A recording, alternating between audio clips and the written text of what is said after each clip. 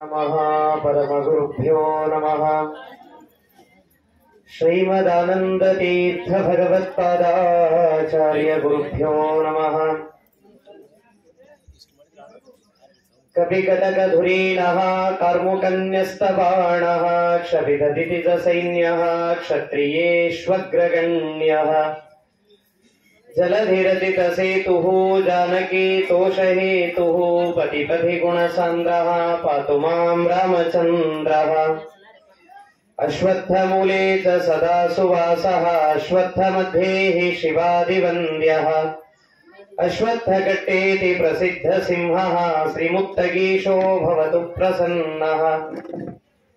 अभ्रमं भङ्गरहितम् अजडं विमलं सदानन्दतीर्थमतुलं भजे तापत्रयापहम्। भवति यदनुभावादेडमुकोऽपि वाग्मी जडमतिरपि जन्तुर्जायते प्राज्ञमौलिः। सकलवचनचेतो देवता भारती सा मम वचसि निधत्तां सन्निधिं मानसे च। नमोऽस्तु तात्विका देवाः विष्णुभक्तिपरायणाः धर्ममार्गे प्रेरयन्तु भवन्तः सर्व एव हि। मिथ्या सिद्धान्त दुर्ध्वान्त विध्वंसन विचक्षणः जयतीर्थाख्यतरणिर्भासतां नो हृदम्बरे। अर्थिकल्पितकल्पोऽयं प्रत्यर्थिगजकेसरी व्यासतीर्थगुरुर्भूयादस्मदिष्टार्थसिद्धये। तपो विद्या विरक्त्यादि सद्गुणौघाकरानहं वादिराजगुरून् वन्दे हयग्रीवदयाश्रयान्। दुर्वादिध्वान्तरवये वैष्णवेन्दीवरेन्दवे श्रीराघवेन्द्र गुरवे नमोऽत्यन्तदयालवे। नैवेद्यगविशं रामे वीक्षतद्भुक्तिभाग्गुरुः यो दर्शयद्रविं रात्रौ सत्यबोधोऽस्तु मे मुदे। चिन्तामणिं स्वभक्तानां कल्पवृक्षं च कामदं स्वामिनं त्वां रघुप्रेमतीर्थं वन्देह्यभीष्टदम्। सत्याभिज्ञकराब्जोत्थान् पञ्चाशद्वर्षपूजकान् सत्यप्रमोदतीर्थार्यान् नौमि न्यायसुधारदान्। आपादमौलिपर्यन्तं गुरूणाम् आकृतिं स्मरेत् तेन विघ्नाः प्रणश्यन्ति सिद्ध्यन्ति च मनोरथाः। श्रीगुरुभ्यो नमः। हरिः ओम् हरिः ओम् हरिः ओम्।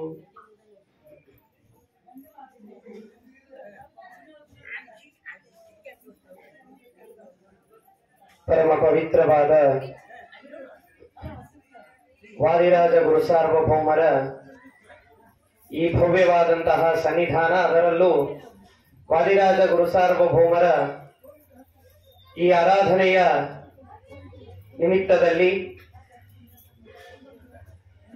ಮಾನವನ ಜೀವನದ ಸಾರ್ಥಕ ದಿನಗಳನ್ನ, ಕ್ಷಣಗಳನ್ನ, ಆಯಸ್ಸನ್ನ ಪರಿಪೂರ್ಣವಾಗಿ ಕಳೆದ ಮಹಾನುಭಾವರು ಅಂದರೆ ವಾದಿರಾಜ ಗುರು ಸಾರ್ವಭೌಮರು. ಒಬ್ಬ ಮನುಷ್ಯನಿಗೆ ಕಲಿಯುಗದಲ್ಲಿ ಶಾಸ್ತ್ರ ಹೇಳಿದಂತೆ 120 ವರ್ಷಗಳ ಆಯಸ್ಸಿದೆ ಒಬ್ಬ ಮನುಷ್ಯನಿಗೆ. ಆ 120 ವರ್ಷಗಳನ್ನ ಧಾರ್ಮಿಕ ಕ್ಷೇತ್ರದಲ್ಲೇನೆ, ಶಾಸ್ತ್ರದ ತಳಹದಿಯಲ್ಲೇನೆ, ಇಷ್ಟೇ ಅಲ್ಲದೇನೆ ಅತ್ಯುತ್ತಮವಾದಂತಹ ರೀತಿಯಲ್ಲಿ ಶಾಸ್ತ್ರಾರ್ಥಗಳ ಚಿಂತನೆಯಲ್ಲಿ ಕಳೆದ ಮಹಾನುಭಾವರು ವಾದಿರಾಜ ಗುರು ಸಾರ್ವಭೌಮರು. ನಮ್ಮ ಜನನವೂ ಎಲ್ಲೋ, ನಾವು ಬೆಳೆಯೋದು ಎಲ್ಲೋ, ನಾವು ಇನ್ನೊಬ್ಬರನ್ನ ಬೆಳೆಸೋದು ಹೇಗೋ ಅಥವಾ ನಾವು ಹೋಗೋದು ಎಲ್ಲೋ. ಹಾಗಲ್ಲ, ಇಡೀ ಜೀವನವನ್ನ ಏನು ಮಾನವನಿಗೆ ದೇವ ನೀಡಿದ ಆಯಸ್ಸಿದೆಯಲ್ಲ, ಆ ಆಯಸ್ಸಿನ ಪ್ರಮಾಣವನ್ನ ಮೀರಿ ಬದುಕೋದಿಲ್ಲ. ಬದುಕಿದ ಆಯಸ್ಸಿನ ಪ್ರಮಾಣದಲ್ಲೇನೆ ಪರಿಪೂರ್ಣವಾದಂತಹ ಜೀವನ. ದೇವರು ಹೇಳಿದಂತೆ, ಶಾಸ್ತ್ರಗಳು, ಪುರಾಣಗಳು, ಇತಿಹಾಸಗಳು ಹೇಳಿದಂತೆ ಜೀವನವನ್ನ ನಡೆಸಿದ ಮಹಾಧೀಮಂತರು ವಾದಿರಾಜ ಗುರು ಸಾರ್ವಭೌಮರು. ಯೋಚನೆ ಮಾಡಿ, ತಂದೆ ತಾಯಿಗಳಿಗೆ ಮಕ್ಕಳಿಲ್ಲ, ಕೇವಲ ಗಂಡ ಹೆಂಡತಿಯಾಗಿ ಇದ್ದಾರೆ. ಆ ಸಂದರ್ಭದಲ್ಲಿ ವಾಗೀಶ ತೀರ್ಥ ಗುರು ಸಾರ್ವಭೌಮರ ಹತ್ತಿರ ಬಂದು ಪ್ರಾರ್ಥನೆ ಮಾಡಿದರಂತೆ. ವಾಗೀಶ ತೀರ್ಥ ಮುನಿವರ್ಯ ಭವದ್ದಯಾಂಬು ಯೋಗೇನ ಪಾಪಯ ಮನೋಗ್ರಹ ಮನ್ವಹಮ್ಮೆ ಅಂತ ತೀರ್ಥ ಪ್ರಬಂಧದಲ್ಲಿ ವಾದಿರಾಜ ಗುರು ಸಾರ್ವಭೌಮರು ಹೇಳುತ್ತಾರೆ. ವಾದಿರಾಜರ ಪೂರ್ವಾಶ್ರಮದ ತಂದೆ ತಾಯಿಗಳು ವಾಗೀಶ ತೀರ್ಥರ ಹತ್ತಿರದಲ್ಲಿ ಹೋಗಿ ಪ್ರಾರ್ಥನೆಯನ್ನ ಮಾಡಿದರಂತೆ. ನನಗೆ ಮಕ್ಕಳಿಲ್ಲ, ಮಕ್ಕಳಾದದ್ದೇ ಆದರೆ ನೀವು ಏನಂತೀರೋ ಅದನ್ನ ಮಠಕ್ಕೆ ಸಮರ್ಪಣೆ ಮಾಡ್ತೇವೆ ಅಂತ. ಹೌದಲ್ವಾ? ಬಹಳ ದಿವಸ ಮಕ್ಕಳ ಆಗ್ಲಿಲ್ಲ ಅಂದ್ರ ಜ್ಯೋತಿಷ್ಯಗಾರನ ಹತ್ರೋ, ದೇವ್ರ ಹತ್ರೋ, ಯತಿಗಳ ಹತ್ರೋ, ಯಾರ ಹತ್ರೋ ನಮಗೊಂದು ಕೂಸಾಯ್ತು ಅಂದ್ರೆ ನಿಮಗೆ ಏನ್ ಬೇಕು ಅದು ಕೊಡ್ತೀವ್ರಿ ಅಂತ ಹೇಳ್ತೀವಿ. ಅಲ್ಲಿವರೆಗೂ ಏನು ಕೊಡೋದೇ ಇಲ್ಲ ನಾವು. ನಮ್ಮಲ್ಲಿ ಏನಾದ್ರೂ ನಿಲ್ಲೋವರೆಗೂ ಮಾತ್ರ ನಮ್ಮ ಆಟ. ನಮ್ಮಿಂದ ಆಗೋದಿಲ್ಲ ಅಂದಾಗ ದೇವರ ಹತ್ತಿರ ವಸೂಲಿಸುರು, ಹೇಳೋದು ಸುರು. ನಾನು ಪಂಚಾಮೃತ ಮಾಡಿಸ್ತೇನೆ, ನೈವೇದ್ಯ ಮಾಡಿಸ್ತೇನೆ, ಕಾಯಿ ಕಟ್ತೇನೆ, ಗಂಟೆ ಕಟ್ತೇನೆ, ಅದನ್ ಮಾಡ್ತೇನೆ, ಇದನ್ ಮಾಡ್ತೇನೆ, ಎಲ್ಲ ಈ ಸರ್ತಿ ತಾಂಬೂಲ ಕೊಡ್ತೇನೆ, ಎಲೆ ಕೊಡ್ತೇನೆ, ತೊಗರಿ ಬೇಳೆ ಕೊಡ್ತೇನೆ, ಉದ್ದಿನ ಬೇಳೆ ಕೊಡ್ತೇನೆ ಅಂತ. ಎಲ್ಲಿಯವರೆಗೂ? ದೇವರು ಕೊಡುವವರೆಗೂ. ಕೊಟ್ಟ ಮೇಲೆ ದೇವರೇ ನೀನು ಕೊಟ್ಟಿದ್ದೀಯಾ, ನಾನು ವಾಪಸ್ಸು ಕೊಡ್ಬೇಕಲ್ಲ. ತೊಗರಿ ಬೇಳೆ ಅಂದಿದ್ದೇನೆ, ಉದ್ದಿನ ಬೇಳೆ ಅಂದಿದ್ದೇನೆ, ಎಷ್ಟು ಅಂತ ಹೇಳಿಲ್ಲ ನಾನು. ಪಾವು ಕಿಲೋ ಇಟ್ಟು ಕೃಷ್ಣ ಅರ್ಪಣ ಅಂತ ಬಂದ್ಬಿಡು. ಈ ಭಾವ ನಮ್ಮದಲ್ಲ. ವಾಗೀಶ ತೀರ್ಥ ಮಹಾನುಭಾವರು ಹೇಳ್ತಾರೆ, ವಾಗೀಶ ತೀರ್ಥರು, ಒಂದು ವೇಳೆ ನಿನಗೆ ಮಕ್ಕಳಾಗ್ತದೆ, ಮಕ್ಕಳಾದದ್ದೇ ಆದರೆ ಆ ಮಗುವನ್ನ ಮಠಕ್ಕೆ ಕೊಡಬೇಕು ಅಂತ ಹೇಳಿದರು. ತಾಯಿ ಅಂತಾಳೆ, ಈ ಸೌಭಾಗ್ಯಕ್ಕೆ ಹಡಿಬೇಕಾಕ ಅಂದ್ರು. ನನ್ನ ಮಗ ನನ್ನ ಮನೆಯಲ್ಲಿ ಇದ್ದು ಆ ಯಾವ ಮಗುವಿನ ಲಾಲನೆ ಪೋಷಣೆಯ ಕಾರ್ಯವನ್ನ ಮಾಡ್ತಾ, ಹಸಿವರಿತು ತಾಯಿ ತನ್ನ ಶಿಶುವಿಗೆ ಒಸೆದು ಮೊಲೆ ಕೊಡುವಂತೆ ನೀ ಪೋಷಿಸದೆ ಬೇರಿನ್ನಾರು ಪೋಷಕರಾಗಿ ಸಲಹುವರು. ಬಸಿರೊಳಗೆ ಬ್ರಹ್ಮಾಂಡ ಕೋಟಿಯ ಪಸರಿಸಿದೆ ಪರಮಾತ್ಮ ನೀನೆಂದು ಸುರುತಿವೆ ವೇದಗಳು ರಕ್ಷಿಸೋ ನಮ್ಮ ನನವರತ ಅಂತ ಹರಿಭಕ್ತಿ ಸಾರದಲ್ಲಿ ಕನಕದಾಸರು ಹೇಳುವಂತೆ, ಅಂತಹ ಆ ಮಗುವಿನ ಹಸಿವನ್ನ, ಲಾಲನೆಯನ್ನ ಅಥವಾ ಅಳಲನ್ನ ಅಳಿಸಿ ಮಗುವಿನ ನಗುವಿಗಾಗಿ ಹಾತೊರೆಯುವಂತಹ ಹೆಣ್ಣು ತಾಯಿ ಆ ಮಗುವನ್ನ ಮಠಕ್ಕೆ ಒಪ್ಪಿಸು ಅಂದ್ರೆ ಯಾರು ಒಪ್ಪಿಸ್ತಾರೆ ಇವತ್ತು? ಹುಟ್ಟಿದ ಕೂಸನ್ನ ಮಠಕ್ಕೆ ಒಪ್ಪಿಸೋದು ಬೇಡ. 12-14 ವರ್ಷ ಮನೆಗೆ ಬೆಳೆದಂತಹ ಕೂಸನ್ನೇ ವಿದ್ಯಾಪೀಠಕ್ಕೆ ಬಿಡ್ರಿ ಅಂದ್ರೆ ಬಿಡೋದಿಲ್ಲ ನಾವು. ನಮ್ಮ ಜೀವನದ ಉತ್ತಮವಾದಂತಹ ಸಂಸ್ಕಾರವನ್ನ ಕಲಿಸುವಂತಹ ಅನೇಕ ವಿದ್ಯಾಪೀಠಗಳಿದೆ. ಆಗಲೇ ಹೇಳಿದ್ರು ಪೂರ್ಣಪ್ರಜ್ಞೆ ವಿದ್ಯಾಪೀಠ ಅಂತ. ನಾನು ಕಲಿತಿದ್ದು ಜಯತೀರ್ಥ ವಿದ್ಯಾಪೀಠದಲ್ಲಿ, ಉತ್ತರಾದಿ ಮಠದವರ ಹತ್ತಿರ. ಹಾಗಾಗಿ ಆ ನಿಟ್ಟಿನಲ್ಲಿ ನಮ್ಮ ಸಂಸ್ಕಾರವನ್ನ ಕಲಿಸುವಂತಹ ಅನೇಕ ವಿದ್ಯಾಪೀಠಗಳಿವೆ. ಅದಕ್ಕೆ ನೋಡಿ, ಇವತ್ತು ವಿದ್ಯಾಪೀಠಗಳಿಗೆ, ಶಾಸ್ತ್ರಗಳಿಗೆ, ಸಂಸ್ಕಾರದ ಎಡೆಗೆ ಮಕ್ಕಳನ್ನ ನಾವು ಕಳಿಸ್ತಾ ಇಲ್ಲ. ಹೀಗಾಗಿ ಮಕ್ಕಳು ನಮ್ಮ ಅಂತ್ಯ ಸಂಸ್ಕಾರಕ್ಕೂ ಬರುವುದಿಲ್ಲ. ಎಲ್ಲಿ ಉತ್ತಮವಾದ ಗುರುಕುಲಗಳಿದೆ, ನಮ್ಮ ಸೋಂದಾದಲ್ಲೂ ಕೂಡ ಯುಕ್ತಿ ಮಲ್ಲಿಕಾ ಗುರುಕುಲ ಇದೆ, ಅದ್ಭುತವಾದಂತಹ ಯೋಗ ದೀಪಿಕಾ ಗುರುಕುಲ ಅಂತ ಇದೆ, ಜಯತೀರ್ಥ ವಿದ್ಯಾಪೀಠ ಅಂತ ಇದೆ, ಪೂರ್ಣಪ್ರಜ್ಞೆ ವಿದ್ಯಾಪೀಠ ಅಂತಿದೆ. ಅನೇಕ ವಿದ್ಯಾಪೀಠಗಳು ಇವತ್ತು ಮಕ್ಕಳಿಗೆ ಸಂಸ್ಕಾರವನ್ನ ಕಲಿಸುವುದರ ಕಡೆಗೆ ಮುಖ ಮಾಡಿವೆ.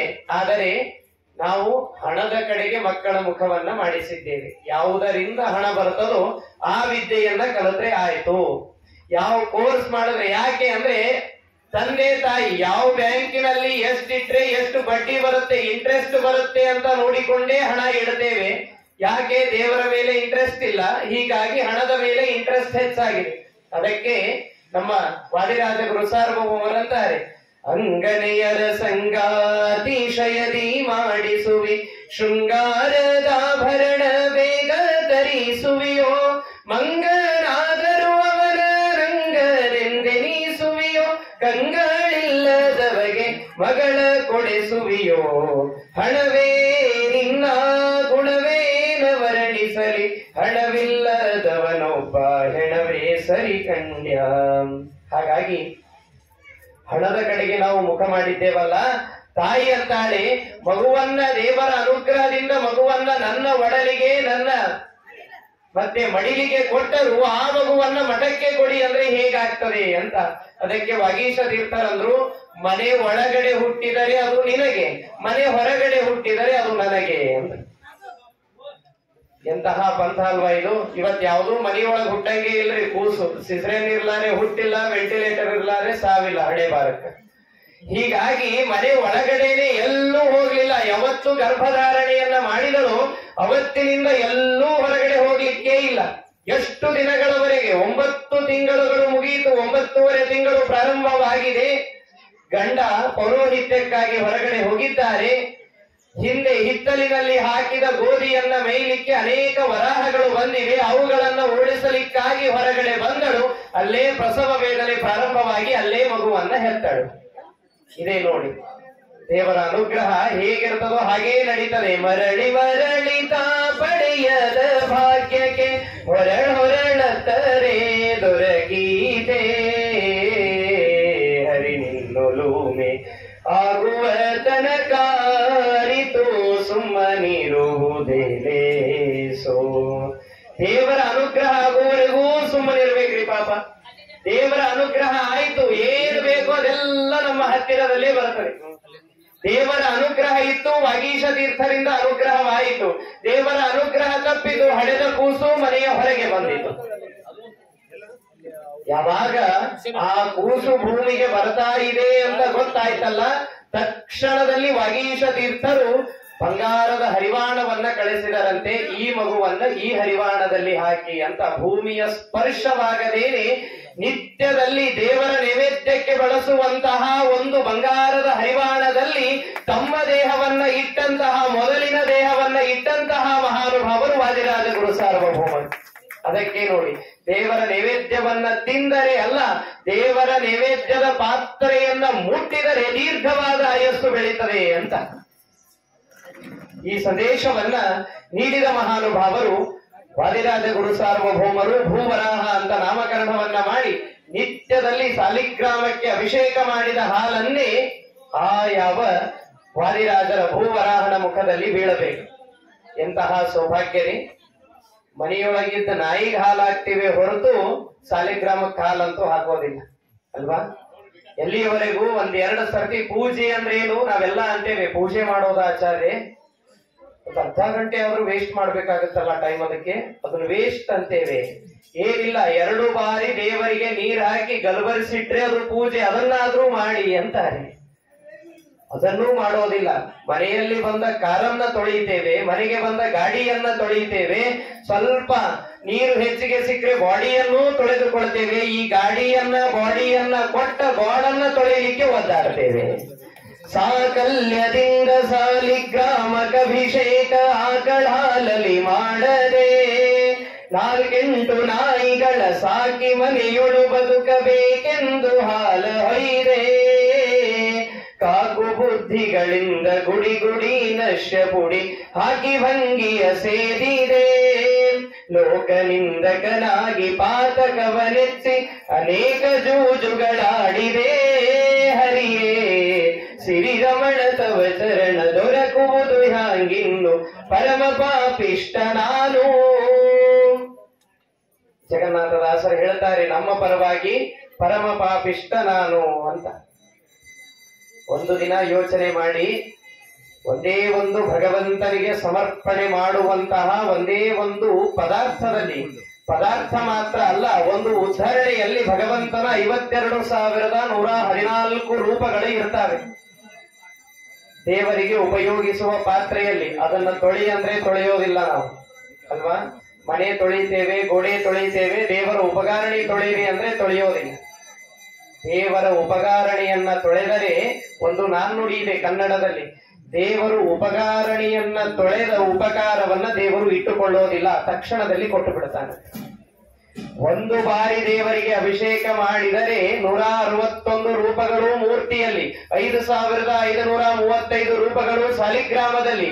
ಒಂದು ಬಾರಿ ಇವ ಪೂಜೆ ಮಾಡಿದರೆ ಇಷ್ಟೇ 5,535 ರೂಪಗಳಿಗೆ ಅಭಿಷೇಕ ಮಾಡಿದ ಪುಣ್ಯ ಬಂದರೆ, ಸ್ತ್ರೀಯರಿಗೆ ದೇವರಿಗೆ ಸಮರ್ಪಣೆ ಮಾಡುವ ಒಂದು ಪಾತ್ರೆಯನ್ನ ತೊಳೆದರೆ 52,114 ಭಗವದ್ ರೂಪಗಳ ಪೂಜೆ ಮಾಡಿದ ಪುಣ್ಯವನ್ನ ದೇವರು ಕೊಡ್ತಾನಂತದೆ. ಇದನ್ನ ಅದ್ಭುತವಾದಂತಹ ಚಿಂತನೆಯನ್ನ ಜಗನ್ನಾಥದಾಸರು ನೀಡುತ್ತಾರೆ ಹರಿಕಥಾಮೃತ ಸಾರದಲ್ಲಿ. ಹಾಗೆ ಅಂತಹ ವಾದಿರಾಜರು ತಮ್ಮ 5ನೆಯ ವರ್ಷಕ್ಕೇನೆ ಮತ್ತೆ ಉಪನಯನ, 7ನೇ ವರ್ಷಕ್ಕೆ ಸನ್ಯಾಸ. ಏನು ಗೊತ್ತಿರ್ತದೆ ಹೇಳ್ರಿ ಸನ್ಯಾಸ 7ನೇ ವರ್ಷಕ್ಕೆ? ನಾವು 70 ವರ್ಷ ಆದ್ರೂ ಸನ್ಯಾಸ ಯಾವುದೂ ಬಿಟ್ಟಿರೋದಿಲ್ಲ. ಏನ್ರಿ ಕಾಶಿಗೋ ಬದ್ರಿಗೋ ಹೋದ್ರೆ ಏನೋ ಬಿಟ್ಟು ಬರ್ಬೇಕಂತಲ್ಲ, ನಾನು ನಾಚಿಕೆನೇ ಬಿಟ್ಟು ಬಂದಿದ್ರಿ ಆಚಾರ್ಯ. ಅದು ತುಂಬಾ ಬರ್ತಾ ಇತ್ತು. ಊಟಕ್ಕುಟ್ಟಾಗ ಇನ್ನೊಂದು ಅಂತ ಕೇಳಬೇಕಾದ್ರೆ, ಈ ಬೋಂಡಾನೋ ಬಜ್ಜಿನೋ ಅಥವಾ ಜಿಲೇಬಿನೋ ಹಾಕ್ಬೇಕಾದ್ರೆ ಇನ್ನೊಂದು ಅಂದ್ರೆ ನಾಚಿಕೆ ಯಾಕೋ ಅಡ್ಡ ಬರ್ತಾ ಇತ್ತು. ಅದನ್ನೇ ಬಿಟ್ಟು ಬಂದಿದ್ದೇನೆ ನಾನು. 2 ಎಲೆಗೆ ಹಾಕ್ಸ್ಕೊಂಡು 2 ಜೇಬಿಗೆ ಇಳಿಸ್ಕೊಂಡು ಮತ್ತೆ ಎಡಗೈ ಒಂದು ಹಿಡಿದಿರ್ತೇವೆ. ಇಲ್ಲಿಯವರೆಗೂ ನಮ್ಮ ಪರಿಸ್ಥಿತಿ. ಆದರೆ ದೇವರ ಹತ್ತಿರ ಬಿಟ್ಟು ಬರಬೇಕಾದದ್ದು ವಿಷಯಗಳನ್ನ ಬಿಟ್ಟು ಬರಬೇಕು. ಏನು ಅವರಿವರ ವಿಷಯಗಳನ್ನ ಕೇಳ್ತೇವಲ್ಲ ಅದನ್ನ. ಹಾಗಾಗಿ ವಾದಿರಾಜ ಗುರು ಸಾರ್ವಭೌಮರ ಸ್ತೋತ್ರ ಸಾಹಿತ್ಯದ ಬಗ್ಗೆ ಏನು ಚಿಂತನೆಯನ್ನ ಮಾಡುವುದಿದೆ. ಪ್ರಾರ್ಥನಾ ದಶಕ ಸ್ತೋತ್ರ ಅಂತ ಒಂದು ಹಯಗ್ರೀವ ದೇವರ ಕುರಿತಾಗಿ ಮಾಡುವಂತಹ ಸ್ತೋತ್ರ. ಜೀವನದಲ್ಲಿ ಮನುಷ್ಯ ಏನನ್ನ ಕೇಳಬೇಕು ದೇವರ ಹತ್ತಿರದಲ್ಲಿ? ನಾವೆಲ್ಲ ಕೇಳ್ತೇವೆ ಏನು, ಒಂದು ಪಂಚಾಮೃತ ಮಾಡಿಸಿಬಿಟ್ರೆ 25-100 ರೂಪಾಯಿ ಕೊಟ್ಟು ಪಂಚಾಮೃತ ಮಾಡಿಸಿದ್ರೆ 25 ಲಿಸ್ಟ್ ತಂದಿರ್ತೇವೆ ನಾವು ಅಲ್ವಾ? ನಮ್ಮ ಮನೆಯವರಿಗೆ ಪ್ರಮೋಷನ್ ಆಗ್ಬೇಕು, ನನ್ನ ಮಗನಿಗೆ ಕೆಲಸ ಸಿಗ್ಬೇಕು, ನನ್ನ ಮಗಳಿಗೆ ವರ ಸಿಗಬೇಕು, ನಮ್ಮ ಅತ್ತಿ ಹೋಗ್ಬೇಕು ಯಾತ್ರೆಗ, ಮತ್ತ ತಪ್ಪು ತಿಳ್ಕೋಬೇಕು. ಹೀಗೆ 108 ವರಗಳನ್ನ ಕೇಳ್ತಾ ಬಂದಿರ್ತೇವೆ. ಆದರೆ ಯೋಚನೆ ಮಾಡಿ, ಅದ್ಭುತವಾದ ಮಾತನ್ನ ವಾದಿರಾಜರು ತಿಳಿಸ್ತಾರೆ. ಅಯೋಗ್ಯ ವಿಷಯೇ ಸ್ವಾಮಿನ್ ಸರ್ವಧಾನ ಮನೋಭವೇತ್ ಚಾಂಚಲ್ಯಂ ಮೂಲತಃ ಛಿಂದಿ ದುರಾಶಾಂ ಹರದೂರತಃ ದುರ್ಬುದ್ಧಿಂಚ ನವೇದೇಹಿ ದುಶ್ಶಾಸ್ತ್ರ ವರ್ತನೆ ರತಿಂ ಹಾಪಯಸ್ವಚ ದುರ್ಮಾನಂ ದುರ್ಗುಣಂ ಮೋಚಯ ಪ್ರಭೋ. ಹಯಗ್ರೀವ ಶ್ರಮಾರಮಣ ಮಧ್ವಾದಿ ದೇಶಿಕ ಶ್ರೀ ಹೃದಬ್ಜಗ ಹಯಗ್ರೀವ ಕೃಪಾನೋಮೆ ಪ್ರಾರ್ಥನಾಂ ಶೃಣು ಸಾದರಂ. ಹಯಗ್ರೀವ ರೂಪಿಯಾದ ಭಗವಂತ ನನ್ನ ಮೇಲೆ ಕೃಪಾ ದೃಷ್ಟಿಯನ್ನ ಇಟ್ಟು ನನ್ನ ಪ್ರಾರ್ಥನೆಯನ್ನ ಕೇಳು. ನಾವು ಪ್ರಾರ್ಥನೆ ಮಾಡ್ತಾ ಇರ್ತೇವೆ. ಇವೆಲ್ಲ ಪಾಪ 1 ಲಕ್ಷ ಬಾರಿ ಲಕ್ಷ್ಮೀ ಶೋಭಾನ ಹೇಳಿದವರಿದ್ದೀರಿ, 1 ಲಕ್ಷ ಬಾರಿ ಹರಿಕಥಾಮೃತ ಸಾರದ ಸಂಧಿಗಳನ್ನು ಹೇಳಿದವರಿದ್ದೀರಿ, ಅಂತಹ ಸಾಧಕರಿದ್ದೀರಿ. ನಾವು ಹೇಳ್ತಾ ಇರ್ತೇವೆ ವಾದಿರಾಜರು ಬರೆದ ಲಕ್ಷ್ಮೀ ಶೋಭಾನ ಹೇಗೆ, ಒಂದು ಕೈಯಿಂದ ಭಯವ ನೀವಳೆ ಮತ್ತೊಂದು ಕೈಯಿಂದ ಕೊಂದಿಲ್ಲದಾನಂದ ಸ್ವಂತ ಉಣಿಸುವ ಇಂದಿರಿ ನಮ್ಮ ಸಲಹಲಿ ಶೋಭಾನೆ. ಲಕ್ಷ್ಮೀ ದೇವಿಗೂ ಕನ್ಫ್ಯೂಸ್ ಆಗ್ತಾ ಇರ್ತದೆ, ವಾದಿರಾಜರು ಯಾವ ಲ್ಯಾಂಗ್ವೇಜ್ ಅಲ್ಲಿ ಬರೆದಿದ್ದಾರೆ ಇದನ್ನ ಅಂತ. ಅಷ್ಟು ಫಾಸ್ಟ್ ಆಗಿ ನಮ್ಮ ಲಕ್ಷ್ಮೀ ಶೋಭಾನ ಇರ್ತದೆ. ಒಂದಾದರೂ ಅರ್ಥ ಚಿಂತನೆಯನ್ನ ಮಾಡ್ತಾ ಹೇಳಿದ್ದೇವ, ಯೋಚನೆ ಮಾಡಿ. ಒಂದು ಕೈಯಿಂದ ಅಭಯವ ನೀವಳೆ, ಮತ್ತೊಂದು ಕೈಯಿಂದ ವರಗಳ ಅಂತ ಹೇಳಿದ್ದು ವಾದಿರಾಜ. ಒಂದು ಕೈಯಿಂದ ಅಭಯ, ಮತ್ತೊಂದು ಕೈಯಿಂದ ವರ ಅಂದ ಮೇಲೆ ಅಭಯನೂ ಕೂಡ ಒಂದು ವರ, ಹೌದು ಅಲ್ವೋ? ಅಂದ ಮೇಲೆ ಒಂದು ಕೈಯಿಂದ ಅಭಯ, ಮತ್ತೊಂದು ಕೈಯಿಂದ ವರ ಅಂತ ಯಾಕಂದ್ರು ವಾದಿರಾಜರು. ಒಮ್ಮೆ ಆದರೂ ಚಿಂತನೆ ಮಾಡಿದ್ದೇವ? ನಾ ಇವತ್ತ 12 ಸಲ ಅಂತಿದ್ದೇವ ಪ್ರತಿ ದಿವಸ. ಇವತ್ತ ದೇವರ ಅನುಗ್ರಹದಿಂದ 108 ಸಲ ಆಗ್ಯದ ನೋಡು ಲಕ್ಷ್ಮೀ ಶೋಭಾನ. ನೋಡೋಣ ಒಂದ್ ಸ್ವಲ್ಪ ಕಳಗಿಳ ಬಂದದೇನು ಮಾರಿ ಮೇಲೆ ಅಂತ ಕನ್ನಡಿ ನೋಡ್ಕೋತಿರ್ತೀವಿ ನಾವು. ಏನ್ ಕಳ ಬರ್ತದ್ರಿ? ಕಲೆ ಬರ್ತಾವ ಮಾರಿ ಮೇಲೆ. ಒಂದು ಕೈಯಿಂದ ಅಭಯವ ನೀವಳೆ, ಮತ್ತೊಂದು ಕೈಯಿಂದ ವರಗಳ. ಅಭಯನೂ ಒಂದು ವರ ಅಂದ ಮೇಲೆ ಪ್ರತ್ಯೇಕವಾಗಿ ವಾದಿರಾಜರು ಯಾಕೆ ಹೇಳಿದರು? ಈ ಸೌರಭ ಗುರುಸಾರ್ವಭೌಮ ಅಲ್ಲಿ ಇಲ್ಲೆಲ್ಲ ಪರೀಕ್ಷಾ ಕಟ್ಟಿದವರು ಇದ್ದೀರಿ ನೀವೆಲ್ಲ, ಪಾಪ ಚಿಂತನೆ ಮಾಡಿ ನೋಡಿ. ಒಂದು ಕೈಯಿಂದ ಅಭಯ, ಮತ್ತೊಂದು ಕೈಯಿಂದ ವರ. ಅಭಯನೂ ಒಂದು ವರ ಅಂತ ತಿಳಿದಾಗ ಮತ್ತೆ ಒಂದು ಕೈ ಮತ್ತೊಂದು ಕೈ ಅಂತ ಯಾಕೆ ಹೇಳಿದ್ರು ಅಂತ. ಅಭಯ ಎಲ್ಲಿ ಭಯ ಇರುತ್ತದೆಯೋ ಅಲ್ಲಿ ಯಾವ ವಿಷಯವೂ ತಲೆಗೆ ಹೋಗೋದಿಲ್ಲ, ಹೌದಾ? 12ವರೆಗೆ ಎಲೆ ಹಾಕ್ತಾರೆ, ಅಲ್ಲಿ ಜಾಗ ಸಿಗುತ್ತೋ ಇಲ್ವೋ ಅನ್ನೋ ಭಯ ಇದ್ರೆ ಇಲ್ಲ ಆಚಾರ್ಯ ಏನ್ ಹೇಳಿದ್ರು ಹೋಗೋದಿಲ್ಲ ಒಳಗಡೆ. ಆ ನಿಟ್ಟಿನಲ್ಲಿ ಒಂದು ವರ ಅಂದ್ರೇನು? ಉತ್ತಮವಾದಂತಹದ್ದು ಅಂತ ಅರ್ಥ. ಅಭಯ ಅಂದ್ರೇನು? ಭಯ ಇಲ್ಲದೆ ಇದ್ದದ್ದು. ಯಾರಿಗೆ ಭಯ ಇರೋದಿಲ್ಲ? ಭಗವದ್ ಭಕ್ತರಿಗೆ ಭಯ ಇರೋದಿಲ್ಲ. ನಾವಿನ್ನೂ ಹೆದರ್ತಾ ಇದ್ದೇವೆ ಯಾವುದಕ್ಕಾದರೂ ಅಂತಂದ್ರೆ ನಾವಿನ್ನೂ ಭಗವದ್ ಭಕ್ತರಾಗಿಲ್ಲ ಅಂತ ಅರ್ಥ. ಯಾವುದಕ್ಕೂ ಯೋನ ಹೃಷ್ಯತಿ ನ ದ್ವೇಷ್ಟಿ ನ ಶೋಚತಿ ನ ಕಾಂಕ್ಷತಿ ಶುಭಾಶುಭ ಪರಿತ್ಯಾಗಿ ಭಕ್ತಿಮಾನ್ಮೇ ಸಮೇ ಪ್ರಿಯ ಸಮಶತ್ರೌ ಚ ಮಿತ್ರೇ ಚ ತಥಾ ಮಾನಾಪಮಾನಯೋ. ಯಾವನಿಗೆ ಇನ್ನೊಬ್ಬರಿಂದ ಭಯ ಇಲ್ಲ, ತನ್ನಿಂದ ಯಾರಿಗೆ ಭಯ ಇಲ್ಲ ಅವನು ಭಕ್ತ ಅಂತ ಕೃಷ್ಣ ಗೀತೆಯಲ್ಲಿ ಹೇಳ್ತಾನೆ. ಹಾಗಾಗಿ ನಾವಿನ್ನೂ ಭಯ ಪಡ್ತಾ ಇದ್ದೇವೆ ಅಂತಂದರೆ ನಮಗೆ ನಾವಿನ್ನೂ ಭಗವದ್ ಭಕ್ತರಾಗಿಲ್ಲ ಅಂತ ಅರ್ಥ. ಎಲ್ಲೂ ಭಯಗಳು ಹರಿಯ ಭಕುತರಿಗೆ ಇಲ್ಲ, ಇಲ್ಲವೋ ಕಾಣೋ ಎಂದಿಗಾದರೂ ಮರುಳೇ. ಎಲ್ಲೂ ಭಯಗಳು ಹರಿಯ ಭಕುತರಿಗೆ ಇಲ್ಲ. ಭಗವದ್ ಭಕ್ತರಿಗೆ ಎಲ್ಲೂ ಭಯ ಇರೋದಿಲ್ಲ ನೋಡಿ. ನಮ್ಮ ಪ್ರಹ್ಲಾದರಾಜರನ್ನ ಬೆಟ್ಟದಿಂದ ಉರುಳಿಸಿದರು, ಭಯ ಪಟ್ರ. ಹಾವಿನಿಂದ ಕಚ್ಚಿಸಿದರು, ಹುಲಿಯ ಬೋನಿನಲ್ಲಿಟ್ರು, ಆನೆಯಿಂದ ತುಳಿಸಿದರು, ಏನೇ ಬೆಂಕಿಯ ಮನೆಯಲ್ಲಿಟ್ರು, ಸ್ವತಃ ತಾಯಿಯ ಕೈಯಿಂದಲೇನೆ ವಿಷವನ್ನ ಕೊಡಿಸಲಿಕ್ಕೆ ಪ್ರಯತ್ನ ಮಾಡಿದರು, ಆದ್ರೂ ಹೆದರ್ಲಿಲ್ಲ. ಯಾಕೆ? ಎಲ್ಲೂ ಭಯಗಳು ಹರಿಯ ಭಕುತರಿಗೆ ಇಲ್ಲ. ತಾಯಿ ವಿಷವನ್ನ ತಂದು ಕೊಡಬೇಕಾದರೆ ಕೈಯಾದು ಅಳ್ತಾ ಇದ್ಲಂತೆ, ನಿನ್ನಂತಹ ಮಗನಿಗೆ ವಿಷವನ್ನ ಹೇಗೆ ಕೊಡೋದು? ಬಹಳ ಚಂದ್ರಿ ಪ್ರಹ್ಲಾದರಾಜರು ನೋಡ್ಲಿಕ್ಕೆ. ಅದ್ಭುತವಾದಂತಹ ಪರಮ ಸುಂದರ ಮೂರ್ತಿಗಳು ಪ್ರಹ್ಲಾದರಾಜರು. ಪ್ರಕೃಷ್ಟಂ ಹ್ಲಾದಃ ಯಸ್ಮಾತ್ ಸಹ ಪ್ರಹ್ಲಾದ ಅಂತ ವಿಜಯಧ್ವಜರು ತಮ್ಮ ವ್ಯಾಖ್ಯಾನದಲ್ಲಿ ತಿಳಿಸ್ತಾರೆ. ಪ್ರಹ್ಲಾದ ಅಂದ್ರೆ ಏನು ಅಂದರೆ ಎಲ್ಲರಿಗೂ ತನ್ನ ಮುಖದಿಂದಲೇನೆ ಸಂತೋಷವನ್ನ ನೀಡುವ ಮಹಾನುಭಾವ ಅಂದ್ರೆ ಪ್ರಹ್ಲಾದರಾಜರು. ಚಂದದಿ ಕುಂದಣ ಮುಕುಟವ ಧರಿಸಿದ ಸುಂದರ ನೀತ ಯಾರಕ್ಕ ತಂದೆಯಾಗ ಹರಿದ ನರಹರಿಯ ತೋರಿದ ಪ್ರಹ್ಲಾದ ರಾಯ ಕೇಳತಂಗಿ ಇವ ಪ್ರಹ್ಲಾದ ರಾಯ ಕೇಳತಂಗಿ. ಇಂತಹ ಪ್ರಹ್ಲಾದರಾಜರು ನನಗ್ ಕೊಟ್ಟ ವಿಷಯ ಸ್ತೋತ್ರ ಸಾಹಿತ್ಯ. ಹಾಡೇ ಯಾಕೆ ಹೇಳಿಗತೀನಿ ಅಂದ್ರೆ ಹಾಡನು ಒಂದು ಸ್ತೋತ್ರ ಅನ್ನೋದಕ್ಕೆ ಹೇಳಿಗತೀನಿ. ಯಾಕೆ ಅಂದ್ರೆ ನನಗೆ ಒಂದು 3,000-3,500 ಹಾಡು ಬಾಯ್ಪಟ್ಟು ಬರ್ತಾವ್ರಿ. ಒಂದು ಲೈನ್ ಹೇಳಿದ್ರೆ 10 ಹಾಡುಗಳು ಕೂತಿರ್ತಾವ ತಲೆಯಾಗ, ನನ್ನ ಹೇಳು ಅಂತ. ಬಿಟ್ಟು ಹೇಳಿದ್ರೆ ಸಮಾಧಾನ ಆಗೋದಿಲ್ಲ ಅದಕ್ಕೆ.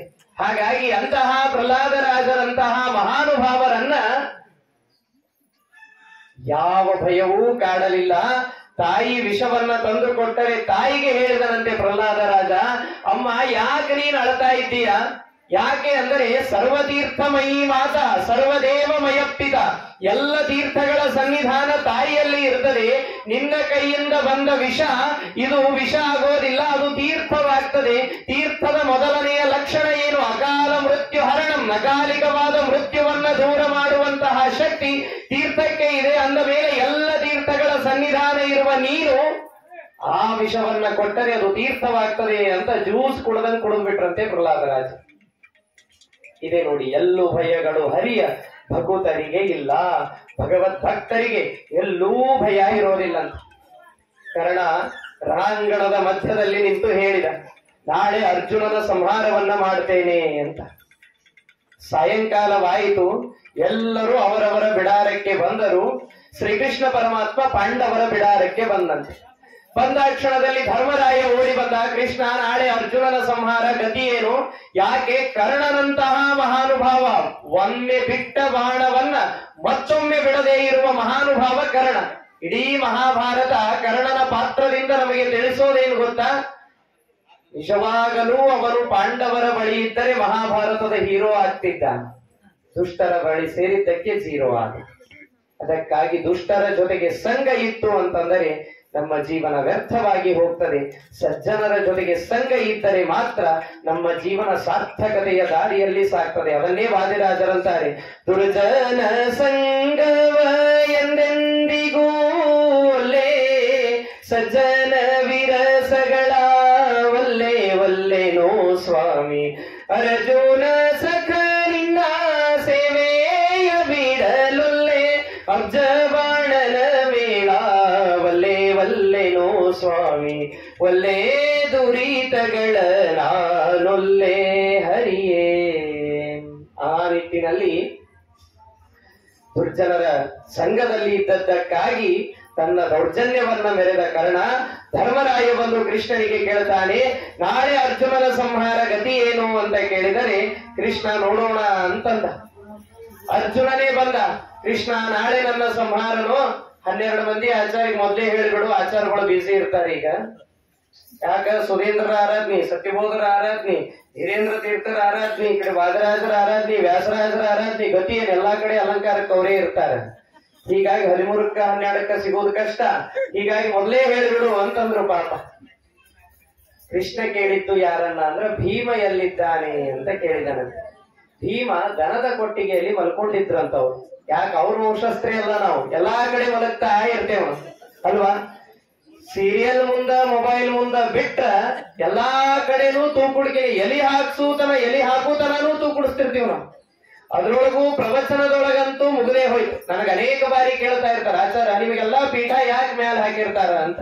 ಕೆಳಗ್ ಹಾಕಿ ಬಿಟ್ರ ಮುಂದಿದ್ದವ್ರ ಜೋಡಿ ಡಿಡಿ ಆಡ್ಯಾನೆ ರಂಗ ಡಿಡಿ ಆಡ್ಯಾನೆ, ಅದಕ್ಕಾಗಿ ಮೇಲೆ ಹಾಕಿರ್ತಾರೆ.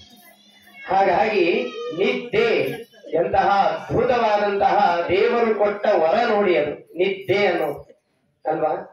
ಇವತ್ತು ಹೈರಾಣ ಬಹಳ ಆಗ್ಯದ. 8ಕ್ಕೆ ಮಲಗ್ತೇನಂದ್ರೂ ನಿದ್ದೆ ಬರಂಗಿಲ್ಲ, 10ಕ್ಕೆ ಮಲಗೋತೀನಂದ್ರೂ ತೂಕುಡಿಸೋದು ಬಿಡಂಗಿಲ್ಲ. ದೇವರು ಕೊಟ್ಟ ದೊಡ್ಡ ಸೌಭಾಗ್ಯ. ಹಾಸಿಗೆಯನ್ನ ನಾವು ಹಾಸಬಹುದು, ದಿಂಬನ್ನ ನಾವು ಇಟ್ಟುಕೊಳ್ಳಬಹುದು, ಹೊತ್ತಿಗೆಯನ್ನ ನಾವು ಹೊತ್ತುಕೊಳ್ಳಬಹುದು, ಗುಡ್ ನೈಟ್ ಹಾಕಬಹುದು, ಗುಡ್ ನೈಟ್ ಹೇಳಬಹುದು. ನಿದ್ದೆ ಇದನ್ನ ಕೊಡುವವ ಯಾರು? ಅದು ಭಗವಂತ. ಕೇವಲ ನಿದ್ದೆ ಕೊಡ್ತಾನೆ, ಇದು ದೊಡ್ಡದಲ್ಲ. ಬೆಳಗ್ಗೆ ಎಚ್ಚರಿಕೆ ಕೊಡ್ತಾನಲ್ಲ, ಅದು ಇದಕ್ಕಿಂತಲೂ ದೊಡ್ಡದು. ಬೆಳಗ್ಗೆ ಎಚ್ಚರಿಕೆನೇ ಕೊಡದೆ ಇದ್ರೆ ಊರ್ ಮಂದೆಲ್ಲ ಮನೆ ಮುಂದೆ ಬರ್ತಾರ್ರಿ ಪಾಪ. ಈ ಎಚ್ಚರಿಕೆಯನ್ನ ದೇವರು ಕೊಡ್ತಾನಲ್ಲ, ಇದು ದೇವರು ಕೊಡುವಂತಹ ದೊಡ್ಡ ಸೌಭಾಗ್ಯ. ಈ ಚಿಂತನೆಯನ್ನ ನಿತ್ಯದಲ್ಲಿ ಮಾಡಬೇಕು. ಅದನ್ನೇ ನಮ್ಮ ಭೀಮಸೇನ ದೇವರು ದನದ ಕೊಟ್ಟಿಗೆಯಲ್ಲಿ ಮಲಗಿದ್ರಂತೆ. ಶ್ರೀಕೃಷ್ಣ ಪರಮಾತ್ಮ ಬಂದು ಎಚ್ಚರಿಸಿದ, ಭೀಮ ನಾಳೆ ಅರ್ಜುನನ ಸಂಹಾರನೋ ಅಂತಂದ. ಮುಸುಕು ತೆಗೆದ. ಭೀಮ ಹೇಳಿದ, ಕೃಷ್ಣ ಅರ್ಜುನನ ಮುಂದೆ ನೀನೇ ಇದ್ದೀಯಲ್ಲೋ ಅಂತ ಮಲಗಿಬಿಟ್ಟ. ಈ ವಿಶ್ವಾಸ ನಮ್ಮಲ್ಲಿದೆ. ದೇವರಿದ್ದಾನೆ, ನಮ್ಮನ್ನ ರಕ್ಷಣೆ ಮಾಡ್ತಾನೆ. ಈ ವಿಶ್ವಾಸವನ್ನ ತೋರಿದ ಮಹಾನುಭಾವರು ಭೀಮಸೇನ ದೇವರು. ಕುಂತಿ ಓಡಿ ಬಂದ್ಲಂತೆ. ಪಾಪ ನಾಳೆ ಅರ್ಜುನನ ಸಂಹಾರ ಗತಿ ಏನು ಅಂತ ಏನೂ ಯೋಚನೆ ಮಾಡಬೇಡ. ಕರ್ಣ ನಿತ್ಯದಲ್ಲಿ ಅರ್ಘ್ಯಪ್ರದಾನ ಮಾಡುವಾಗ ಒಂದು ವರವನ್ನ ಕೊಡುತ್ತಾನೆ, ನೀನು ಹೋಗಿ ವರವನ್ನ ಬೇಡು, ತಕ್ಷಣದಲ್ಲಿ ತಥಾಸ್ತು ಅಂತಾನೆ ಅಂತ ಹೇಳಿದ. ಓಡಿ ಹೋದಳು. ಕರ್ಣ ಇನ್ನೇನು ಅರ್ಘ್ಯಪ್ರದಾನ ಮಾಡಬೇಕು, ಸೆರಗೊಡ್ಡಿ ಬೇಡಿದಳು, ಮಧ್ಯಮ ಪಾಂಡವನನ್ನ ರಕ್ಷಣೆ ಮಾಡಬೇಕು, ಕೊಲ್ಲಬಾರದು ಅಂತ. ತಥಾಸ್ತು ಅಂದ ಕರ್ಣ. ಸರಿ, ಮರುದಿವಸ ಯುದ್ಧ ಪ್ರಾರಂಭವಾಗಬೇಕು. ಮೊದಲನೆಯ ಬಾಣವನ್ನೇ ಕರ್ಣ ಅರ್ಜುನನ ಮೇಲೆ ಇಟ್ಟ. ಕುಂತಿ ಓಡಿ ಬಂದು ಕೇಳಿದಳಂತೆ, ಸುಳ್ಳು ನಮ್ಮಲ್ಲಿಲ್ಲವಯ್ಯ, ಸುಳ್ಳೇ ನಮ್ಮಲ್ಲಿ ದೇವರು. ಆಚಾರ, ನಾವೆಂದೂ ಸುಳ್ಳೇ ಹೇಳಿಲ್ರಿ ಅನ್ನೋದೇ ಒಂದು ದೊಡ್ಡ ಸುಳ್ಳಾಗಿರ್ತದೆ ಅಲ್ವಾ? ಮಾತೆತ್ತಿದ್ರು ಸುಳ್ಳು. ಎಲ್ಲಿದ್ದೀರಿ? ಇಲ್ಲೇ ಇದ್ದೀರಿ, ಮಠದ ಹತ್ರ ಬರ್ತೀನಿ ಅಂತ. ಮಠದ ಹತ್ರ ಇರಲ್ಲ, ಮನಿ ಒಳಗಿರ್ತಾರೆ. ಇನ್ನು ಅದು ಸೆಲ್ ಫೋನ್ ಅಲ್ಲ, ಸುಳ್ಳು ಫೋನ್ ಅದು ಯಾವಾಗಲೂ. ಹಾಗಾಗಿ ಸುಳ್ಳು ನಮ್ಮಲ್ಲಿಲ್ಲವಯ್ಯ, ಸುಳ್ಳೇ ನಮ್ಮಲ್ಲಿ ದೇವರು. ಇವತ್ತು ನಿನ್ನೇನೆ ನೀನು ಅರ್ಘ್ಯಪ್ರದಾನ ಮಾಡುವಾಗ ವರವನ್ನ ಕೊಟ್ಟಿದ್ದಿ, ಮೊದಲನೇ ಬಾಣವನ್ನೇ ಅರ್ಜುನನ ಮೇಲೆ ಇಟ್ಟಿದ್ದೀಯಲ್ಲ, ನಾಚಿಕೆ ಆಗೋದಿಲ್ವಾ ಕರ್ಣ ಅಂತ ಕೇಳಿದರು. ಮಹಾಭಾರತಕ್ಕೆ ಲಕ್ಷಾಲಂಕಾರ ಅನ್ನುವ ವ್ಯಾಖ್ಯಾನ ಮಾಡುವಾಗ ವಾದಿರಾಜರ ಅನೇಕ ಮಾತುಗಳು ಇದರಲ್ಲಿ ಬರುತ್ತದೆ. ಅದಕ್ಕೆ ಈ ಕಥೆಯನ್ನ ಹೇಳ್ತಾ ಇದ್ದೇನೆ.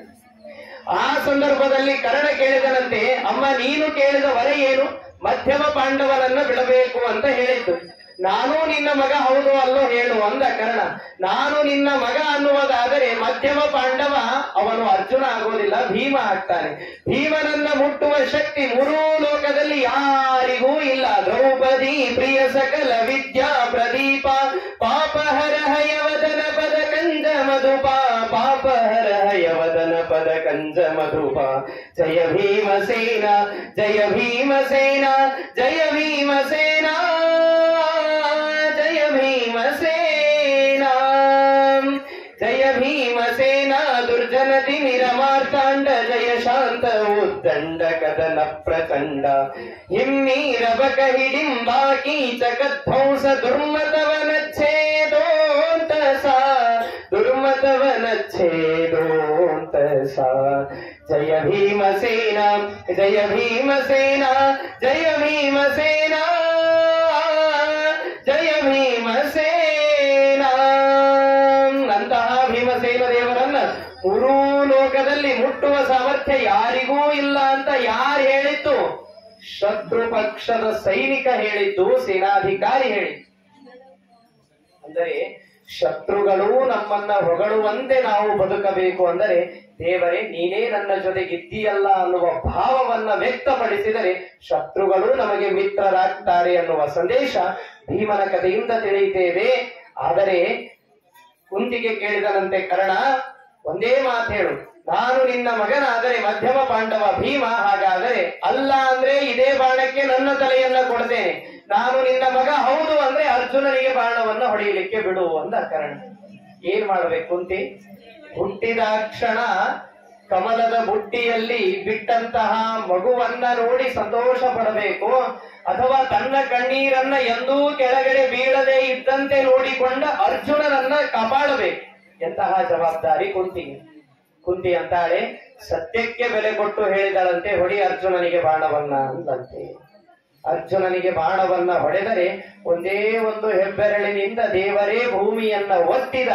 ಅರ್ಜುನನ ರುಂಡ ಹಾರಬೇಕು, ಕಿರೀಟ ಮಾತ್ರ ಹಾರಿತು. ಇದೇ ನೋಡಿ ಈ ರಮಾರಮಣ ಮಧ್ವಾದಿ ದೇಶಿಗ ಶ್ರೀ ಹೃದಬ್ಜಗ ಹಯಗ್ರೀವ ಕೃಪಾಲೋಮಿ ಪ್ರಾರ್ಥನಾಂ ಶೃಣು ಸಾದರ. ಯಾರ್ಯಾರ್ದೋ ಕಣ್ಣು ನಮ್ಮ ಮೇಲೆ ಬಹಳ ಇರ್ತದ, ದೇವರ ಕಣ್ಣು ನಮ್ಮ ಮೇಲೆ ಇರ್ಬೇಕ್ರಿ ಯಾವಾಗಲೂ. ಒಬ್ಬ ಕುರುಡ ದೇವಸ್ಥಾನಕ್ಕೆ ಹೋದನಂತೆ. ಹೋದಾಕ್ಷಣದಲ್ಲಿ ಅನೇಕ ಜನರು ಕೇಳಿದ್ರು, ಹುಚ್ಚ ನೀನು ಕುರುಡ, ನೀನೇನ್ ನೋಡ್ತಿ ದೇವರನ್ನ ಅಂತ. ಆಗ ಕುರುಡ ಹೇಳಿದನಂತೆ, ದೇವರನ್ನ ನಾನ್ ನೋಡ್ತೀನೋ ಬಿಡ್ತೇನೋ ಗೊತ್ತಿಲ್ಲ, ದೇವರು ನನ್ನನ್ನ ನೋಡ್ತಾನಲ್ಲ ಅಷ್ಟು ಸಾಕು ಅಂದಂತೆ. ನಿನ್ನವ ಶ್ರೀನಿವಾಸ ಅಂತ ಹೇಳಿಕೊಂಡಿದ್ದೇವೆ, ಒಮ್ಮೆ ಆದರೂ ಬಾಯಿ ತುಂಬಾ ನೀ ನನ್ನವ ಶ್ರೀನಿವಾಸ ಅಂದಿದ್ದೇವ? ಉಪ್ಪಿಟ್ಟಿನ ವಾಸನೆ ಬಂತು ಅಂದ್ರೆ ನಿನ್ನವನು ಅವನೇ, ನನ್ನವನು ಅವನೇ ಜೀವನ ಅಲ್ವಾ? ಆ ನಿಟ್ಟಿನಲ್ಲಿ ಅದ್ಭುತವಾದಂತಹ ಪ್ರಾರ್ಥನೆಯನ್ನ ಹೇಳ್ತಾರೆ. ಅಯೋಗ್ಯ ವಿಷಯೇ ಸ್ವಾಮಿ ಸರ್ವಥಾನ ಮನೋಭವೇ. ಅಯೋಗ್ಯ ವಿಷಯಗಳು ಅಂತೇನಿದೆಯಲ್ಲ, ಇವತ್ತು ಅದರಲ್ಲಿ ನನ್ನ ಮನಸ್ಸು ಹೋಗಬಾರದು. ಚಾಂಚಲ್ಯಂ ಮೂಲತಃ ಛಿಂದಿ. ಚಾಂಚಲ್ಯ ಇದೆಯಲ್ಲ, ಇವತ್ತಿಲ್ಲಿ ಹೋಗೋಣ ಸ್ವಾಮಿ ಸರ್ವಥಾನ ಮನೋಭವೇ. ಅಯೋಗ್ಯ ವಿಷಯಗಳು ಅಂತಂದರೆ ತಕ್ಷಣದಲ್ಲಿ ಎಲ್ಲಿಲ್ಲದ ಉತ್ಸಾಹ ನಮಗೆ. ಯಾಕೆ? ಇನ್ನೊಬ್ಬರ ಸುದ್ದಿ ಅಂದ್ರೆ ಕೇಳಬೇಕು ನೋಡ್ರಿ. ವಾದಿರಾಜರ ಆರಾಧನೆಗೆ ಅಂತ ಬಂದಿರ್ತೇವೆ, ಬಹಳ ಆದ್ರೂ ಒಂದು ಗಂಟೆ ಪ್ರವಚನ ಹೇಳ್ಯಾರ ಅಂದ್ರೆ ಒಂದು 10 ನಿಮಿಷದ ತಲೆಯಾಗ ಹೋಗಿರ್ತದೆ, ಉಳಿದ 40 ನಿಮಿಷ ಹಾರಿ ಹೋಗಿರ್ತದೆ.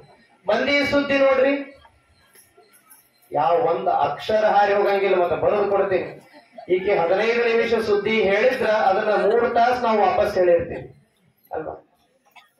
ಹೆಂಗಿದ್ರ ವಾದರಾಜರದು ಮೃತ್ತಿಕಾ ವೃಂದಾವನಂತ ಸೇಮ್ ಅಲ್ಲಿ ಇದ್ದಂಗಿತ್ತ. ಮತ್ತೆ ಏನವ ಅಲಂಕಾರ ಮಾಡಿದ್ರು ಗೊತ್ತಾಗಿಲ್ಲ ನನಗ. ಮತ್ತಿವತ್ತ ರಾಧಾರಮಣ ಏನಾಯ್ತು ಈಗ ಹೇಳ್ತೀನಿ ಬಾ. ಅದು ಇದ್ದಿದ್ದೇ ಅರ್ಧ ತಾಸು, ಅದನ್ನು 3 ತಾಸು ಹೇಳ್ತೀವ್ರಿ ನಾವು ಕೂತು. ನಮ್ಮ ಹಣೆ ಬಾರ ನೋಡ್ರಿ. ಯಾವುದನ್ನ ಹೊಗಳಬೇಕು? ಅಯೋಗ್ಯ ವಿಷಯೇ ಸ್ವಾಮಿ ಸರ್ವಥಾನ ಮನೋಭವೇ. ಏನಾದ್ರೂ ಆಚಾರ 12:30 ತನ ಟೈಮ್ ಕೊಟ್ಟಾರ, 12:30 ಒಳಗ ಆಚಾರ ಮುಗಿಸಿದ್ರು ಅಂದ್ರೆ ಆಚಾರ ಹೆಸರಲ್ಲೇ ಒಂದು ತೆಂಗಿನಕಾಯಿ ಉಡಿಸ್ತೀವ್ ನಾವು. 12:30 ನಂತರ ಆಚಾರ ಮುಗಿಸಿದ್ರು ಅಂದ್ರೆ ಆಚಾರ ಹೆಸರಲ್ಲೇ ಉಂಡಿ ನೈವೇದ್ಯನೇ ಅಲ್ವಾ? ಹಿಂಗೆ ಇರ್ತದ ಪರಿಸ್ಥಿತಿ. 10 ನಿಮಿಷ ಎಕ್ಸ್ಟ್ರಾ ಆದ್ರೂ ತಡ್ಕೊಳಿಕ್ ಆಗೋದಿಲ್ಲ ನಮಗ್ ಪ್ರವಚನ. ಅದೇ ಸೀರಿಯಲ್ ನೋಡ್ರಿ, ಹೆಂಗ ಏನಾಯ್ತ್ರಿ ಸೀರಿಯಲ್ ಸುಡುಗಾಡ್ರಿ. ಇವತ್ತು ಅರ್ಧ ತಾಸ್ನಾಗ 20 ನಿಮಿಷ ಬರೀ ಅಡ್ವರ್ಟೈಸೇ ಹಾಕಿದ. ಏನ್ ಮಾಡೋದು? ಎಲ್ಲಿ ನೀತಿ ಇದೆ ಅಲ್ಲಿ ಸುಖ ಇಲ್ಲ, ಎಲ್ಲಿ ಸುಖ ಇದೆ ಅಲ್ಲಿ ನೀತಿ ಇಲ್ಲ.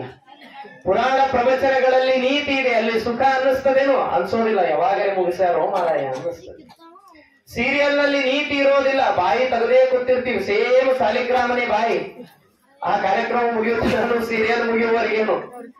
ಹಾಗೆ ದೇವರ ಮುಂದೆ ಹೇಳಬೇಕ್ರಿ, ಅಯೋಗ್ಯ ವಿಷಯೇ ಸ್ವಾಮಿನ್ ಸರ್ವಥಾನ ಮನೋಭವೇ. ಇನ್ನೊಬ್ಬರ ಸುದ್ದಿ ತಗೊಂಡು ಏನ್ ಮಾಡೋದ್ರಿ? ವಾದರಾಜರ ಮುಂದೆ ಕೈ ಮುಕ್ಕೊಂಡು ನಿಂದಿರ್ತೀವಿ. ಮಕ್ಳು ಯಾರೇ ಬಂದ್ರೆ ಈಗ ಬಂದ್ರೇನು ಅಂತ. ಅವ್ರು ಈಗರೇ ಬರ್ಲಿ, ನಾಳೆರೇ ಬರ್ಲಿ, ಇವತ್ತರೇ ಬರ್ಲಿ, ತಗೊಂಡು ಏನ್ ಮಾಡೋದ ಹೇಳ್ರಿ? ಬಿಡೋದಿಲ್ಲ. ಈಗ ಬಂದ್ರೇನು ಆರಾಮಿದ್ದಿರಲ್ಲ, ಮತ್ತೆ ಆರಾಮಿರ್ಲಿಲ್ಲ ಅಂದ್ರೆ ಅಲ್ಲಿ ತನ ಯಾಕೆ ಬರ್ತಿದ್ರು? ಒಬ್ರೇ ಬಂದಿರೋ, ಇಬ್ರು ಬಂದಿರೋ, ಇಬ್ರು ಬಂದ್ರೆ ಏನು, 4 ಮಂದಿ ಬಂದ್ರೇನು, 8 ಮಂದಿ ಬಂದ್ರೇನು, ಅವಲಕ್ಕಿ ಹಚ್ಚಿ ಹಾಕ್ತಿರೋ, ಚಹಾ ಕೊಡ್ತಿರೋ, ಚುರುಮುರಿ ಕೊಡ್ತಿರೋ, ಏನು ಕೊಡ್ತೀನಿ?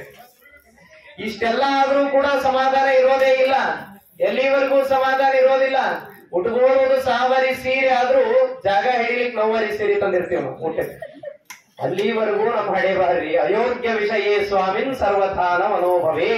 ಚಾಂಚಲ್ಯಂ ಮೂಲತಃ ಛಿಂದಿ ದುರಾಶಾಂ ಹೊರದೂರತಃ ದುರ್ಬುದ್ಧಿಂಚನ ವೇದೇಹಿ. ದುರ್ಬುದ್ಧಿಯನ್ನ ದೇವರ ಯಾವತ್ತೂ ಕೊಡಬೇಡ ನನಗೆ ಅಂತೀವಿ ನಾವು. ಬಾಯಿಲೆ ಬಿಡ್ತೀವೇನು? ಎಲಿ ತುದಿ ಹರಿದಿರ್ತದ ಪಾಪ, ಉಪ್ಪು ಹಾಕಲ್ಲ. 2 ನಿಮಿಷದ್ದು 5 ನಿಮಿಷದ್ದು ಊಟ ಮುಗಿಸ್ಕೊಂಡು ಹೋಗ್ತೇವೇನು? ಬಿಡೋದಿಲ್ಲ. ಎಲಿ ಹರಿದದ ಬ್ಯಾರೆ ಬೇಕು ನನಗೆ ಎಲಿ. ಎಲ್ಲಿವರೆಗೂ ಬ್ಯಾರೆ ಎದ್ದು ಹೋಗಿ ಬ್ಯಾರೆ ಎಲಿ ತೆಗೆಯೋದಿಲ್ಲ. ಮಗ್ಲಿದ್ದಿದ್ದೆ ಎಕ್ಸ್ಚೇಂಜ್ ಆಫರ್. ಅವ್ರಿಗೆ ಹರಿದಿದ್ದು ಬರ್ಲಿ, ನನಗೆ ಚಲೋ ಇರಲಿ. ದುರ್ಬುದ್ಧಿಂಚನ ಮೇಲೇಹಿ. ಹಾಸ್ಯವಾದರೂ ಅದರಲ್ಲಿರುವ ತತ್ವ ಚಿಂತನೆಯನ್ನ ಮಾಡಿ ನೋಡಿ, ಅರ್ಥವಾಗ್ತದೆ. ಆ ನಿಟ್ಟಿನಲ್ಲಿ ದುರ್ಬುದ್ಧಿಂಚ ನವೇದೇಹಿ ದುಶ್ಶಾಸ್ತ್ರ ವರ್ತನೆ ರತಿಂ. ನಮ್ಮ ದುರ್ಬುದ್ಧಿ ಎಲ್ಲಿಗಿರ್ತದ ಅಂತ ಕೇಳಿದ್ರೆ ಪಾಪ ಹೊಸದಾಗಿ ಮದುವೆ ಆಗ್ತದೆ. ಮದುವೆ ಹೊಸದಾಗಿ ಆಗ್ತದೆ, ಹೌದಿಲ್ಲ? ಮದುವೆ ಆದ ಕ್ಷಣದಲ್ಲೇನೆ ಆ ಹುಡುಗಿಯನ್ನ ಏರಿಯಾದವ್ರಿಗೆ ಪರಿಚಯ ಮಾಡಿಸ್ಲಿಕ್ಕಿರುವ ಒಂದು ದೊಡ್ಡ ಸಾಧನ ಅಂದ್ರ ಕಾಲು ತೊಳಿತೀವಿ, ಅರ್ಶಿನ ಕುಂಕುಮ ಕರಿತೀವಿ. ಕಾಲು ತೊಳೆಯೋದು ಪಾಪ, ಆಕಿ ಹೆಣ್ಣು ಕಾಲು ತೊಳಿತಾ ಇರ್ತಾಳ, ಅರ್ಶಿನ ಕುಂಕುಮ ಆಗ್ತದ, ಉಡಿ ತುಂಬ್ತಾಳ. ನೆನ್ಸಿದ ಕಡ್ಲಿ ಅವೇ ಅಲ್ಲಿಗೆ ಬರಂಗಿಲ್ಲ. ಚಲೋ ಕಡ್ಲಿ ಕೊಟ್ರೆ ಎಲ್ಲಿ ಬರ್ಬೇಕು? ಈಗ ಅವೇ ಕಡ್ಲಿ ಉಡಿ ತುಂಬಿ ಎಲ್ಲಾ ಆಗ್ತದ. ಮತ್ ಹೋಗೋ ಮುಂದಾಗ ಸುಮ್ ಹೋಗ್ತಾರೆ, ಇವ್ರು ಕೇಳ್ತಾರೆ. ಪಾಪ ಅತ್ತಿ ಕೇಳಿಲ್ಲ, ಏನ್ ಅನ್ನಿಸ್ತಾಳ್ರಿ ಸೊಸಿನ್ ನೋಡಿದ್ರೆ? ಜಬರ್ದಸ್ತ್ ಇದ್ದಾಳ್ರಿ. ಈಗಿನ ಕಾಲದೊಳಗ ಇಷ್ಟು ಧಾರ್ಮಿಕ ಪಾದ ತೊಳೆಯೋದು. ನಾವ್ ಬಂದಾಗ ನಮ್ ಪಾದ ತೊಳಿತಾಳ, ನಾವ್ ಹೋದ್ಮೇಲೆ ನಿಮ್ಮನ್ನೇ ತೊಳಿತಾಳ ಗೊತ್ತದ. ಆದ್ರೂ ಕೂಡ ಇಷ್ಟು ಧಾರ್ಮಿಕ ರೀತಿ ಎಲ್ಲೂ ಸಿಗಂಗಿಲ್ಲ ಹೇಳ್ರಿ. ಸೊಸಿ ಬಹಳ ಚಂದಿದ್ದಾಳ ಮತ್ತ ನೋಡ್ಲಿಕ್ಕೆ. ಎಲ್ಲ ಹೇಳೋದು ಎಲ್ಲಿವರೆಗೂ ಇರ್ತದ ಈ ಬಾಯಿ? ಆ ಮನೆಯ ಹೊಸ್ತಿಲಿನವರೆಗೂ ಮಾತ್ರ. ಹೊಸ್ತಿಲು ದಾಟಿತು ಅಂದ್ರೆ ಕೇಳ್ತದೇನು ಬಾಯಿ? ಯಾಕೋ ಗಲಗಲಿ ಅವ್ರ ಸೊಸಿ ಗೊತ್ತಿಲ್ಲ ನೋಡ್ಲಿಕ್ಕೆ. ಸುರುಣೆ ನೋಡ್ರಿ, ಆಕಿ ಕಪ್ಪಿರ್ಲಿ, ಬೆಳ್ಳಗಿರ್ಲಿ, ಚೌಕಿರ್ಲಿ, ಗುಂಡಿರ್ಲಿ, ಆಯತಿರ್ಲಿ, ಹಳದಿ ಇರ್ಲಿ ಅಥವಾ ನೀಲಿ ಇರ್ಲಿ, ಏನಾಗೋದ್ರಿ ತಗೊಂಡು ನೀಲಿ ಇದ್ರೆ ಶನಿದೇವರನ್ನ ಪೂಜೆ ಮಾಡ್ತೀರಾ? ಇಲ್ಲ. ದುರ್ಬುದ್ಧಿಂಚ ನಮೇ ದೇಹಿ, ಇನ್ನೊಬ್ಬರನ್ನ ತೆಗಳುವಂತಹ ದೌರ್ಭಾಗ್ಯ ಕೊಡಬೇಡ ಸ್ವಾಮಿ. ಇದು ಪಾಪ ಎಲ್ಲೋ ಗಲಗಲಿಯವ್ರ ಅತ್ತಿಗೆ ತಿಳಿತ್ರಿ. ಇದ್ರ ಕೇಳುತ್ತಾರ, ಆಕಿಗೆ ಸಮಾಧಾನ ಇಲ್ಲ, ಇವ್ರು ಇದ್ರ ಪಾರಾಗುತ್ತಾರ, ಇವ್ರಿಗೆ ಏನ್ ಮಾಡ್ಬೇಕು ಅಂತ ಗೊತ್ತಾಗ್ತಾ ಇಲ್ಲ. ಎಲ್ಲೋ ಒಂದ್ ಕಡೆ ಹಿಂಗ ಆರಾಧಿಗೆ ಬಂದಾಗ ಕೇಳೇ ಬಿಟ್ರು, ಅಲ್ರಿ ನಮ್ ಸೊಸಿ ಕಪ್ ಅಂದಿರಂತಲ್ರಿ ಅಂತ. ಅಕ್ಕಿ ಏನ್ ಹೇಳ್ಬೇಕು, ಅಂದಿಲ್ಲಂದ್ರೂ ಸಂಕಟ, ಅಂದಿನಂದ್ರೂ ಸಂಕಟ. ಅದಕ್ಕೆ ಅಕ್ಕಿ ಹೇಳಿದ್ಲಂತ, ಅಂದಿದ್ದೇನೋ ಕರೇರಿ ಗಲಗಲಿಯವ್ರ ಸೊಸಿ ಕಪ್ಪಿದ್ದಾರ ಅಂತ, ಆದ್ರ ಕಪ್ಪಿದ್ರು ಕಳಾದ ಅಂದಿದ್ರಿ ಮಾರಿ ಮೇಲೆ. ಯಾಕೆ ಬೇಕ್ರಿ ಇವೆಲ್ಲ ಹೊಂದಾಣಿಕೆ? ದೇವರನ್ನ ಹೊಗಳ್ರಿ, ಕಪ್ಪಿದ್ದಾನ ಅಂತ ದೇವರನ್ನ ಹೊಗಳ್ರಿ. ಕೃಷ್ಣ ಕಪ್ಪಿದ್ದಾನೆ ಅಂತ ಹೇಳ್ರಿ, ಪುಣ್ಯ ಕೊಡ್ತಾನ್ರಿ. ಮಂದಿ ಸೊಸಿ ಕಪ್ಪಿದ್ದಾಳ ಅಂದ್ರೆ ಪಾಪ ಬರ್ತದ್ರಿ. ಇದು ಯಾಕೆ ಬೇಕ್ರಿ? ದೇವರು ಕಪ್ಪಿದ್ದಾನೆ ಎನ್ನ ಅರ್ಥ ಧ್ವನಿ ದೊಲಿ ಬಾರಯ್ಯ, ಕರ್ತ ಕೃಷ್ಣಯ್ಯ ನೀ ಬಾರಯ್ಯ, ಸುಗುಣದ ಕಣಿಯೇ ನೀ ಬಾರಯ್ಯ, ಎಮ್ಮಗವ ಓಡಿಸಲು ನೀ ಬಾರಯ್ಯ, ಧಗೆಯೇರಿತು ತಾಪ ನೀ ಬಾರಯ್ಯ, ಸದ ಮುಗುಳಗೆಯ ಮಳೆಗೆರೆಯೇ ನೀ ಬಾರಯ್ಯ, ಕರ್ತ ಕೃಷ್ಣಯ್ಯ ನೀ ಬಾರಯ್ಯ. ದೇವರನ್ನ ಕರೀರಿ. ದೇವರಿಗೆ ಕಪ್ಪನ್ರಿ, ಕೆಂಪನ್ರಿ, ಹಳದಿ ಅನ್ರಿ, ಏನಂದ್ರೂ ದೇವರು ಸ್ವೀಕಾರ ಮಾಡಿ ಪುಣ್ಯವನ್ನ ಕೊಡ್ತಾನ್ರಿ. ಆ ಪುಣ್ಯಕ್ಕಾಗಿ ಬಡದಾಡಬೇಕಲ್ವಾ ನಾವು? ಅದಕ್ಕಾಗಿ ದುರ್ಬುದ್ಧಿಂಚ ನವೇ ದೇಹಿ, ದುಶ್ಶಾಸ್ತ್ರ ವರ್ತನೆ ರತಿಂ. ದುಷ್ಟವಾದ ಶಾಸ್ತ್ರಗಳಲ್ಲಿ ಎಂದಿಗೂ ಬುದ್ಧಿಯನ್ನು ಕೊಡಬೇಡ. ಈ ಮೀಡಿಯಾ ಬಂದ ಕುಳೇನಿ ಯಾರ್ಯಾರ ವೃಂದಾವನ ಎಲ್ಲೆಲ್ಲದೂ ಗೊತ್ತಾಗವಂತ್ರಿ ಪಾಪ. ಈ ಎಲ್ಲಾರು ಇದು ನಮ್ಮ ವೃಂದಾವನ, ಇದು ನಮ್ಮ ವೃಂದಾವನ ಅಂತ.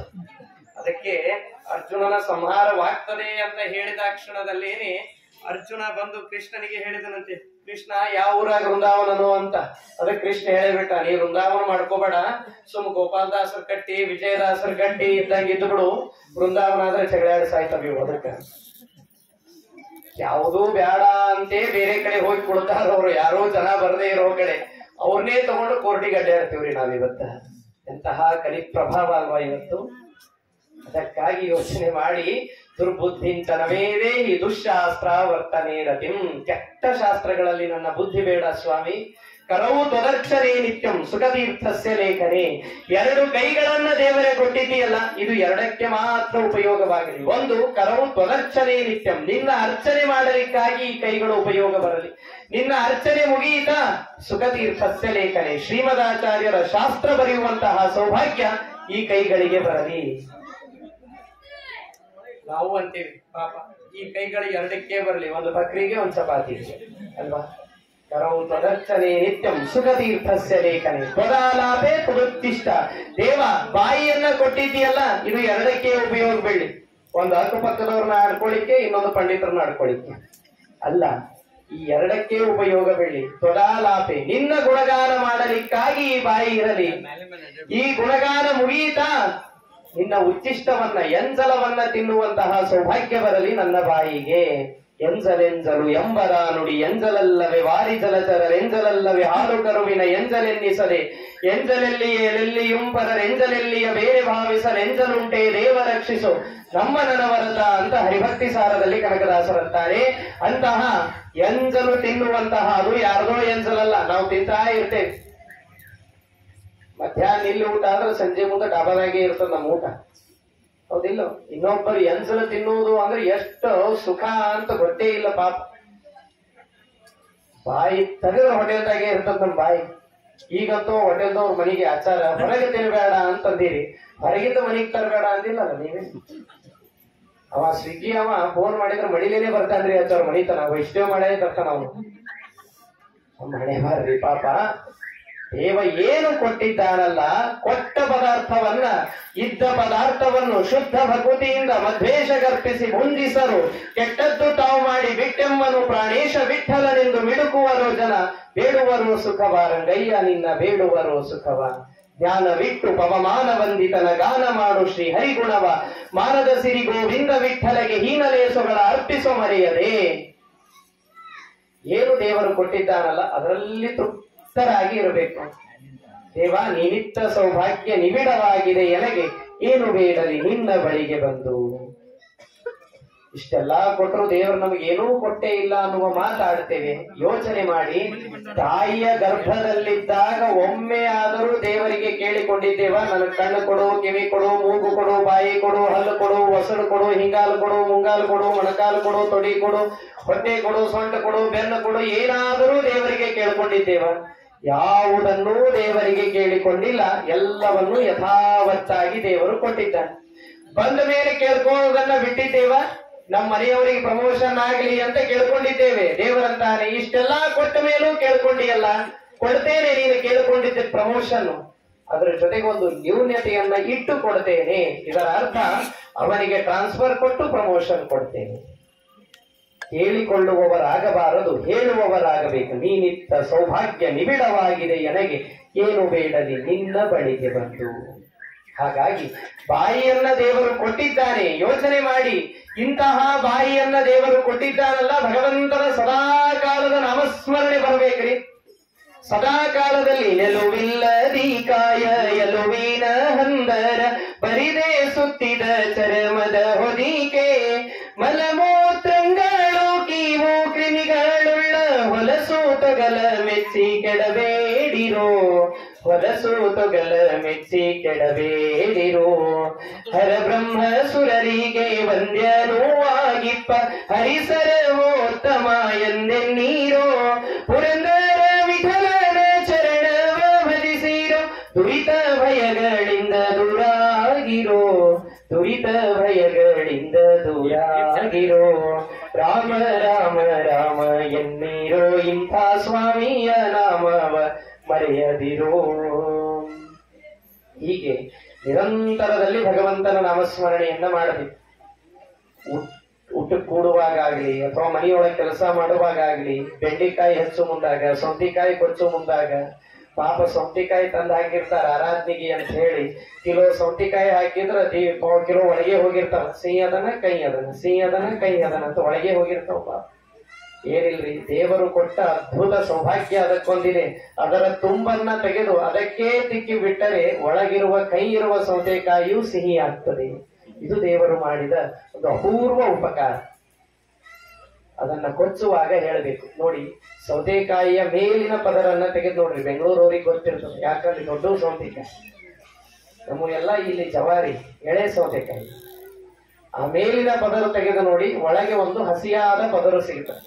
ಇನ್ನೊಂದು ಪದರು ತೆಗೆದು ನೋಡಿ, ಇನ್ನಷ್ಟು ಹಸಿಯಾದ ಪದರು ದೊರೆಯುತ್ತದೆ. ಇನ್ನಷ್ಟು ತೆಗೆದು ನೋಡಿ, 3 ಪದರು ದಾಟಿದಾಗ ಅಲ್ಲಿಯ ನೀರು ಸೋರ್ಲಿಕ್ಕೆ ಪ್ರಾರಂಭವಾಗ್ತದೆ. ಇನ್ನಷ್ಟು ತೆಗೆದಾಗ ಒಳಗಡೆ ಎಸಳುಗಳು, ಬೀಜಗಳು ಕಾಣಿಸ್ತಾರೆ. ಈ ಸೌತೆಕಾಯಿಯಂತೆ ದೇವರು ನಮ್ಮ ದೇಹವನ್ನ ಇಟ್ಟಿದ್ದಾನೆ. ಈ ಚಿಂತನೆ ಸೌತೆಕಾಯಿಯನ್ನ ಹೆಚ್ಚುವಾಗ ಬರಬೇಕು. ಮೇಲಿನ ಪದರು ತೆಗೆದರೆ ಒಂದು ಹಸಿಯಾದ ತೊಗಲು ಸಿಗುತ್ತದೆ, ಇನ್ನೊಂದು ಪದರು ತೆಗೆದರೆ ಇನ್ನೊಂದು ಹಸಿಯಾದ ತೊಗಲು ಸಿಗ್ತದೆ, ಇನ್ನೊಂದು ಪದರು ತೆಗೆದರೆ ಇನ್ನೊಂದು ಹಸಿಯಾದ ತೊಗಲು. ಅಲ್ಲಿ ನೀರು ಬಂದಂತೆ 3 ಪದರುಗಳು ಹೋದಾಗ ಇಲ್ಲಿ ರಕ್ತ ಬಂದಿದೆ, ಅಲ್ಲಿ ಎಸಳುಗಳು ಇದ್ದಂತೆ ಇಲ್ಲಿ ನರಗಳಿದೆ, ಅಲ್ಲಿ ಬೀಜಗಳು ಇದ್ದಂತೆ ಇಲ್ಲಿ ಎಲುಬುಗಳಿದೆ. ಇಂತಹ ಅದ್ಭುತವಾದ ಸೃಷ್ಟಿ ದೇವರು ಮಾಡಿದ್ದಾನೆ ಅನ್ನುವ ಚಿಂತನೆ ಒಂದು ಪದಾರ್ಥವನ್ನ ಹೆಚ್ಚುವಾಗ ಬರಬೇಕ್ರಿ. ಹೀಗೆ ಅನಂತ ಪದಾರ್ಥಗಳ ಬಗ್ಗೆನೂ ಕೇಳ್ರಿ, ನಾ ಖಾಲಿ ಇದ್ದಾಗ ಕೇಳ್ರಿ, ಒಂದೊಂದು ಪದಾರ್ಥದ ಚಿಂತನೆ ಹೇಗಿರಬೇಕು. ಆ ಪದಾರ್ಥಗಳ ಹೆಚ್ಚುವಾಗ, ಕೊಚ್ಚುವಾಗ, ಮಕ್ಕಳಾಡಿಸುವಾಗ, ಮಡದಿಯೊಳ ಅಕ್ಕರದಿನಲೆವಾಗ, ಹಯಗಜ ಪಲ್ಲಕ್ಕಿ ಏರಿ ಮೆರೆವಾಗ, ಬಿಕ್ಕುವಾಗ ಆಕಳಿಸುತ್ತಲೇ. ಇಷ್ಟೆಲ್ಲಾ ನೀವು ಸೌರಭ ಬರೋದು PhD ಮಾಡ್ಕೊಂಡಿರಲ್ಲ. ಹೇಳ್ರಿ, ಬಿಕ್ಕುವಾಗ ಆಕಳಿಸುತ್ತಲೇ. ಎರಡನೇ ಯಾಕೆ ಹೇಳಿದ್ರು, ಉಳಿದ್ ಯಾಕೆ ಹೇಳಿಲ್ಲ? ತೂಕಡಿಸುವಾಗ, ಬೀಳುವಾಗ, ಏಳುವಾಗ, ಮಲಗುವಾಗ, ಕುಣಿಯುವಾಗ ಯಾಕೆ ಹೇಳಿಲ್ಲ? ಕೇವಲ ಬಿಕ್ಕುವಾಗ ಆಕಳಿಸುತ್ತಲೇ ಯಾಕೆ ಹೇಳಿದ್ದು? ಈ ತರದ ಚಿಂತನೆಗಳನ್ನ ಮಾಡಬೇಕು ಓದುವಾಗ. ಪುರಾಣ ಕೇಳುವುದು ಅದು ಒಂದು ಮಾಧ್ಯಮ ಬೇರೆ, ನಮ್ಮ ವಿಶೇಷವಾದ ಅಧ್ಯಯನ ಇರಬೇಕಾದ ಮಾಧ್ಯಮ ರೀತಿಯೇ ಬೇರೆ. ಹಾಗೆ ಚಿಂತನೆಗಳನ್ನ ಮಾಡಬೇಕು. ಅದಕ್ಕೆ ತ್ವದಾಲಾಪೆ ತ್ವದುಚ್ಚಿಷ್ಟ, ನಿನ್ನ ನೈವೇದ್ಯದ ಪದಾರ್ಥಗಳೇನಿದೆಯಲ್ಲ ಅದು ಮಾತ್ರ ನನ್ನ ಬಾಯಿಗೆ ಬೀಳಲಿ ಅನ್ನುವ ಚಿಂತನೆ ವಾದಿರಾಜರದು. ತ್ವದಾಲಾಪೆ ತ್ವದುಚ್ಚಿಷ್ಟ ಭೋಜನೆ ಕುರುಜಿಕ್ವಿಕಾಂ ಘ್ರಾಣಂ ಭವತು ನಿರ್ಮಾಲ್ಯ ಆಘ್ರಾಣನೇ ನಮನೇ ಸ್ಥಿರಃ. ಈ ಮೂಗನ್ನ ದೇವರೇ ಕೊಟ್ಟಿದ್ದೀಯಲ್ಲ, ಈ ಮೂಗು ನಿರಂತರದಲ್ಲಿ ನಿನ್ನ ನಿರ್ಮಾಲ್ಯದ ವಾಸನೆಯನ್ನ ತೆಗೆದುಕೊಳ್ಳಲಿಕ್ಕೆ ಇರಲಿ. ತಲೆಯನ್ನ ಕೊಟ್ಟಿದ್ದೀಯಲ್ಲ, ಈ ತಲೆ ಯಾವಾಗಲೂ ನಿನ್ನ ಪಾದದಲ್ಲಿ ಇರಲಿ. ಶಿರ ನಿನ್ನ ಚರಣಕ್ಕೆ ಎರಗಲಿ ಕಣ್ಣು, ಎರಗದಿಂದಲಿ ನಿನ್ನ ನೋಡಲಿ ಹರಿಯೇ. ಕರ್ಣಗೀತಂಗಳ ಮಾನಸಿಕ ನಿರ್ಮಾಲ್ಯಾನುದೀನ ಆಘ್ರಾಣಿಸಲೇ ನಿನಗೇನೂ ಬೇಡುವುದಿಲ್ಲ ಹೃದಯ ಮಂದಿರದೇ ನೆಲೆಸಿರು ಹರಿಯೇ ನಿನಗೇನೂ ಬೇಡುವುದಿಲ್ಲ. ಹೀಗೆ ಎಲ್ಲ ಇಂದ್ರಿಯಗಳನ್ನ ದೇವರಿಗೆ ಅರ್ಪಣೆ ಮಾಡಿ ಬದುಕುವಂತಹ ಒಂದು ದೊಡ್ಡದಾದ ಸ್ತೋತ್ರ ಅದು ಪ್ರಾರ್ಥನಾ ದಶಕ ಸ್ತೋತ್ರ ಅಂತ. ಅದನ್ನ ರಚನೆ ಮಾಡಿ ದೇವರಿಗೆ ಅರ್ಪಣೆ ಮಾಡಿದ ಮಹಾನುಭಾವರು ವಾದಿರಾಜರು. ಜೊತೆಗೆ ಇನ್ನೊಂದು ಅಪೂರ್ವವಾದಂತಹ ಕೃತಿ ದಶಾವತಾರ ಸ್ತುತಿ ಅಂತ. ಅಶ್ವಧಾಟಿಯಲ್ಲಿ ಹೇಗೆ ಅಶ್ವ ಕುದುರೆ ಓಡುತ್ತಾ ಇರ್ತದಲ್ಲ ಹಾಗೆ ಅನ್ನುವಂತಹದ್ದು. ಪ್ರೋಷ್ಟೇಶ ವಿಗ್ರಹ ಸುನಿಷ್ಠೀವನುದ್ಧತ ವಿಶಿಷ್ಟಾಂಬುಚಾರಿ ಜಲಧೇ ಕೋಷ್ಟಾಂತರಾಹಿತ ವಿಚೇಷ್ಟಾಗಮೌಘ ಪರಮೇಷ್ಠೀಡಿ ತತ್ವಮವಮಾಂ ಪ್ರೇಷ್ಟಾರ್ಕ ಸುನು ಮನುಟೇಷ್ಟಾರ್ಥಮತ್ವವಿದೀಷ್ಟೋ ಯೋಗಾಂತ ಸಮಯೇ ಶ್ರೇಷ್ಠಾತ್ಮ ಶೃಂಗಧೃತ ಕಾಷ್ಟಾಂಬು ವಾಹನವ ರಾಷ್ಟ್ರಾಪದ ಪ್ರಭತನೋ. ಅದ್ಭುತವಾದಂತಹ ಕೃತಿ ನೋಡಿ. ರಾಮನಿಗೆ ಹೆಂಗ್ ಬೇಕು ಹಂಗ್ ಮಾತಾಡೋರು ಸಿಗ್ತಾರೆ. ಟಿವಿ ಒಳಗೆಲ್ಲ ನೋಡ್ತೀರಿ. ಅವನ ಹೆಸರು ಭಗವಾನ್ ಅಂತ ಇಟ್ಕೊಂಡಿರ್ತಾರೆ ಪಾಪದು. ಹೆಂಗ್ ಬೇಕು ಹಂಗ್ ಮಾತಾಡೋರು ಸಿಗ್ತಾರೆ. ಕೃಷ್ಣನಿಗೆ ಹೇಗ್ ಬೇಕು ಹಾಗೆ ಮಾತಾಡೋರು ಸಿಗ್ತಾರೆ. ನರಸಪ್ಪಗೆ ಒಬ್ಬರೇ ಮಾತಾಡ್ರಿ ನೋಡೋಣ, ಎಲ್ಲಿನೇ ಹೊಡೆದಿರ್ತಾರ. ಅವ ಕಂಬ ಹೊಡಿಯೋದು ಬೇಡ, ಅವನಿಗೆ ಮಾತಾಡ್ಬೇಕಾದ್ರೆ ನಮ್ಮ ಎಲ್ಲಿ ಹೊಡೆದಿರ್ತದ್ರಿ ಪಾಪ ನರಸಿಂಹದೇವರಿಗೆ. ಆದ್ರೆ ನರಸಿಂಹದೇವರನ್ನ ಬಹಳ ಪ್ರೀತಿಯಿಂದ ಕಂಡವರು ಅಂದ್ರೆ ನಮ್ಮ ವಾದಿರಾಜ. ನರಸಿಂಹದೇವರನ್ನ ಏನಂತ ಕರೆದಾರ? ಕಂಬದ ಮಗ ಅಂತ ಕರೆದಾರ್ರಿ. ಯೋಚನೆ ಮಾಡ್ರಿ, ಯಾರನ್ನಾದ್ರೂ ಕರೀಲಿಕ್ಕೆ ಸಾಧ್ಯ ಏನು? ನರಸಿಂಹದೇವರು ಯಾರ ಮಕ್ಕಳು ಅಂದ್ರೆ ಕಂಬದ ಮಗ ಅವ ಅಂತಂದ್ರು ವಾದಿರಾಜರು. ದಂಭೋಲಿ ತೀಕ್ಷ್ಣ ನಖ ಸಂವೇದಿತೇಂದ್ರ ರಿಪು ಕುಂಭೀಂದ್ರ ಪಾಹಿ ಕೃಪಯಾ ಸ್ತಂಭಾರ್ಭಕಾಸಹನ ಡಿಂಬಾಯ ದತ್ತವರ ಗಂಭೀರ ನಾದ ಹರೇ ಅಂಬೋದಿಜಾನುಸರಣಂಭೋಜ ಭೂಪವನ ಕುಂಭೀನ ಶೇಷ ಖಗರಾಡ್ ಕುಂಭೀಂದ್ರ ಕೃತ್ತಿಧರ ಜಂಭಾರಿ ಷಣ್ಮುಖ ಮುಖಾಂಬೋರುಹಾಭಿನೂತಮಾಂ ಸ್ತಂಭಾರ್ಭಕಾಸಹನ. ಸ್ತಂಭಾರ್ಭಕ, ಅರ್ಭಕ ಅಂದ್ರೆ ಮಗ, ಸ್ತಂಭ ಅಂದ್ರೆ ಕಂಬ. ಕಂಬದ ಮಗ ಯಾರು ಅಂದ್ರೆ ನರಸಿಂಹದೇವರೇ. ನೀನು ಕಂಬದ ಮಗ ಅಂತ ಕರೆಯುವ ಧೈರ್ಯ ಮಾಡಿದ ಮಹಾನುಭಾವರು ಅಂದ್ರೆ ವಾದಿರಾಜ ಗುರು ಸಾರ್ವಭೌಮರು. ನರಸಿಂಹದೇವರು ಎಲ್ಲಿಂದ ಬಂದ್ರು ಅಂದ್ರೆ ಕಂಬದಿಂದ ಬಂದಾರ್ರಿ ಅಂತೀವಿ ಹೊರತು ಕಂಬದ ಮಗ ಏನ್ರಿ ಅವ ಹಿರಣ್ಯಕಶ್ಯಪನ ಕೊಂದಾನಲ್ಲ ಅವನೇ ಇಲ್ರಿ ಅನ್ರಿ. ನೋಡೋಣ, ಧೈರ್ಯನೇ ಬರೋದಿಲ್ರಿ ಅನ್ಲಿಕ್ಕೆ. ಅಷ್ಟು ಪ್ರೀತಿಯಿಂದ ದೇವರನ್ನ ಕಂಡಿದ್ದಾರೆ ಅಂತಂದರೆ ಎಷ್ಟು ದೇವರ ಅನುಗ್ರಹ ಇವರ ಮೇಲೆ, ಎಷ್ಟು ದೇವರ ಮೇಲೆ ಪ್ರೀತಿ ಭಕ್ತಿ ವಾದಿರಾಜರಿಗೆ. ಇದು ಅದ್ಭುತವಾದಂತಹ ಕೃತಿ. ಒಂದು ದಶಾವತಾರ ಸ್ತುತಿ, ಇನ್ನೊಂದು ಕೃಷ್ಣಾಷ್ಟಕ ಅಂತ. ಪಾಲಯಾಚ್ಯುತ ಪಾಲಯಾಜಿತ ಪಾಲಯಾ ಕಮಲಾಲಯ ಲೀಲಯಾದೃತ ಹೋದರಾಂಬುರ್ ಹೋದರ ಸ್ವಜನೋದರ.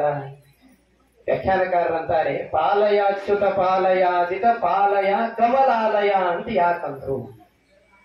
ಬೇರೆ ಹೆಸರು ಹೇಳ್ಬೋದಾಗಿತ್ತಲ್ಲ, ಕಮಲಾಲಯ ಅಂತ ದೇವರಿಗೆ ಯಾಕೆ ಕರೆದ್ರು ವಾದಿರಾಜರು ಅಂದ್ರೆ ಹೆಂಡತಿ ಹೆಸರು ಹೇಳಿದ್ರೆ ಗಂಡನ ಪ್ರೀತಿ ಬಾಳ್ರಿ, ಆಕೆ ಮುಂದಿದ್ದಾಗ ಅಷ್ಟೇನಾ ಮತ್ತ. ಹಾಗಾಗಿ ಪಾಲಯ ಕಮಲಾಲಯ, ಕಮಲದಲ್ಲಿ ಹುಟ್ಟಿದವಳು ಯಾರು? ಲಕ್ಷ್ಮೀದೇವಿ. ಆ ಯಾವ ಕಮಲದಲ್ಲಿ ಬಂದಂತಹ ಮಹಾನುಭಾವಳು ಕೇವಲ ಕಮಲದಲ್ಲಿ ಅಲ್ಲ, ಕ್ಷೀರ ಸಮುದ್ರ. ಆ ಕ್ಷೀರ ಸಮುದ್ರದ ಮಧ್ಯದಲ್ಲಿ ಕಮಲೇ ಕಮಲಾಲಯೇ ಪದ್ಮಪ್ರಿಯೇ ಪದ್ಮಿನಿ ಪದ್ಮಹಸ್ತೆ ಪದ್ಮಾಲಯೇ ಪದ್ಮದಲಾಯತಾಕ್ಷಿ ವಿಶ್ವಪ್ರಿಯೇ ವಿಷ್ಣು ಮನೋನುಕೂಲೆ ತ್ವತ್ಪಾದ ಪದ್ಮಮಯಿ ಸನ್ನಿಧಸ್ವ.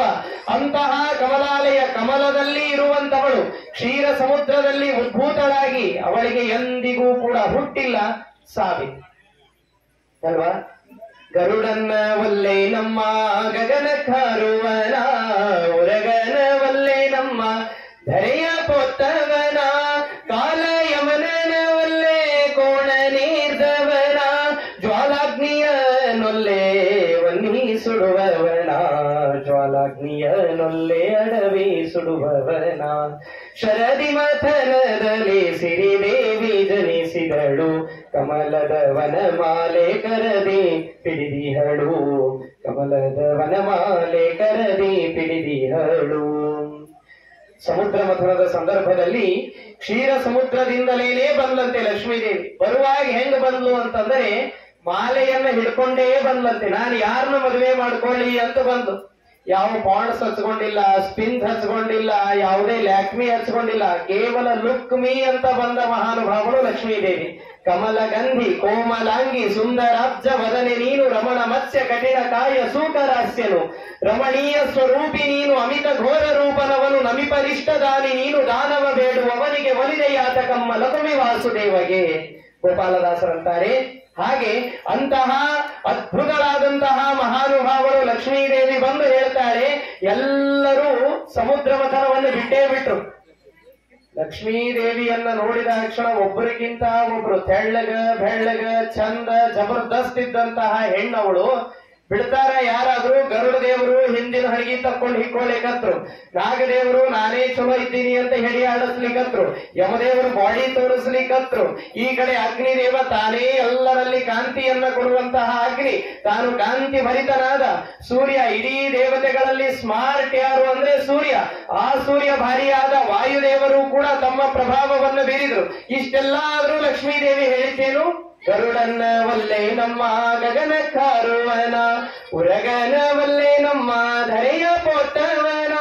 ಗರುಡನನ್ನೇನೋ ಮದುವೆ ಆಗಬಹುದು, ಮೂಗು ಬಹಳ ಚೂಪ್ರಿ ಗರುಡ ದೇವರದು, ನೆಟ್ಟಗ್ ಮೂಗದ ನೋಡ್ರಿ ಪಾಪ ಅವರು. ಅಂತಹ ನೆಟ್ಟಗ್ ಮೂಗಿರೋ ಗರುಡ ದೇವರನ್ನು ಮದುವೆ ಆಗಬೇಕು ಅಂದ್ರೆ ಗಗನ ಕಾರುವನ, ಆಕಾಶದೊಳಗೆ ಹರ್ಯಾನ. ಎಲ್ಲಾದ್ರೂ ಸ್ವಲ್ಪ ಹಿಂದೆ ಕೂಡಿಸ್ಕೊಂಡಾಗ ಮೈ ಅಳಿಗಾಡಿಸಿದ ಅಂದ್ರ ಕೆಳಗ ವೃಂದಾವನನೇ. ಹೀಗಾಗಿ ಗರುಡನ್ನ ಒಲ್ಲೆ ನಮ್ಮ, ಯಾಕೆ ವಿದೇಶ ಪ್ರಯಾಣ ಮಾಡುವವರನನ್ನ ನಾನು ಒಲ್ಲೆ ಎಂದು ಲಕ್ಷ್ಮೀದೇವಿ. ಉರಗನ್ನ ಒಲ್ಲೆ ನಮ್ಮ ಧರೆಯ ಪೊತ್ತವನ, ಅವನ್ನೇನೋ ಮದುವೆ ಆಗಬೇಕು.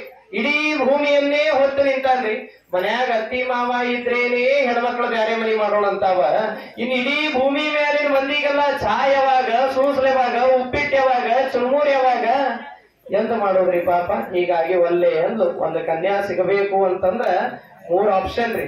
ಅವ ಬೆಂಗಳೂರಿಗೆ ಇರಬೇಕು, 2ನೇದ್ದು ಉತ್ತರ ಕರ್ನಾಟಕದವನಾಗಿರ್ಬೇಕು, ಹೊಲ ಮನಿ ಇರಬೇಕು, 3ನೇದ್ದು ಅವ್ರ ಅಪ್ಪನ ಫೋಟೋ ಗಾಡಿಗೆ ಬಂದಿರ್ಬೇಕು. ಹೀಗೆ ಆದರೆ ಇನ್ನೇನು ಉರಗನನ್ನ ಮಾಡ್ಕೊಂಡ್ರೆ ಗತಿ ಏನ್ರಿ. ಕಾಲ ಯಮನನ ಒಲ್ಲೆ ಕೋಣನೇರ್ದವನ, ಆ ಯಮದೇವರೇನೋ ಭಾರಿ ಇದ್ದಾರ, ಬಾಡಿ ಚಲೋ ಅದ ಅವ್ರದ್ದು, ಗಾಡಿ ಬರೋಬ್ಬರಿ ಇಲ್ಲ ಅವ್ರು ಅಲ್ವಾ. ಕೋಣನೇರ್ದವನ, ಅದಕ್ಕಾಗಿ ಒಲ್ಲೆ. ಜ್ವಾಲಾಗ್ನಿಯನೊಲ್ಲೆ ಒನ್ನಿ ಸುಡುವವನ, ಅಗ್ನಿದೇವರ ಹತ್ರ ಹೋಗ್ಲಿಕ್ಕೆ ಆಗೋದಿಲ್ಲ, ಇನ್ನು ಸಂಸಾರ ಹೆಂಗ್ ಮಾಡೋದ್ರಿ, ಒಲ್ಲೆ ಅಂದು. ಆಮೇಲೆ ಸೂರ್ಯನ ಒಲ್ಲೆ ನಮ್ಮ ಸುತ್ತ ಸುಡುವವನ, ವಾಯುದೇವರನೊಲ್ಲೆ ಗಾಳಿ ಬೀಸುವನ, ಇಂದ್ರನ ಒಲ್ಲೆ ನಮ್ಮ ಮೈಯೆಲ್ಲ ಕಣ್ಣವನ, ಚಂದ್ರನ ಒಲ್ಲೆ ನಮ್ಮ ಕಳೆಗುಂದುವವನ, ಚಂದ್ರನ ಒಲ್ಲೆ ನಮ್ಮ ಕಡೆಗುಂದುವವನ. ಇಂದ್ರನನ್ನ ಮದುವೆ ಆಗಬೇಕ್ರಿ ಪಾಪ, ಭಾರೀ ಇದ್ದಾನ, ಅಮರಾವತಿ ಪಟ್ಟಣಕ್ಕೆ ರಾಜ, ದೇವತೆಗಳಿಗೆ ಒಡೆಯ.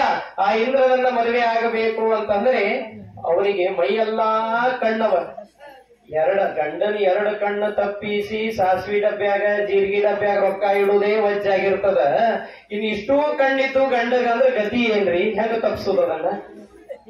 ಎಲ್ಲಾರ್ಗು ಮನಿನೇ ನೆನಪಾತ್ ನೋಡ್ರಿ ಹೆಣ್ಮಕ್ಳಿಗೆ, ಆ ಡಬ್ಬಿಗೋಡೆ ನೆನಪಾಗ್ತಾವ ಪಾಪ. ಹಾಗಾಗಿ ಆ ಇಂದ್ರನನ್ನ ಒಲ್ಲೆ ಅಂದ. ಇನ್ನು ವಾಯುದೇವರನ್ನ ಮದುವೆ ಮಾಡ್ಕೋಬೇಕು, ಬರೀ ಉಪ್ಪಂತ ಊದಿದ್ರೇನೆ ಆನಂದಾದ್ರಿಯನ್ನ ಕಳಿಸಿದ ಮಹಾನುಭಾವರವರು ಇನ್ನು ನನ್ನೇನು ಉಳಿಸ್ತಾರೆ ಒಲ್ಲೆ ಅಂದು. ಸೂರ್ಯನನ್ನ ಮದುವೆ ಆಗಬೇಕು, ಸುತ್ತ ಸುಡುವವನ, ಹತ್ರ ಬಂದ್ರೆ ಸುಡತ. ಇನ್ನು ಚಂದ್ರನನ್ನ ಮದುವೆ ಆಗ್ಬೇಕಂದ್ರೆ 15 ದಿವಸ ಹಿಂಗಿರ್ತದ, 15 ದಿವಸ ಹಿಂಗಿರ್ತದ, ಏರ್ದಾಗೊಂದು ಇಳದಾಗೊಂದು. ಹೀಗಾಗಿ ಒಲ್ಲೆ ಅಂದ್ರು. ಈ ಪುರಂದರದಾಸರ ಈ ಕೀರ್ತನೆಗೆ ಮೂಲ ಸ್ರೋತಸ್ಸೇನು ಗೊತ್ತಾ, ಒಂದೊಂದು ಗುಣಗಳು ಇದ್ದಾವು ಇವರಲ್ಲಿ ಸಂದಣಿಸಿವೆ, ಬಹುದೋಷ ಕುಂದು ಎಳ್ಳಷ್ಟೂ ಇಲ್ಲದ ಮುಕುಂದರಿ ತನಗೆಂದು ಇಂದಿರಪತಿ ನುಡಿದಳು ಅಥವಾ ನಡೆದಳು. ಅಂತಹ ಮಹಾನುಭಾವರ ಒಂದು ಪದ್ಯ ಇಡೀ ಒಂದು ಕೀರ್ತನೆಗೆ, ಒಂದು ಕೃತಿಗೆ ಸ್ರೋತಸ್ಸಾಗಿ ನಿಂತದ್ದು ವಾದಿರಾಜರ ಒಂದೊಂದು ನುಡಿಯೂ ಕೂಡ. ಹಾಗಾಗಿ ಅಂತಹ ವಾದಿರಾಜರು ರಚನೆ ಮಾಡಿದ್ದು ಪಾಲಯ ಕಮಲಾಲಯ. ಕಮಲ ಅಂತ ಹೊಗಳಿದ್ರೆ ಸಾಕು, ಸ್ವಲ್ಪ ಆನಂದ ಆಗ್ತದ ನೋಡ್ರಿ. ಆಚಾರ ನಿಮ್ ಮನೆಯವರು ಬಂದಿಲ್ಲ ಏನ್ರಿ ಅಂತ ಕೇಳಿದ್ರೆ, ಇಲ್ರಿ ಬಂದಿಲ್ಲ, ಸುಮ್ಮಿರ್ರಿ, ನೆನೆಸ್ಬೇಡ್ರಿ ಅಲ್ವಾ. ಅಕಸ್ಮಾತ್ ಆಗಿ ಇಲ್ಲ ನಿಮ್ ಮನೆಯವ್ರ ಬಹಳ ಪರಿಚಯ ರೀ ಅಂದ್ರೆ ಮುಂದೆ ಆಚಾರ್ಯ ಏನು ಮಾತಾಡಿಲ್ಲ. ಹೌದಾ, ಬಹಳ ಸಂತೋಷ ರೀ, ಎಲ್ಲಿ ನೀವು ಅದೇ ಊರಿನವ್ರೇನು ಎಲ್ಲಾ ಆಚಾರ್ಯ ಕೇಳ್ಕೊತಾರ ಪಾಪ, ಯಾಕೇನು ಮಾತಾಡಬಾರದು ಅಂತ ಹೇಳಿ. ನೋಡಿ, ಹೆಂಡತಿಯ ಹೆಸರನ್ನ ಹೇಳಿದರೆ ಸಂತೋಷ ಪಡುವ ಏಕೈಕ ವ್ಯಕ್ತಿ ಅಂದ್ರೆ ನಮ್ಮ ಪರಮಾತ್ಮ ಒಬ್ಬನೇ. ಅದಕ್ಕೆ ಅವನು ಪುರುಷೋತ್ತಮ, ನಾವೆಲ್ಲ ಪುರುಷರು ಬರೀ ಅಷ್ಟೇ. ಯಾಕೆ ನಿಮ್ ಹೆಂಡತಿ ಹೆಸರು ಕೇಳಿದ್ರೆ ಸಂತೋಷ ಅನ್ನಿಸ್ತದೇನು? ಈಗ ಆಚಾರ ಬಿಟ್ಟು ಬಂದೀವಿ ಸುಮ್ರಿ, ಬೆಂಗಳೂರಿಂದ ಇಲ್ಲಿ ತನಾ ಬಂದೀವಿ, ಸುಮ್ಮಿದ್ದು ಬಿಡ್ರಿ ಅಂತೀವಿ ಅಲ್ವಾ? ನೋಡಿ, ಇದೆ ನಿಜವಾಗಲೂ ಕೂಡ ಸಂತೋಷ ಪಡುವ ಏಕೈಕ ವ್ಯಕ್ತಿ ಅವನಾದರೆ ಕರಿಯ ಮೊರೆಯ ಕೇಳಿ ಸಿರಿಗೆ ಹೇಳದೆ ಬಂದೆ, ಕರಿರಾಜ ಅವನಿಂದ ಹಿರಿಯಕ್ಕನ ಮಗನೇನು ಅಂತಾರೆ ಗೋಪಾಲದಾಸ.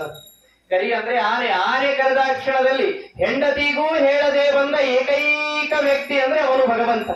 ಒಬ್ರಾದ್ರೂ ಹೆಂಡತಿಗೆ ಹೇಳದೆ ಕೆಲಸ ಮಾಡ್ರಿ ನೋಡೋಣ, ಸಾಧ್ಯದನ? ಮಾಡಿದ್ರ ಧರ್ಮ ಕ್ಷೇತ್ರೇ ಕುರುಕ್ಷೇತ್ರೇ ಸಮವೇತಾಯುತ್ಸವ ಪ್ರಾರಂಭ ಅಲ್ವಾ? ಅದಕ್ಕೆ ನಾನು ದಶಮಸ್ಕಂದ ಹೇಳುವಾಗ ಅನೇಕ ಬಾರಿ ಹೇಳ್ತೇನೆ, ಈ ಯಶೋದೆ ಕೃಷ್ಣನನ್ನ ಕೆಳಗಡೆ ಬಡಿದು, ತೊಡೆಯ ಮೇಲೆ ಇದ್ದ ಕೃಷ್ಣನನ್ನ ಕೆಳಗಡೆ ಬಡಿದು ಹಾಲು ಉಕ್ಕಿತೋರಂಗ ದಾರಿಯ ಬಿಡಲು ಅಂತ ಓಡಿ ಹೋದ್ಲಂತ. ಅತಿಯಾಕಷ್ಟು ಫಾಸ್ಟ್ ಆಗಿ ಓಡಿ ಹೋದ್ಲು ಅಂದ್ರೆ ಹೆಣ್ಮಕ್ಳಿಗೆ 2 ಟೈಮ್ ಒಳಗೆ ಅಡ್ಡು ಹೋಗಬಾರದ್ರಿ ಮನೆಯೊಳಗೆ ಗಂಡಸರು. ಒಂದು ಹಾಲು ಉಕ್ಕಿದಾಗ, ಇನ್ನೊಂದು 3 ಸೀಟಿ ಹೊಡೆದಾಗ ಕುಕ್ಕರ್ ಅಂತ.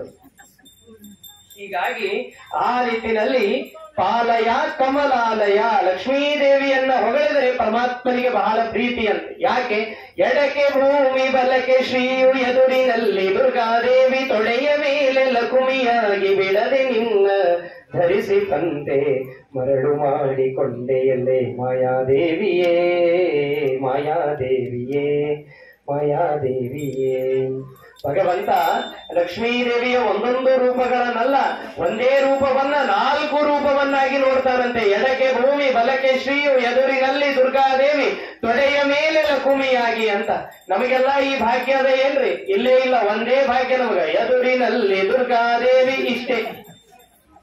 ಅಂದ ಮೇಲೆ ಅವನು ಪುರುಷೋತ್ತಮ, ಇವನು ಪುರುಷ. ಹಾಗೆ ಆ ನಿಟ್ಟಿನಲ್ಲಿ ಪಾಲಯ ಕಮಲಾಲಯ, ಪಾಲಯಾಚ್ಯುತ, ದೇವರನ್ನ ಹೀಗೆ ಚಿಂತನೆ ಮಾಡಬೇಕು. ಅಚ್ಯುತ, ನಿನಗೆ ಎಂದಿಗೂ ಚ್ಯುತಿ ಇಲ್ಲ ಸ್ವಾಮಿ. ಎಲ್ಲಿಯವರೆಗೂ ಅನಾದ್ಯನಂತ ಕಾಲದಿಂದ ಏಕಪ್ರಕಾರನಾಗಿ ಅದೇ ಸ್ಥಾನದಲ್ಲಿ ಎಂದಿಗೂ ಭ್ರಷ್ಟನಾಗದೇ ಇರುವಂತಹ ಏಕೈಕ ವ್ಯಕ್ತಿ ಅಂದ್ರೆ ಅವನು ಭಗವಂತ. ಅಚ್ಯುತ, ನಿನಗೆ ಎಂದಿಗೂ ಚ್ಯುತಿ ಇಲ್ಲ ಅಂತ ಚಿಂತನೆ ಮಾಡಿದರೆ ನಮಗೆ ಎಂದಿಗೂ ಚ್ಯುತಿ ಬರೋದಿಲ್ಲ ನಮ್ಮ ಸ್ಥಾನಕ್ಕೆ. ಪಾಲಯಾಚಿತ, ಎಲ್ಲರನ್ನೂ ಗೆದ್ದವ ಅಂತ ಚಿಂತನೆ ಮಾಡಿದರೆ ನಾವೆಲ್ಲ ಕಡೆಗಳಲ್ಲೂ ಕೂಡ ಗೆಲುವು ನಮ್ಮದಾಗ್ತದೆ. ಪಾಲಯ ಕಮಲಾಲಯ, ಗೆಲುವು ಆಯ್ತು, ಹೆಸರೇನು ಕೆಡಲಿಲ್ಲ, ನಮಗೆ ಚ್ಯುತಿ ಬರಲಿಲ್ಲ, ಆಯ್ತು. ಇವೆರಡೇ ಆದ್ರೆ ಸಾಕೇನು, ಮುಂದೆ ಜೀವನ ನಡೆಸ್ಲಿಕ್ಕೆ ಬೇಕಲ್ಲ. ಕಮಲಾಲಯ ಅಂತ ಇದು ಬೇಕಲ್ವಾ? ಅದಕ್ಕಾಗಿ ಕಮಲಾ ಲಕ್ಷ್ಮೀದೇವಿಯನ್ನ ಹೊಗಳಿದರೆ, ಕಮಲಾಲಯ ಅಂತ ಹೊಗಳಿದರೆ, ನೀ ಲಕ್ಷ್ಮೀದೇವಿಯಲ್ಲಿ ಇದ್ದವನು ನೀನು ಅಂತ ಹೇಳಿದರೆ ಆಗ ಏನಾಗ್ತದೆ? ಒಡೆಯನಿದ್ದಲ್ಲಿಗೆ ಮಡದಿ ಬರುವುದು ಅಂತ ಲಕ್ಷ್ಮೀದೇವಿಯೂ ಬರ್ತಾಳೆ ಅನ್ನುವುದಕ್ಕಾಗಿ ಕಮಲಾಲಯ. ಇನ್ನು ಅನೇಕ ಅರ್ಥಗಳಿದೆ. ಇಂತಹ ಅದ್ಭುತವಾದ ಸ್ತೋತ್ರವನ್ನ ಅಷ್ಟಕದ ರೂಪದಲ್ಲಿ ಕೊಟ್ಟ ಮಹಾನುಭಾವರು ವಾದಿರಾಜ ಗುರುಸಾರ್ವಭೌಮರು. ಇನ್ನೊಂದು ಅದ್ಭುತವಾದಂತಹ ಅವರ ಗ್ರಂಥ ಅದು ಯುಕ್ತಿ ಮಲ್ಲಿಕಾ ಅಂತ. ಇನ್ನೊಂದು ಅದ್ಭುತವಾದ ಗ್ರಂಥ ಲಕ್ಷಾಲಂಕಾರ ಅಂತ. ವಾದಿರಾಜ ಗುರುಸಾರ್ವಭೌಮರ ಪೂರ್ವಾಶ್ರಮದ ತಾಯಿಯವರು ಕೇಳಿಕೊಂಡಿರ್ತಾರಂತೆ, ನನಗೆ ಗಂಡು ಮಗುವಾದರೆ 1 ಲಕ್ಷ ಆಭರಣ ಮಾಡಿಸಿ ಹಾಕ್ತೇನೆ ಅಂತ ಬೇಡ್ಕೊಂಡಿದ್ರು ದೇವರಿಗೆ. ಈಗೆಲ್ಲ ಬೇಡ್ಕೋಬೇಡ್ರಿ, ಬಂಗಾರೇ ಲಕ್ಷ ಆಗ್ಯದ ಈಗ. 1 ಲಕ್ಷ ಆಭರಣವನ್ನ ಮಾಡಿಸಿ ಹಾಕ್ತೇನೆ ಅಂತ ಬೇಡಿಕೊಂಡಿದ್ರಂತೆ. ಸರಿ, ಮಗು ಹುಟ್ಟಿತು, ಸನ್ಯಾಸವೂ ಆಯಿತು, ಎಲ್ಲವೂ ಆಯಿತು. ಆದ ಮೇಲೆ ಒಂದು ಬಾರಿ ಬಂದು ವಾದಿರಾಜರಿಗೆ ತಾಯಿಯವರು ಹೇಳಿದ್ರಂತೆ, ಇಲ್ಲ, ನಿಮ್ಮ ಜನನ ಪೂರ್ವದಲ್ಲಿ ಬೇಡಿಕೊಂಡಿದ್ದು, ನಿಮಗೆ ನಿಮ್ಮ ಜನನವಾದರೆ 1 ಲಕ್ಷ ಆಭರಣ ಮಾಡಿಸ್ತೇನೆ ಅಂತ ಬೇಡಿಕೊಂಡಿದ್ದು, ಮತ್ತೀಗೇನು ಮಾಡೋದು ಅಂತ ಕೇಳಿದರಪ್ಪ. ವಾದಿರಾಜರಂತಾರೆ, 1 ಲಕ್ಷ ಆಭರಣವ ಅವಶ್ಯವಾಗಿ ಮಾಡಿಸಬಹುದು, ಆದರೆ ಇದನ್ನ ಮುಂದೆ ಬರುವವರು ಮುರಿಸಬಹುದು, ಕಳೆಸಬಹುದು, ತೊರೆಯಬಹುದು, ಬೇರೋದನ್ನ ಮಾಡಿಸಬಹುದು. ಇನ್ಯಾರೂ ಮುರಿಯದ, ಹರಿಯದ, ಕೊರೆಯದ, ಬೇರೊಂದು ಮಾಡಿಸದ ಒಂದು ಅದ್ಭುತವಾದ ಆಭರಣವನ್ನ ದೇವರಿಗೆ ಸಮರ್ಪಣೆ ಮಾಡ್ತೇನೆ ಅಂತ ಮಹಾಭಾರತಕ್ಕೆ ಲಕ್ಷಾಲಂಕಾರ ಅನ್ನುವ ವ್ಯಾಖ್ಯಾನವನ್ನೇ ಸಮರ್ಪಣೆ ಮಾಡಿದ ಮಹಾನುಭಾವರು ವಾದಿರಾಜ ಗುರುಸಾರ್ವಭೌಮರು. ಎಂತಹ ಅದ್ಭುತವಾದಂತಹ ಮಹಿಮೆ ಅಲ್ವಾ? ದೇವರಿಗೆ ಬೇಡ್ಕೊಂಡಿರ್ತೀವಿ ನಾವು, ಏನಂತ? ದೇವರೇ, ನನ್ನ ಕೆಲಸ ಆದ್ರ ಪಂಚಾಮೃತ ಮಾಡಿಸ್ತೀನಿ ಅಂತ. ಏನು? 1 ಅರ್ಧ ಲೀಟರ್ ನಂದಿನಿ, 1 ಪಾಕೆಟ್ ಹಾಲು, 1 ಅರ್ಧ ಲೀಟರ್ ನಂದಿನಿ ಕರಡು ಕೊಟ್ಟು ಬಿಟ್ರೆ ಮುಗಿದೋಯ್ತು ಪಂಚಾಮೃತ. ಹಾಗೆ ಕೊಟ್ಟಿದ್ದಲ್ಲ, ಮುರಿಯದ, ಹರಿಯದ, ಮಾಗದ, ಮಾಸದ ಪ್ರತಿಯೊಂದು ಬಾರಿಯೂ ನವೀನವಾಗಿ ತಿಳಿದುಕೊಳ್ಳುವಂತಹ ಒಂದು ಅದ್ಭುತವಾದ ವ್ಯಾಖ್ಯಾನ ಲಕ್ಷಾಲಂಕಾರ ಅನ್ನುವಂತಹ ವ್ಯಾಖ್ಯಾನ. ಆ ವ್ಯಾಖ್ಯಾನವನ್ನ ದೇವರಿಗೆ ಸಮರ್ಪಣೆ ಮಾಡಿದ ವಾದಿರಾಜರು. ಇನ್ನೊಂದು ತೀರ್ಥ ಪ್ರಬಂಧ ಅಂತ ಇಡೀ 3 ಬಾರಿ ಭೂಮಿಯನ್ನ ಪ್ರದಕ್ಷಿಣೆ ಮಾಡಿ ಆಯಾ ಕ್ಷೇತ್ರದಲ್ಲಿರುವ ದೇವತೆಗಳ ಸ್ತೋತ್ರವನ್ನ ಮಾಡಿದಂತಹ ಅಪೂರ್ವವಾದ ಕೃತಿ ಅದು ತೀರ್ಥ ಪ್ರಬಂಧ ಅಂತ. ರುದ್ರದೇವರನ್ನ ನಾವು ಹೆಂಗ್ ಹೊಗಳಬಹುದ್ರಿ? ಆಗ್ಲೆಲ್ಲ ನೀವು ಹಾಡು ಹಾಡ್ಲಿಕ್ಕತ್ತಿದ್ರಲ್ಲ, ಧವಳ ಗಂಗೆಯ ಗಂಗಾಧರ ಮಹಾಲಿಂಗ ಮಾಧವನ ತೋರಿಸಯ್ಯ ಗುರುಕುಲೋತ್ತುಂಗ ಚಂದ್ರಚೂಡ ಶಿವಶಂಕರ ಪಾರ್ವತಿ ರಮಣ ನಿನಗೆ ನಮೋ ಅಂಬರಪುರಹರ ಸಂಬತ್ರಯಂಬಕ ಶಂಬರ ರಿಪು ಗಂಭೀರ ಕರುಣಿ ನಮ ಪಾರ್ವತಿ ಪತಿನುತ ಜನಪರ ನಮೋ ವಿರೂಪ. ಒಂದರೆ ಸೈಲೆಂಟ್ ಅವೇನೋ ರುದ್ರದೇವರ ಹಾಡ. ಅವ್ರು ಹೆಂಗಿದ್ದಾರೆ ಹಂಗೆ ಹಾಡ್ಬೇಕು ನಾವ್ರಿ, ಸೈಲೆಂಟ್ ಹಾಡಬಾರದು. ನಾವ್ ಎಲ್ಲಿ ಯಾವ್ದು ಹಾಡಬೇಕು ಅನ್ನೋದೇ ಗೊತ್ತಿರಂಗಿಲ್ಲ. ವಾಸ್ತುಕ್ ಹೋಗಿರ್ತೀವಿ, ಊಟಕ್ಕೆ ಕೂತಾಗ ಆರು ಸಂಗಡ ಬಾಹೋರಿಲ್ಲ ಅಂತಿರ್ತೀವಿ. ಮಾತಾಡುವಾಗೂ ಎಚ್ಚರಿಕೆ ಇರಬೇಕು, ಹಾಡುವಾಗಲೂ ಎಚ್ಚರಿಕೆ ಇರಬೇಕು. ಪಾಪ ಮನಿ ವಾಸ್ತುಕ್ ಹೋಗಿರ್ತೀವಿ, ಅವರಿಗೆಲ್ಲ ಆಶೀರ್ವಾದ ಹೆಂಗ್ ಮಾಡ್ಬೇಕು, ಹಾರೈಕೆ ಹೆಂಗಿರ್ಬೇಕು, ಚಲೋ ಆಯ್ತು ಒಳ್ಳೇದಾಗ್ಲಿ ಚಂದ ಕಟ್ಸಿರಿ ಮನಿ, ಪ್ರತಿ ತಿಂಗಳು ಒಂದೊಂದು ಫ್ಲೋರ್ ಎಕ್ಸ್ಟ್ರಾ ಹಾಕೋತ್ ಹೋಗ್ಲಿ, ಹಿಂಗೆ ನಿಮ್ ಮನಿಯೊಳಗೆ ನಿತ್ಯ ಕಾರ್ಯಕ್ರಮ ಹಾಕೋತ್ ಹೋಗ್ಲಿ ಅಂತ ಆಶೀರ್ವಾದ ಮಾಡ್ಬೇಕು. ಮಾತಾಡಿಸ್ಲಿಕ್ಕೆ ಹೋದಾಗೂ ಹಿಂಗೆ ಇರಬಾರ್ದು, ತಿಂಗಳ ನಿಮ್ಮಲ್ಲಿ ಆಗ್ಲಿ, ಹಿಂಗೆ ಉತ್ತರೋತ್ತರ ವಿರುದ್ಧ ನಿಮ್ಮ ಮನೆಯಾಗ ಅಂತ ಹೇಳಿ ಯೋಚನೆ ಇಟ್ಟು ಮಾತನಾಡ್ಬೇಕ್ರಿ ಯಾವಾಗಲೂ. ಹಾಗಾಗಿ ವಾದಿರಾಜರು ಕಾಶಿ ವಿಶ್ವನಾಥನ ಸ್ತೋತ್ರವನ್ನ ಮಾಡ್ತಾರೆ. ಶಬ್ದಗಳ ಲಾಲಿತ್ಯ ನೋಡಿ ಎಷ್ಟು ಅದ್ಭುತವಾಗಿದೆ. ರಕ್ಷೋ ಗಣ ಕ್ಷಪಣ ದಕ್ಷ ಮಹಾತ್ರಿಶೂಲಂ ತ್ರಕ್ಷಂಬಲಕ್ಷತನು ಮುಲ್ಲಸ ದಕ್ಷಮಾಲಂ ರೂಕ್ಷಾಗ ಶಿಕ್ಷಣ ವಿಚಕ್ಷಣ ಶಕ್ತಿಯೂತಂ ದಕ್ಷಾಧ್ವರಕ್ಷಯದಮಾಶ್ರಯ ವಿಶ್ವನಾಥಂ. ಅಲ್ಲಿಗೆ ಬರಂಗಿಲ್ಲ, ಹಣೆ ಬರಕ್ಕೆ. ಯಾವ ಶಬ್ದ ಪ್ರಾರಂಭವಾಗಿದೆ ಅದೇ ಶಬ್ದದಿಂದಲೇ ಪರಿಪೂರ್ಣ ಮಾಡುವಂತಹ ಅದ್ಭುತವಾದ ಚಾಕಚಕ್ಯತೆ ವಾದಿರಾಜರಲ್ಲಿ. ಅಂಗಾನುಷಂಗತ ಭುಜಂಗ ಮತುಂಗ ಭೋಗಂ ಗಂಗಾತರಂಗ ಕೃತ ಮಂಗಲ ಮೌಲಿ ಭಾಗಂ ಸಂಗೀತ ಲೋಲಯತಿ ಪುಂಗವ ಗೀತ ಗಾಥಂ ತಂಗೌರಿಯ ಪಂಗರ ಸಮಾಶ್ರಯ ವಿಶ್ವನಾಥಂ. ಒಂದು ಶ್ಲೋಕದ ಧಾಟಿಯಂತೆ ಮತ್ತೊಂದು ಶ್ಲೋಕ ಇಲ್ಲ, ಅಷ್ಟು ಅದ್ಭುತವಾಗಿ ರಚನೆ ಮಾಡಿದ್ದು ತೀರ್ಥ ಪ್ರಬಂಧ ಅಂತ. ರಾಯರ ಮಠದ ಪರಂಪರೆಯಲ್ಲಿ ಸುರೇಂದ್ರ ತೀರ್ಥರು ಅಂತ ಬರ್ತಾರೆ. ಯಷ್ಟಕಾರೋಪವಾಸೇನ ತ್ರಿವಾರಂ ಭೂ ಪ್ರದಕ್ಷಿಣಂ ತಸ್ಮೈ ನಮೋ ಯತೀಂದ್ರಾಯ ಶ್ರೀ ಸುರೇಂದ್ರ ತಪಸ್ವಿನಿ ಅಂತ. ಅವರು 3 ಬಾರಿ ಉಪವಾಸದಿಂದ ಇಡೀ ಭಾರತ ಭೂಮಿಯನ್ನ ಸಂಚಾರ ಮಾಡಿದ ಮಹಾನುಭಾವರು ಸುರೇಂದ್ರ ತೀರ್ಥರು. ಅವರ ನಂತರದಲ್ಲಿ ಭೂಮಿಯನ್ನ 3 ಬಾರಿ ಸಂಚಾರ ಮಾಡಿದವರು ಅಂದ್ರೆ ವಾದಿರಾಜ ಗುರು ಸಾರ್ವಭೌಮ. ಅಂತಹ ವಾದಿರಾಜರು ಬರೀತಾರೆ. ಪಣಿಗಣವರ ಭೂಷಃ ಪಾರ್ವತಿ ಶ್ಲಾಘ್ಯವೇಷಃ ಖಲಜನ ಕೃತ ರೋಷಃ ಖಂಡಿತಾತ್ಮೀಯ ದೋಷಃ ಸದರುಣಗಿರಿವಾಸಃ ಶಕ್ರ ಸೂರ್ಯಾದ್ಯಧೀಶಃ ಪರಿಹೃತ ಭವಪಾಶಃ ಪಾತು ಮಾಂ ಪಾರ್ವತೀಶಃ. ನೋಡಿ ಎಷ್ಟು ಶಕಾರಗಳು ಬರ್ತವೆ ಇವಾಗ. ನಮಗ್ ಬರೀ ಶ್ರೀ ಶ್ರೀ ಅಂತ ಗೊತ್ತದ, ಶ ಅಂತ ಗೊತ್ತೇ ಇಲ್ಲ. ಶ ಅಂದ್ರೆ ಸುಖ, ಅದ್ರ ಬಗ್ಗೆ ಗೊತ್ತೇ ಇಲ್ಲ ನಮಗ್. ಇದ್ದಿದ್ದೇ ಸುಖ ಅನ್ಕೊಂಡ್ಬಿಟ್ಟಿವ್ ನಾವೆಲ್ಲ. ಆದರೆ ಈ ಪಾರ್ವತಿ ಶ ನನ್ನ ನೆನೆದರೆ ಶ ನಮ್ಮ ಹತ್ತಿರ ಬರ್ತದೆ, ಅದನ್ನ ತಿಳಿಸಿದವರು ವಾದಿರಾಜ. ಪದ್ಯಾನಿ ಪ್ರತಿತಾಪಗಾಚ್ಯುತಯತೋ ವದ್ಯಾನಿ ತತ್ಖಂಡಿತ ವದ್ದೇನಾಮಲ ವಾದಿರಾಜಯತಿ ನಾಮಥೋಕ್ತಿ ಶುದ್ಧಾತ್ಮನ. ಇಷ್ಟೆಲ್ಲ ತೀರ್ಥ ಪ್ರಬಂಧ ಅನ್ನುವಂತಹ ಗ್ರಂಥ ಬರೆದನಲ್ಲ, ಈ ಗ್ರಂಥಕ್ಕೆ ಅಕ್ಷರಗಳು ಯಾವುವು ಅಂದ್ರೆ ಮಧ್ವೋಕ್ತಿ ಶುದ್ಧಾತ್ಮನ. ಶ್ರೀಮದಾಚಾರ್ಯರು ನುಡಿದ ಶಬ್ದವನ್ನೇ ಇದರಲ್ಲಿ ಇಟ್ಟಿದ್ದೇನೆ ಹೊರತು ನನ್ನದೇನೂ ಇಲ್ಲ ಅಂತ ವಾದಿರಾಜರಂತಾರೆ. ನಾವು ಬರೀ ಮಂದಿ ಮನೆಗೆ ಹೋಗಿ ಲಕ್ಷ್ಮೀ ಶೋಭಾನಂದ ಫಳಾರ ಮಾಡಿ ಬಂದ್ರೆ ಸ್ಟೇಟಸ್ ಇಟ್ಟಿರ್ತೀವಿ, ನಾವು ಹೋಗಿದ್ದೆ ಅವ್ರ ಮನೆಗೆ ಅಂತ. ಇಷ್ಟೆಲ್ಲ ಮಾಡಿದ ವಾದಿರಾಜರಂತಾರೆ ಇದು ಯಾವುದೂ ನಂದಲ್ಲ, ಮಧ್ವೋಕ್ತಿ ಶುದ್ಧಾತ್ಮನ ಶ್ರೀಮದಾಚಾರ್ಯರ ಉಕ್ತಿಗಳಿಂದಲೇ ತೀರ್ಥ ಪ್ರಬಂಧ ಅನ್ನುವಂತಹ ಗ್ರಂಥವನ್ನ ಮಾಡಿದ್ದೇನೆ. ಉಪಮಾ ಕಾಳಿದಾಸಸ್ಯ ಭಾರವೇರರ್ಥ ಗೌರವಂ ದಂಡಿನ ಪದಲಾಲಿತ್ಯಂ ಮಾಘೇ ಸಂತಿ ತ್ರಯೋ ಗುಣಾಃ ಅಂತ. ಸಂಸ್ಕೃತದ ಸಾಹಿತ್ಯ ಆಕಾಶದಲ್ಲಿ ಮಾಘನಿಗೆ ಒಂದು ಅದ್ಭುತವಾದಂತಹ ಉಕ್ತಿ ಇದೆ. ಏನು ಅಂದರೆ ಉಪಮಾ ಕಾಳಿದಾಸಸ್ಯ, ಉಪಮಾಲಂಕಾರ ಬೇಕು ಅಂದ್ರೆ ಕಾಳಿದಾಸನ ಗ್ರಂಥಗಳನ್ನ ನೋಡ್ಬೇಕಂತ. ಭಾರವೇ ಅರ್ಥ ಗೌರವಂ, ಆ ಅರ್ಥಗಳ ಗಾಂಭೀರ್ಯ ಬೇಕು ಅಂದ್ರೆ ಭಾರವಿ ಅಂತ ಒಬ್ಬ ಕವಿ, ಆ ಕವಿಯ ಮಾತುಗಳನ್ನೇ ಕೇಳಬೇಕಂತ. ದಂಡಿನ ಪದಲಾಲಿತ್ಯಂ, ಒಳ್ಳೆಯ ಪದಗಳು ಸಿಗಬೇಕು ಅಂದ್ರೆ ದಂಡಿಯ ಗ್ರಂಥಗಳನ್ನ ಓದಬೇಕಂತ. ಮಾಘನ ಗ್ರಂಥಗಳು ಈ 3 ಸೇರಿದರೆ ಒಬ್ಬ ಮಾಘ ಆಗ್ತಾನೆ ಅಂತ. ಅಂತಹ ಅದ್ಭುತನಾದಂತಹ ಮೇರು ವ್ಯಕ್ತಿತ್ವ ಅದು ಮಾಘ ಅನ್ನುವಂತಹ ಕವಿಯ ವ್ಯಕ್ತಿತ್ವ. ಅಂತಹ ಮಾಘ ಶಿಶುಪಾಲ ವಧ ಅನ್ನುವಂತಹ ಗ್ರಂಥವನ್ನ ಮಾಡಿದನಂತೆ. ಎಂತಹ ಗ್ರಂಥ ಅಂತ ಕೇಳಿದರೆ ಕೃಷ್ಣನನ್ನೇ ವೈಚಾರಿಕತನವನ್ನ ಬಿಟ್ಟು ಅವೈದಿಕವಾಗಿ ನಿಂದಿಸಿದ ಗ್ರಂಥ ಅದು ಶಿಶುಪಾಲ ವಧ ಅಂತ. ಪುಣೆಯಲ್ಲಿ ಇರ್ತಾರೆ ವಾದಿರಾಜ ಗುರು ಸಾರ್ವಭೌಮರು. ಈ ಸುದ್ದಿ ವಾದಿರಾಜರಿಗೆ ತಿಳಿದರೆ 19 ದಿನದಲ್ಲಿ 19 ಸರ್ಗಾತ್ಮಕವಾದ ರುಕ್ಮಿಣೀಶ ವಿಜಯ ಅನ್ನುವ ಗ್ರಂಥವನ್ನ ಬರೆದು ಸಮರ್ಪಣೆ ಮಾಡುತ್ತಾರೆ. ಎಂತಹ ಅದ್ಭುತ ರೀ! 19 ದಿವಸಕ್ಕ ಒಂದು ಗ್ರಂಥ ಅಲ್ಲ, ಒಂದು ಶ್ಲೋಕ ಅಲ್ಲ, ಒಂದು ಹಾಡು, ಮಂದಿ ಬರೆದಿದ್ದ ಹಾಡು ಭಯಪಟ್ಟಾಗಲ್ಲ ನಮ್ಮ ಹಣೆ ಬಾರಕ್ಕೆ. 19 ದಿನಗಳಲ್ಲಿ 19 ಸರ್ಗಾತ್ಮಕವಾದಂತಹ ಗ್ರಂಥವನ್ನ ರಚನೆ ಮಾಡಿ ಶಿಶುಪಾಲ ವಧವನ್ನ ಆನೆಯ ಮೇಲೆ ಇಟ್ಟು ಮೆರವಣಿಗೆ ಮಾಡಿರ್ತಾರೆ ರಾಜ.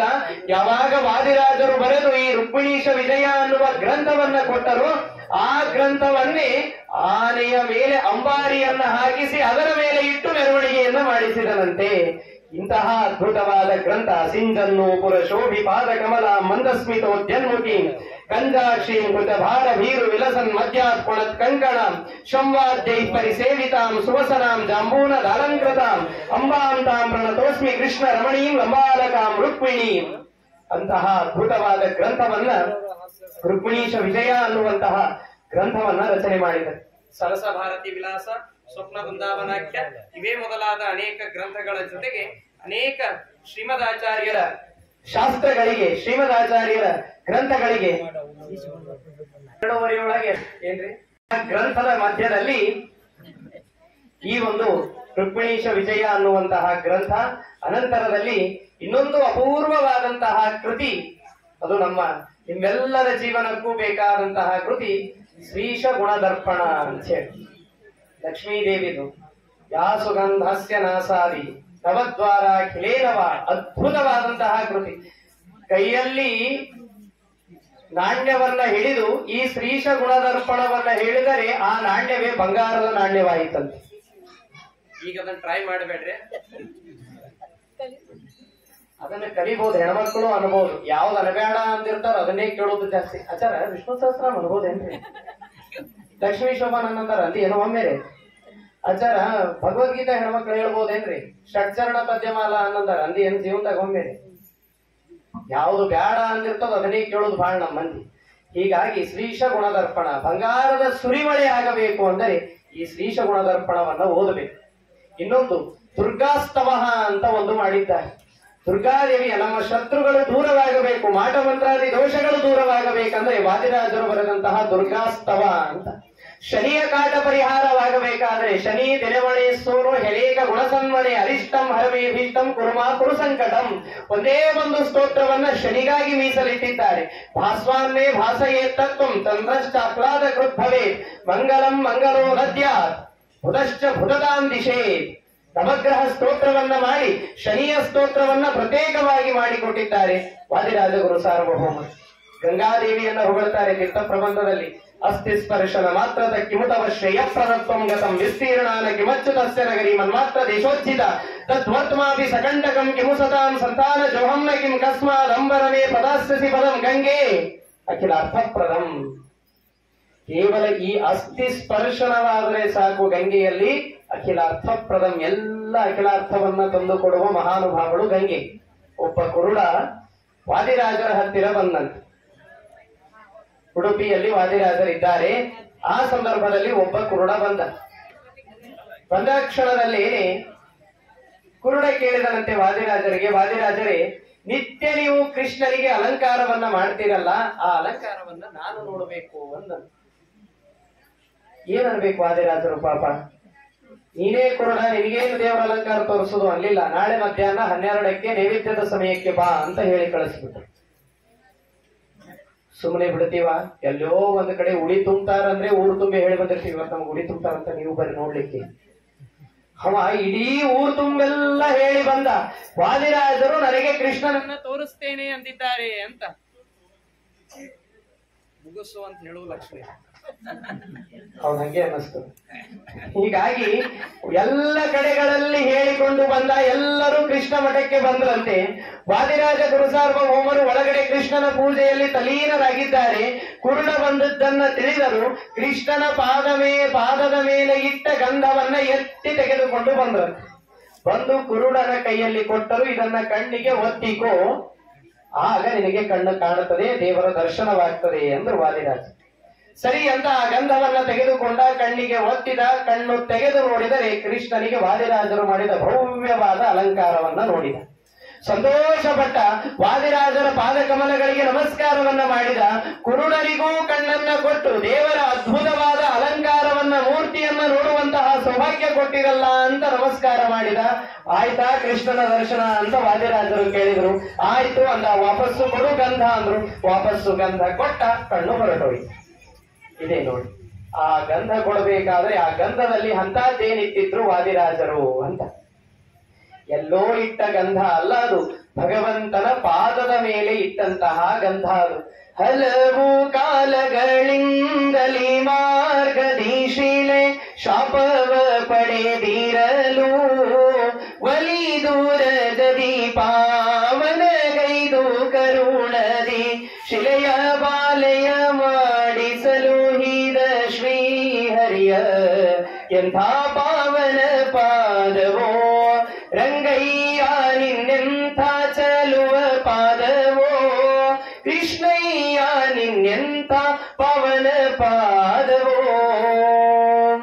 ಕಲ್ಲಾಗಿರುವಂತಹ ಒಂದು ಅಹಲ್ಯೆಯನ್ನೇ ಮೂರ್ತಿಯನ್ನಾಗಿ ಮಾಡಿದಂತಹ ಈ ಪಾದ ಕುರುಡರಿಗೆ ಕಣ್ಣು ಕೊಡೋದಿಲ್ಲೇನೋ ಅಂದ್ರು ವಾದಿರಾಜರು ಮುಂದೆ ಕುಳಿತು. ಇಷ್ಟು ದಿವಸ ಎಲ್ಲ ವಿಷ್ಣು ಪಾದಕ್ಕ ನೀರ್ ಹಾಕಿವ್ರಿ, ಪೂಜಾ ಮಾಡಿವಿ. ವಿಷ್ಣು ಪಾದದಾಗ ಏನೇನವ ಒಬ್ಬರೇ ವಿಚಾರ ನೋಡಿವೇನದನ್ನ ವಿಷ್ಣು ಪಾದ ಎಲ್ಲಿ ಗದಾ ಅದ, ಎಲ್ಲಿ ಶಂಖ ಚಕ್ರ ಗದಾ ಪದ್ಮ ಅಂಕಿತ ಪಾದವ ಅಂತ ಶ್ರೀಪಾದರಾಜರು ಹೇಳಿದ್ರು. ಅವು ಎಲ್ಲೆಲ್ಲವ ನೋಡಿವೇನು ವಿಷ್ಣು ಪಾದದ ಮೇಲೆ? ಆಚಾರ ನಾ ಪೂಜಾ ಮಾಡ್ತಿದ್ರೆ ದಿವ್ಸ ವೈಷ್ಣುದೇವರೆಲ್ಲಾರೇ ಊಟ ಮಾಡಂಗಿಲ್ಲ ಅಂತ ಎದಿ ತಡ್ಕೋತಿರ್ತೀವಿ. ವಿಷ್ಣು ಪಾದದಾಗ ಎಲ್ಲೆಲ್ಲಿ ಏನೇನವ ಕೇಳ್ರಿ ಕಂಟಿರ್ತದ. ಬೈತಾ ಇದ್ದೇನೆ ಅಂತ ತಿಳಿಯಬೇಡಿ, ನಮ್ಮ ಅವಸ್ಥೆಯನ್ನ ತಿಳಿದುಕೊಳ್ಳಬೇಕಾಗಿದೆ. ಇದು ಆತ್ಮವಿಮರ್ಶೆ ಮಾಡಿಕೊಳ್ಳೋದಷ್ಟೇ. ಹಾಗಾಗಿ ಕಲ್ಲಾಗಿರುವಂತಹ ಹಲ್ಲೆಗೇನೆ ಮೂರ್ತಿ ಕೊಟ್ಟ, ಮೂರ್ತಿಯನ್ನಾಗಿ ಮಾಡಿದ ಭಗವಂತ ಕಣ್ಣಿಲ್ಲದವನಿಗೆ ಕಣ್ಣು ಕೊಡೋದಿಲ್ಲೇನು ಅಂತಾರೆ ವಾದಿರಾಜ.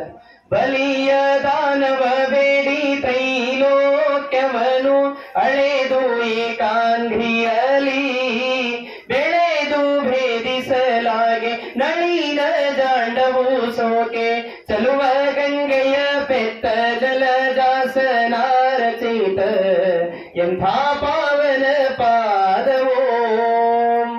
ಬಲಿ ಒಂದು ಬಾರಿ ಪ್ರಾರ್ಥನೆಯನ್ನ ಮಾಡಿ ನಿನಗೆ ಕೇಳಿದ ದಾನವನ್ನ ನಾನು ಕೊಡ್ತೇನೆ ಅಂದರೆ ಒಂದೇ ಪಾದದಿಂದ ಕೆಳಗಿನ ಎಲ್ಲ ಲೋಕಗಳನ್ನ ಅಳೆದ ಮಹಾನುಭಾವ, ಇನ್ನೊಂದು ಪಾದದಿಂದ ಮೇಲಿನ ಲೋಕಗಳನ್ನ ಅಳೆದು ಆ ಯಾವ ಗಂಗಾದೇವಿಯನ್ನ ಬ್ರಹ್ಮಾಂಡದ ಕಟಾಹದವರೆಗೂ ಕಾಲನ್ನ ಬೆಳೆಸಿ ಗಂಗಾದೇವಿಯನ್ನ ಭೂಮಿಗೆ ತಂದು ಆ ಯಾವ ಬಲಿಯನ್ನ ಸುತಲಕ್ಕೆ ಅಟ್ಟಿದ ಪಾದ ಈ ನನ್ನ ಭಕ್ತನಿಗೆ ಕಣ್ಣು ಕೊಡೋದಿಲ್ಲೇನೋ ಅಂದ್ರು ವಾದಿರಾಜರು.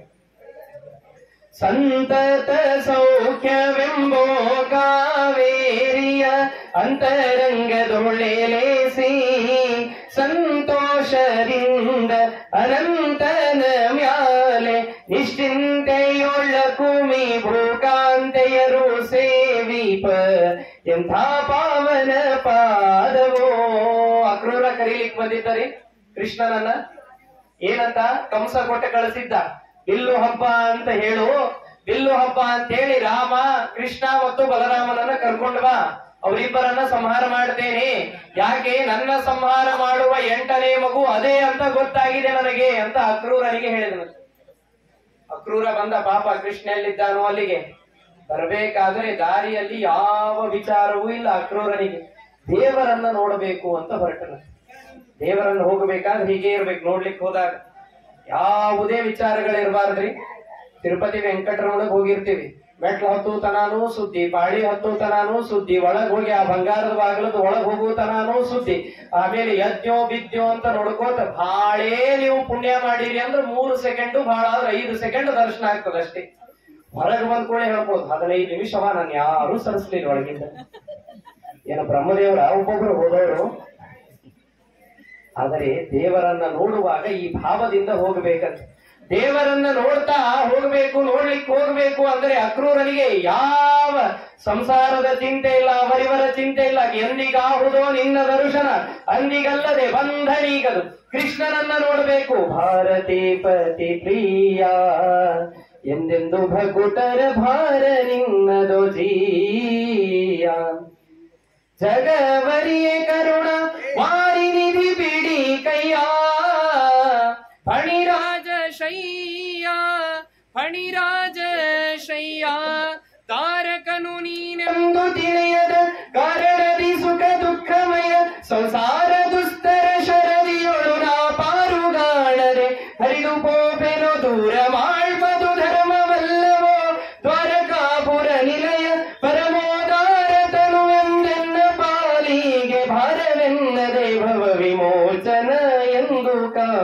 ಕಾಂಬೇನು ನಿನ್ನ ಎಂದು ಕಾಂಬೇನು ನಿನ್ನ. ಹಾಗೆ ದೇವರನ್ನ ಕಾಣ್ಲಿಕ್ಕೆ ಹೋಗ್ಬೇಕು. ನೀವ್ ಯಾರೂ ನಿದ್ದೆ ಮಾಡ್ತಿಲ್ಲ ಅಂತ ಹೇಳೇನೆ ಮೈಕ್ ಮಧ್ಯೆ ಮಧ್ಯೆ ನಿದ್ದೆ ಮಾಡ್ಲಿಕ್ಕೆ ತರೋದು. ಯಾಬಿಸ್ಬೇಕು ಹಿಂಗ್ ಬಡದ್ರ ಶುರು ಆಗ್ತದೆ ನೋಡ್ರಿ. ಹಿಂಗ್ ಬಡದಾಗೊಮ್ಮೆ ತಾನೇ ಶುರು ಆಗ್ತಿರ್ತದ. ನೀವು ಒಂಚೂರು ಅವಾಗ ತೂಕಡಿಸ್ರಿ, ಮಗ್ಳು ತೂಕಡಿಸ್ಬೇಡ್ರಿ, ಮುಂದೆ ತೂಕಡಿಸ್ರಿ. ಹಾಗಾಗಿ ಆ ಯಾವ ಕೃಷ್ಣನನ್ನ ನೋಡಲಿಕ್ಕೆ ಹೋದಂತಹ ಕ್ರೂರ ಕೃಷ್ಣನಿಗೆ ಸುಳ್ಳು ಹೇಳಲಿಕ್ಕೆ ಮನಸ್ಸು ಬರ್ಲಿಲ್ಲ ಅಂದ್ರೆ ಕೃಷ್ಣನ ಮುಂದೆ ಬಿಲ್ಲು ಹಬ್ಬ ಇದೆ ಬಾ ಅಂತ ಕರೀಲಿಲ್ಲ ಕೃಷ್ಣನನ್ನ.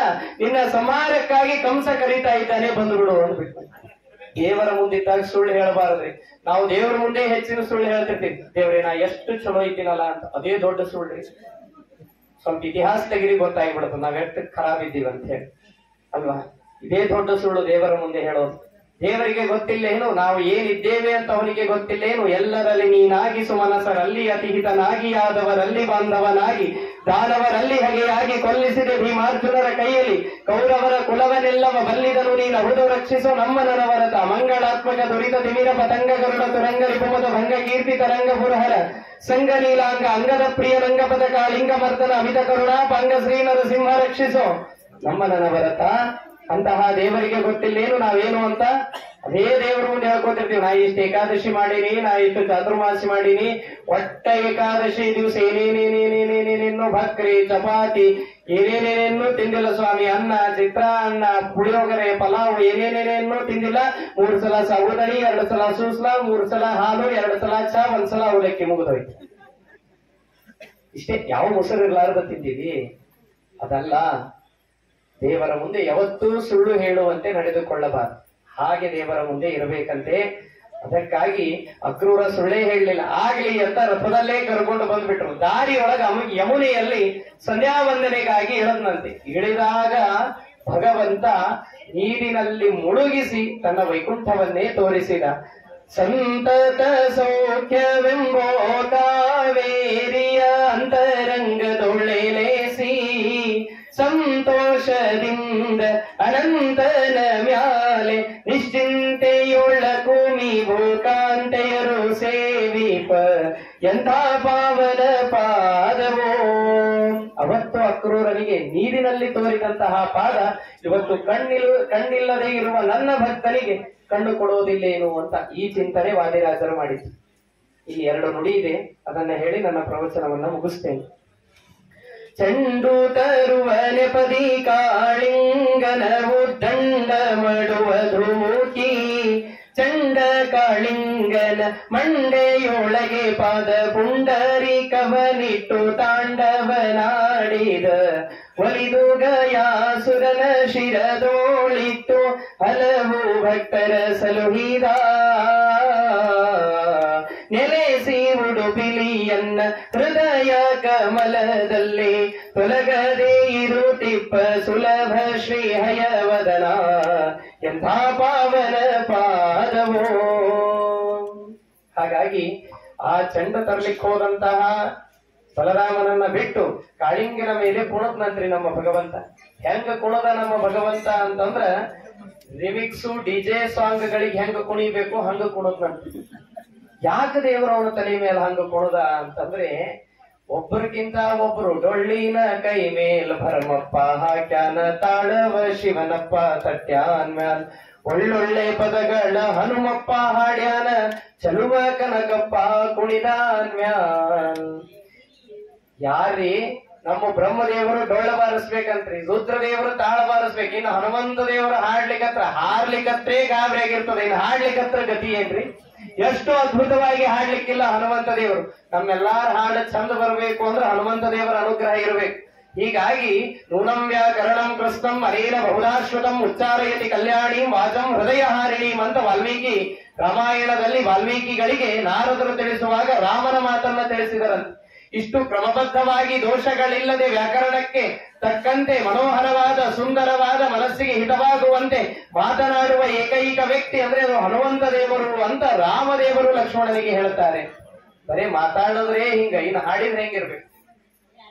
ಕಾಲಿಯನ ಹೆಂಡತಿ ಬೇಡ್ಕೊಳ್ತಾ ಇಲ್ಲಂತ. ಸುಮ್ಮಿರ್ಯೋ ಮಾರಾಯ, ಹಾಡೋದು ಹಾಡ್ತೀರಿ, ವೈರಾಗ್ಯದ ಪದಗಳನ್ನೇ ಹಾಡ್ರಿ. ಯಾರಿಗೆ ಯಾರುಂಟು ಎರವಿನ ಸಂಸಾರ ಹೇಳಿಲ್ಲ ನಮ್ಮ ಹನುಮಂತ ದೇವರು, ಕುಣಿಸ್ತಾ ಹಾಡ್ತಾ ಇದ್ರಂತೆ.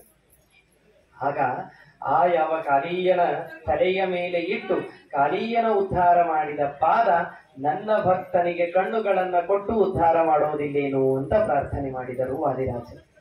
ಇಂತಹ ಅದ್ಭುತವಾದ ಅನೇಕ ಹಯವದನ ಅನ್ನುವಂತಹ ಅಂಕಿತದಿಂದ ಅನೇಕ ಕೃತಿಗಳನ್ನ ರಚನೆ ಮಾಡಿದ್ದಾರೆ. ಇಷ್ಟೇ ಅಲ್ಲದೇನೆ ಕೊನೆಯ ಘಟ್ಟ 112 ವರ್ಷಗಳು ವಾದಿರಾಜರಿಗೆ. ನಮಗ್ 12 ಮುಂದೆ ನೆಗಡಿ ಬರ್ತದ ಅಂತ ಇವತ್ತೇ ಪೂಜಾ ಬಿಡ್ತೀವಿ ನಾವು ಅಲ್ವಾ. ಧನುರ್ಮಾಸದ ಪೂಜಾ ಮಾಡ್ರಿ ಅಂದ್ರೆ ಮಾಡ್ತೀವಿ ನಾವು. ಆಚಾರ್ಯ ತುಂಬಾ ಚಳಿ ಆಚಾರ್ಯ, ಧನುರ್ಮಾಸ ಆಗೋದೇ ಇಲ್ಲಪ್ಪ, ಈ ಚಳಿ ಈ ನೀರು ಆಗೋದಿಲ್ಲಪ್ಪ. ಪಕ್ಕದ ಮನೆಯವ್ರ ಮದುವೆಗೆ ಗಾಡಿ ಹೋಗ್ತಾ ಇದೆ, ಬಸ್ ಹೊರಡುತ್ತೆ 4 ಗಂಟೆಗೆ ಅಂದ್ರೆ 2:30ಗೆ ಸ್ನಾನ ಆಗಿರ್ತದೆ ಮುಂಜಾನೆ. ನಮ್ಗೆ ಯಾರು ನಮ್ಮ ಜೊತೆಗೆ ಬರುವವರಲ್ಲ, ಅವರಿಗಾಗಿ ಜೀವನ ಇದೆ. ಸದಾ ಕಾಲದಲ್ಲಿ ನಮ್ಮ ಜೊತೆಗೆ ಇರುವಂತಹ ಭಗವಂತನ ಭಗವತ್ಪರವಾದ ಕಾರ್ಯಗಳಿಗೆ ನಮ್ಮ ಯಾವ ಜನ್ಮವೂ ಇಲ್ಲ ನೋಡಿ. ಅದಕ್ಕಾಗಿ ವಾದಿರಾಜರಿಗೆ ದೇವರನ್ನ ಎತ್ತಿ ಇಡಬೇಕಾದರೆ ವ್ಯತ್ಯಾಸವಾಗ್ತಾ ಇತ್ತಂತೆ 112 ವರ್ಷದಲ್ಲಿ. ಅವರಿಗೇನು ವ್ಯತ್ಯಾಸಾದಿಗಳು ಏನೂ ಇಲ್ಲ ವಾದಿರಾಜರಿಗೆ, ಕೇವಲ ಲೋಕ ವಿಡಂಬನೆ ಅಷ್ಟೇ. ಆಗ ಏನ್ ಹೇಳಿದ್ರು ವಾದಿರಾಜರು, ನಮ್ಮಂತೆ ಆಗೋದಿಲ್ಲಪ್ಪ, ಬೇರೆಯವರು ಪೂಜೆ ಮಾಡ್ಲಿ ಅನ್ಲೇ ಇಲ್ಲ. ಅವರು ದೇವರನ್ನ ಎತ್ತಿ ಇಡುವಾಗ ಹೇಳಿದರಂತೆ, ವೃದ್ಧನಾದೇನೋ ಪಲ್ಗಳೆಲ್ಲವೂ ಬಿದ್ದವು, ಕಣ್ಣು ಕಾಣಲಾರದು, ಎದ್ದು ನಿಲ್ಲಲಾರೆನಯ್ಯ, ಉದ್ಧರಿಸೋ ಹಯವದನ, ತಿಥಿ ಹೃದಯ ನಿನ್ನ ಪಾದ ಪದ್ಮವಾನೆನೆವಂತೆ ಮಾಡು, ಒದ್ದಿದವರ ಪೊರೆವ ಕರುಣಾ ಸಿಂಧು ನೀನೆ ಎನಗೆ ಬಂದು. ವೃದ್ಧನಾದೇನೋ ಪಲ್ಗಳೆಲ್ಲವೂ, ಪಲ್ಲು ಅಂದ್ರೆ ಹಲ್ಲು ಅಂತ ಅರ್ಥ. ವೃದ್ಧನಾದೆ, ನನಗೆ ಹಲ್ಲೆಲ್ಲ ಬಿದ್ದು ಹೋಯ್ತು, ಎದ್ದು ನಿಲ್ಲಿಕ್ಕೂ ಆಗ್ತಾ ಇಲ್ಲ, ಉದ್ಧಾರ ಮಾಡಬೇಕಾದವನು ನೀನೇನು. ಯಾಕೆ ಅವರಿಗೆ ಪೂರ್ಣವಾಗಿ ಜ್ವರ ಬಂದರೆ ಪೂಜಾ ಸಮಯದಲ್ಲಿ ಜ್ವರವನ್ನ ತಮ್ಮ ದಂಡಕಾಷ್ಟದಲ್ಲಿ ಆವಾಹನೆಯನ್ನ ಮಾಡಿ ಇಟ್ಟರೆ ಪೂಜೆ ಮುಗಿಯುವವರೆಗೂ ದಂಡಕಾಷ್ಟ ನಡುತ್ತಾ ಇತ್ತಂತೆ, ಗಡ ಗಡ ಗಡ ಗಡ ಗಡ ಗಡ. ಪೂಜೆ ಮುಗಿದ ಕ್ಷಣದಲ್ಲಿ ಮತ್ತೆ ಅಲ್ಲಿಯ ಜ್ವರವನ್ನ ತಮ್ಮಲ್ಲಿ ಹಾಕಿಕೊಳ್ತಾ ಇದ್ರು. ಇಂತಹ ಅಗಮ್ಯ ಮಹಿಮರು ವಾದಿರಾಜ ಗುರು ಸಾರ್ವಭೌಮರು. ಅಂತಹ ವಾದಿರಾಜರಂತಾರೆ, ಹೊನ್ನು ಹೆಣ್ಮಣ್ಣಾಸೆ ಬಿಡದು, ಪುಣ್ಯ ಮನಕ್ಕೆ ಒಡಂಬಡದು. 12:30 ಆಗ್ಯದ, ಗೊತ್ತಾಗ್ಯದ. ಅವ್ರು ಯಾರೋ ಸ್ವಲ್ಪ ಜಾಸ್ತಿ ಹೇಳ್ರಿ ಅಂತ, ಅವರು ಆಶೆ ಪೂರೈಸ್ಬೇಕಲ್ಲ. 10 ಬದ್ಲಿ ವೃದ್ಧ ಹೊನ್ನು ಹೆಣ್ಮಣ್ಣಾಸೆ ಬಿಡದು, ಪುಣ್ಯ ಮನಕ್ಕೆ ಒಡಂಬಡದು, ಎನ್ನದೆಂಬೋ ಮಮತೆ ತಗ್ಗದು, ಧನ್ಯ ಜನಕ್ಕೆ ಶಿರವು ಬಗ್ಗದು, ನಿನ್ನ ವಾರ್ತೆ ಕರ್ಣ ಕೇಳದು, ಅನ್ಯ ವಾರ್ತೆಗೆ ಹೊತ್ತು ಸಾಲದು, ಇನ್ನು ಹೇಸಿಗೆ ಮನಕ್ಕೆ ಬಾರದು, ಮುಂದಿನ ಗತಿ ಎನಗೆ ತೋರದು. ನೋಡಿ, ವೃದ್ಧನಾದೆನೋ ಪಲ್ಗಳೆಲ್ಲವೂ ಒಂದು ನುಡಿಯಲ್ಲಿ, ಇನ್ನೊಂದು ನುಡಿಯಲ್ಲಿ ಹೊನ್ನು ಹೆಣ್ಣು ಮಣ್ಣಾಸೆ ಬಿಡದು, ಪುಣ್ಯ ಮನಕ್ಕೆ ಒಡಂಬಡದು. ಪುಣ್ಯ ಯಾವುದು ಅಂತೇ ಗೊತ್ತಿಲ್ಲ ನಮಗೆ, ನಾವು ಮಾಡಿದ್ದೇ ಪುಣ್ಯ ಅಂತ ಅನ್ಕೊಂಡಿವಿ. ಎನ್ನದೆಂಬೋ ಮಮತೆ ತಗ್ಗದು. ಎನ್ನದೆಂಬೋ ಮಮತೆ ಅಂದ್ರೆ ನಮ್ಮ ಆಸ್ತಿ ನಮ್ದು, ನಮ್ಮ ಮನಿ ನಮ್ದು, ನಮ್ಮ ಹೊಲ ನಮ್ದು, ನಮ್ಮ ಸೀರೆ ನಮ್ದು, ನಮ್ಮ ದೋತ್ರ ನಮ್ದು ಅನ್ನೋದಲ್ಲ. ಹುಟ್ಟಕ್ಕೆ ಹಿಡ್ಕೊಂಡ ಜಾಗ ನಮ್ದು ಅಂತಿರ್ತೀವಿ ನಾವು. ಇನ್ನೊಂದು 10 ನಿಮಿಷಕ್ಕೆ ಗೊತ್ತಾಗ್ತದೆ, ನಾ ಹಿಡ್ದಿನ ಜಾಗ ಅದನ್ನೀಗ ತಂಗಿ ಡಬ್ಬಕ್ಕೆ ಹೋಗಿನೇ ಅದನ್ನಲ್ಲಿ. ಎನ್ನದೆಂಬೋ ಮಮತೆ ತಗ್ಗದು, ಧನ್ಯ ಜನಕ್ಕೆ ಶಿರವು ಬಗ್ಗದು. ದೊಡ್ಡವರಿಗೆ ನಮಸ್ಕಾರ ಅಂದ್ರೆ, ಜ್ಞಾನಿಗಳಿಗೆ, ಪಂಡಿತರಿಗೆ, ಸನ್ಯಾಸಿಗಳಿಗೆ ನಮಸ್ಕಾರ ಅಂದ್ರೆ ಆಗೋದೇ ಇಲ್ಲ. 3 ತರ ಇರ್ತದ್ರಿ ನಮಸ್ಕಾರದೊಳಗೆ. ಅನೇಕ ಬಾರಿ ಹೇಳ್ತಿರ್ತೇನೆ ನಾನಿದೆ. ನಮಸ್ಕಾರದೊಳಗೂ 3 ತರ, ಸ್ವಾಗತದೊಳಗೂ 3 ತರ ಇರ್ತದ. ನೀವೆಲ್ಲಾ ಪ್ರವಚನ ಮುಗಿದ ಮೇಲೆ ಹೇಳ್ತೀರಿ, ಪಾಪ ಆಚಾರ ಮಸ್ತ್ ಇತ್ರಿ ಪ್ರವಚನ, ದಯವಿಟ್ಟು ನಮ್ಮ ಮನಿ ಇಲ್ಲದ ಬಂದ್ ಹೋಗ್ರಿ. ದಯವಿಟ್ಟು ನಮ್ಮ ಮನಿ ಇಲ್ಲದ ಅಂತೀರಿ ಹೊರತು ಯಾರು ಅಡ್ರೆಸ್ ಹೇಳಂಗಿಲ್ಲ ಮನೆಯಲ್ಲಿ. ಇದು ಒಂದು ಪಂಗಡ ಬೇರೆ. ಇನ್ನೊಂದು ಪಂಗಡ ಇರ್ತದ, ಆಚಾರ ದಯವಿಟ್ಟು ನಮ್ಮ ಮನೆಗೆ ಬರ್ಬೇಕು ಅಂತ ನಿಂತು ಮನೆಗೆ ಕರ್ಕೊಂಡು ಹೋಗ್ತಾರ. ಕರ್ಕೊಂಡು ಹೋಗಿ ನಾ ಆಚಾರ್ಯನು ಒಳಗಡೆ ಹೋಗಿ ಒಂದ್ ಚೇರ್ ಮೇಲೆ ಕುಳಿತುಕೊಳ್ಬೇಕು, ಅಷ್ಟ್ರೊಳಗೆ ಹೇಳ್ತಾರ, ಆಚಾರ ಅಂತೂ ನಮ್ಮ ಮನೆಗೆ ಏನೂ ತಗೊಳಂಗಿಲ್ಲ. ಏನ್ ಸಾಯ್ಬೇಕ್ರಿ, 1.5 ತಾಸು ಓಡ್ರಿದ್ದಕ್ಕ ಏನೂ ತಗೊಳಂಗಿಲ್ಲ ಅಂದ್ರೆ ಗತಿ. ಇನ್ನೊಂದು ತಂಡ ಇರ್ತದೆ, ಪಾಪ ಕರ್ಕೊಂಡು ಹೋಗ್ತಾರ, ಕುಡಿಸ್ತಾರ, ಎಳ್ನೀರಾದ್ರೂ ಕೊಟ್ಟು ಕಳಿಸ್ತಾರೆ. ಇದು ಒಂದು ತಂಡ ಅಂತ ಇರ್ತದೆ. ಇದು ಲಾಸ್ಟ್ ಸಿಗುದು ಬಹಳ ಕಷ್ಟ ರೀ. ನಾವು ಹೋದಲ್ಲೆಲ್ಲ ಇವೆರಡು ಸಿಗ್ತಾವ. ಹಂಗ ನಮಸ್ಕಾರದೊಳಗೂ 3 ಇರ್ತಾವ. ಆಚಾರ ನನ್ನೇ ನೋಡ್ಲಿಕ್ಕತ್ತಾರಲ್ಲ ಅಂತ ನಮಸ್ಕಾರ ಮಾಡೋ ತಂಡ ಬೇರೆ. ಈ ಹೆಣ್ಮಕ್ಳೆಲ್ಲ ಮಾತಾಡ್ಕೊಂಡು ನಿಂತಿರ್ತಾರ, ಯಾರಾದ್ರೂ ಒಬ್ಬಾಯ್ಕೆ ನೋಡಿ ನಮಸ್ಕಾರ ಮಾಡಿದ್ಲು ಅಂದ್ರೆ ಸುಮ್ಮನೆ ಕೊಡಾಗಿ ನೋಡಿ ನಮಸ್ಕಾರ ಮಾಡಿ ನಾನು ಮಾಡ್ಬೇಕ. ಇದು ಒಂದು ನಮಸ್ಕಾರ ಬೇರೆ, ಭಕ್ತಿಯಿಂದ ಮಾಡುವ ನಮಸ್ಕಾರ ಬೇರೆ. ಇದು ಲಾಸ್ಟಿಗೆ ಸಿಗೋದು ಬಹಳ ಕಷ್ಟ, ಸಿಗೋದಿಲ್ಲ, ನಾವು ಎಕ್ಸ್ಪೆಕ್ಟೇಷನ್ ಇಟ್ಕೊಳಂಗಿಲ್ಲ. ಹೀಗಾಗಿ ಈ ನಮಸ್ಕಾರ ಹೇಗಿರ್ಬೇಕು ಅಂದ್ರೆ, ವೃದ್ಧ ಯಾವುದು ಹೊನ್ನು ಹೆಣ್ಮಣ್ಣಾಸೆ ಬಿಡದು, ಧನ್ಯ ಜನಕ್ಕೆ ಶಿರವು ಬಗ್ಗದು, ನಿನ್ನ ವಾರ್ತೆ ಕರ್ಣ ಕೇಳದು.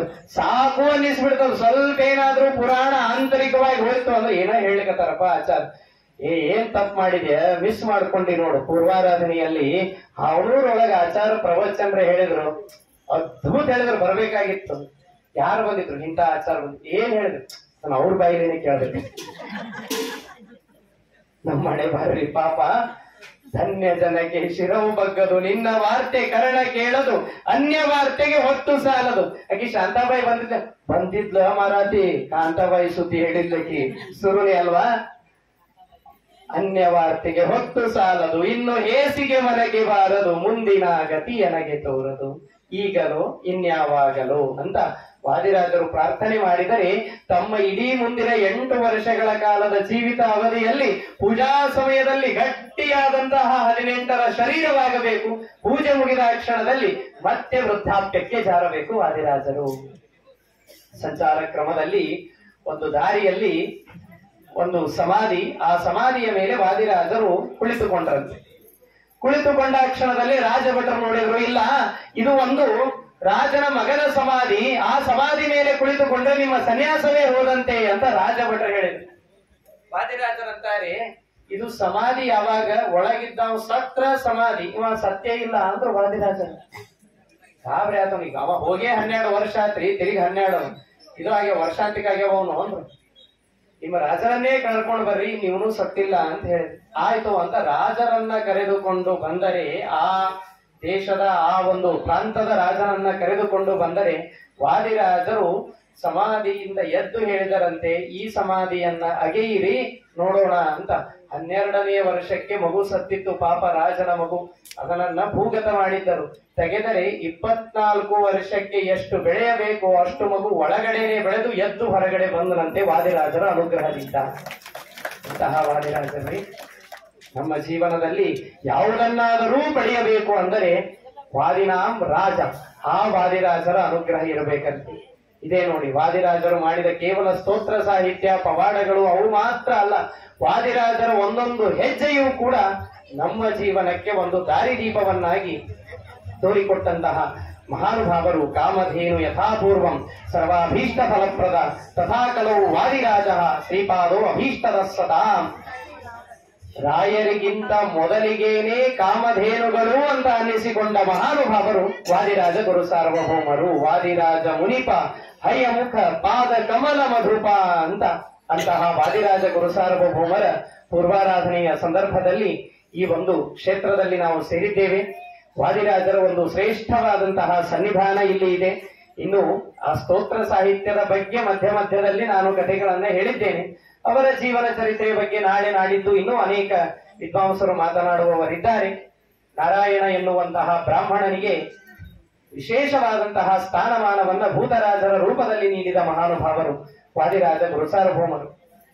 ಅಂತಹ ಭೂತರಾಜ ನಮಸ್ತುಭ್ಯಂ ವಾದಿರಾಜ ಗುರು ಪ್ರಿಯ ವಿದ್ರಾವ್ಯ ಸರ್ವಭಾದಾನ್ನ ಸದಾ ತ್ವಂ ರಕ್ಷಣಂ ಕುರು. ಅದ್ಭುತವಾದಂತಹ ಕಾರ್ಯಗಳನ್ನ ವಾದಿರಾಜರು ಮಾಡಿ ಸಶರೀರವಾಗಿ ವೃಂದಾವನಸ್ಥರಾಗಿದ್ದಾರೆ.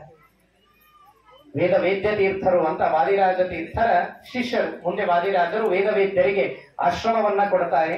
ಅವರು ವಾದಿರಾಜರ ಮೇಲೆ ಅಷ್ಟಕವನ್ನ ರಚನೆ ಮಾಡಿದ್ದಾರೆ. ಚಂದಾರ್ಕ ಕೋಟಿ ಲಾವಣ್ಯ ಲಕ್ಷ್ಮೀಶ ಕರುಣಾಲಯಂ ವಂದಿತಾಂಗ್ರಿ ಯುಗಂ ಸದ್ಭಿಹಿ ವಾದಿರಾಜಂ ನತೋಸ್ಮ್ಯಹಂ.